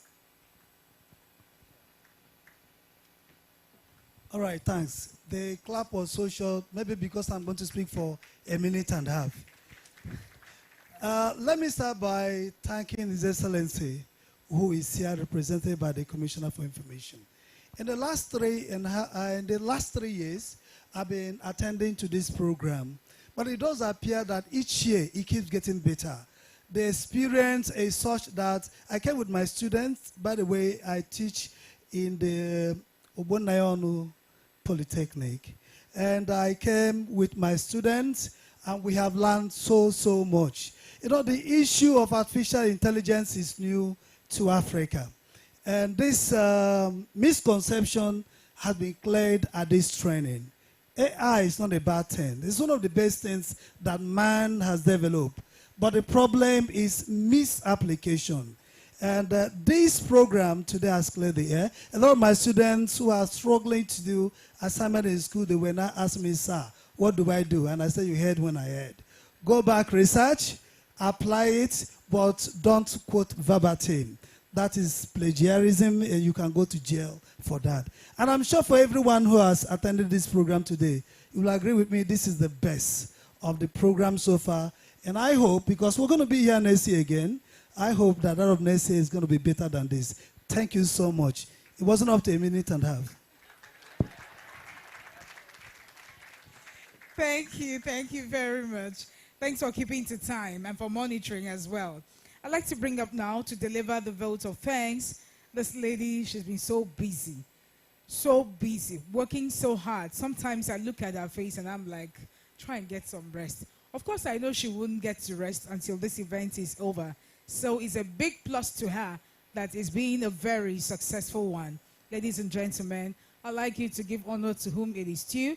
I'm not asking you to stand. I'm just asking you to put your hands together. So I make welcome to the podium the Chief Operating Officer, Vision Africa Radio, Barrister Sarafina Nkenta. A round of applause. Clap well now. Don't follow. Good evening, everyone. It's been a pleasure having these 2 days, spending these 2 days with these faces. And even though our week of events started on Monday, for those of you who were here, who participated in the debate prize-giving event, we are grateful that you could give us 2 days of your time to be part of this training. Like the commissioner said, if you were not in this hall, this probably wouldn't happen. So we're grateful that you attended. But please do me a favor. Help me particularly thank all the Vision Africa staff. If you're behind there, could you do a standing ovation, please?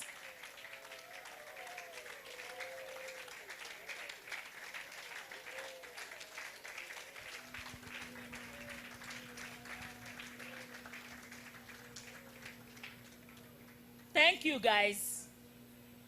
We pulled this off, didn't we? We did.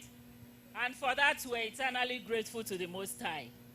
But thank you for standing with me. Thank you for your support. Thank you for the strength. When something needs to be done, people run along and get it done. So, kudos, ndewonu. To everybody else, our VIPs, our VVIPs, I don't know how to thank you. But in our local parlance, you usually would do this if you really want to show appreciation. So please, thank you. We're really grateful. Don, Sharon, Vic, Dr. Chalk, I call you Baba Chalk, and you know why? It's because your grandchildren call you that. Jeff, Mr. Troy, this is your first time, but you've been very impressionable, and we hope we have positively impressed you as well. Thank you so much, sir. To everybody in the audience, thank you. As you go, please go peacefully. Please be safe. And we also pray that as we wake up tomorrow, we're refreshed to make good use of everything we've learned in the last 2-3 days. And I'm sure that Abia will be grateful for it, because at the end of the day, everybody seated here somehow reports for one media organization or the other, whether the church, I saw Methodist Methodist reverends here today, whether for any radio, whether for print media, wherever you're from, I'm sure you learned something. Even if now ordinary chakam with your phone, I'm sure Jeff has taught us a few things today. So please, go safely. May God be with us all. May your families be safe as you head back home. And to our international guests, even though you still have 1 or 2 days more with us, we know that your families are safe. Because one of the first things we did when you arrived was to pray that everybody you left back home be safe. And we know that God's hands are not short to protect you all. May you all be blessed. They won't. Thank you very much. I'd like to bring up my colleague. Before we take the closing prayer, I'd like to thank you. I'd like to thank the bishop so much and every of our resource persons. Thank you, sir, for this opportunity. I won't say much. From my colleague, Glory Okon. Thank you very much. Once again, good evening, everyone. I want to first of all thank God for making this program a success. I want to thank the Abia State government for making the environment peaceful and conducive for this program. I want to thank the organizers. Bishop, thank you so much, my Lord. The key speakers, thank you so much. Your welcoming, your calm spirit has made the teaching easy. If you came and you were looking all, it would have been so difficult. Thank you so much for being so impactful. We are grateful and we show that we'll do the best from this learning. Thank you so much and God bless you. By the way, my Lord, she's even a Methodist. I just remembered. One more time, I'd like to thank you for coming. Please do me a favor. Shake the person beside you. Tell the person you did it.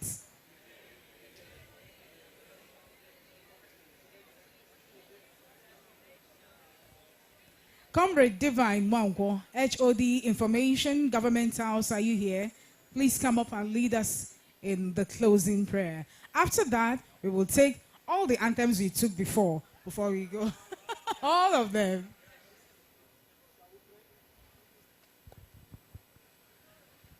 Eternal King of Glory, we thank you so sincerely for this great event.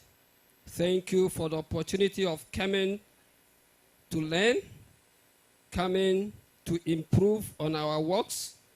Thank you for all that you've done for these 2 days.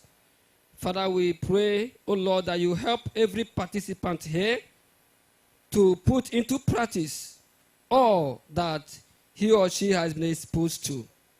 Help us, O Lord, to be carriers of good news, O Lord, to understand the need to use the media to preach the good news, to preach peace, to preach hope, and to improve on our society.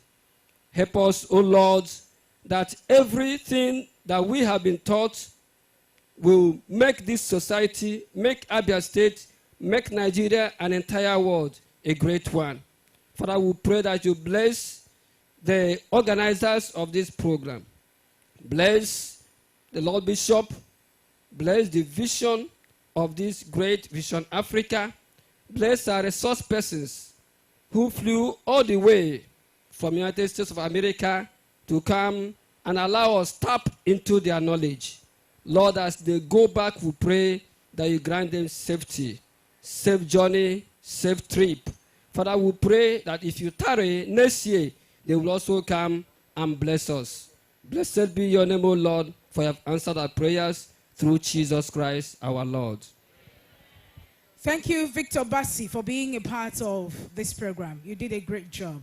The national anthem, Abia anthem, and the American anthem. Yay.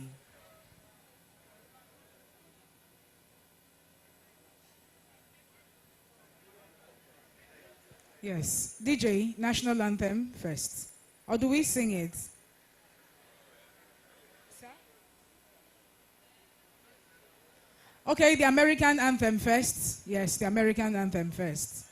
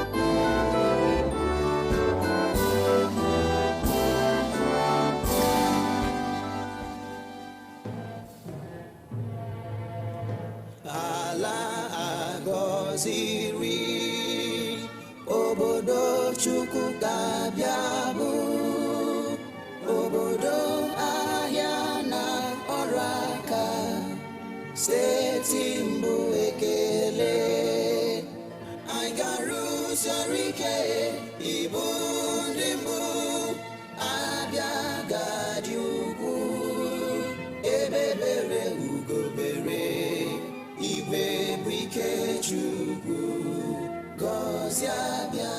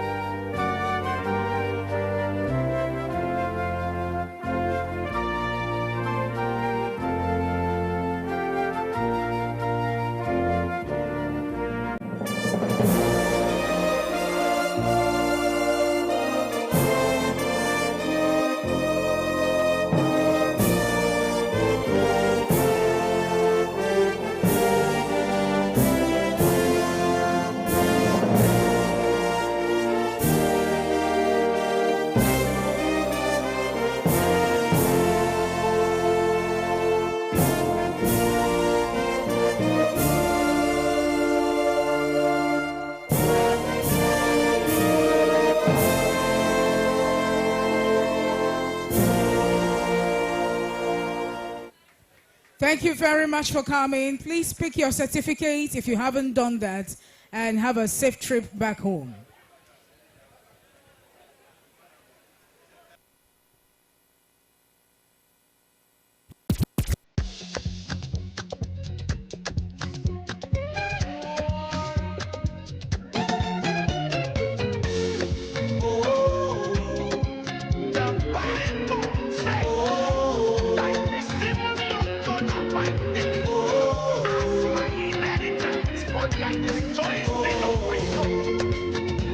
It's amazing what the Lord has done.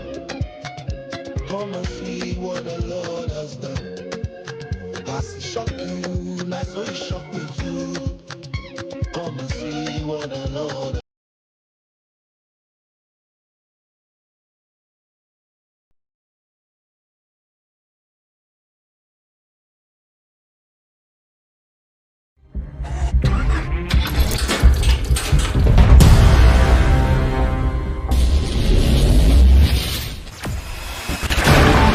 Experience the smooth and strong feeling that consistently surpasses expectation.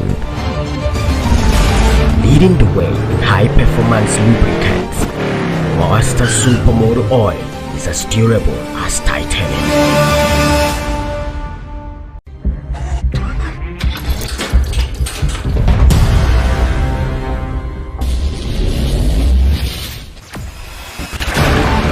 Experience the smooth and strong feeling that consistently surpasses expectation. Leading the way in high-performance lubricants, Monster Supermoto Oil is as durable as titanium.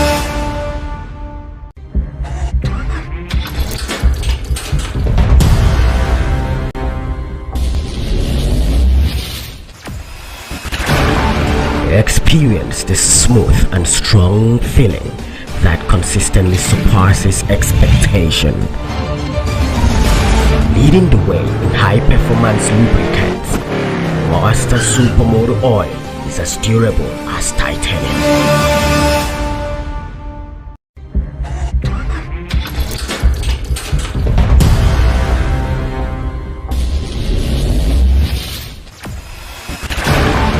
Experience the smooth and strong feeling that consistently surpasses expectation. Leading the way in high-performance lubricants, Monster Supermoto Oil is as durable as titanium.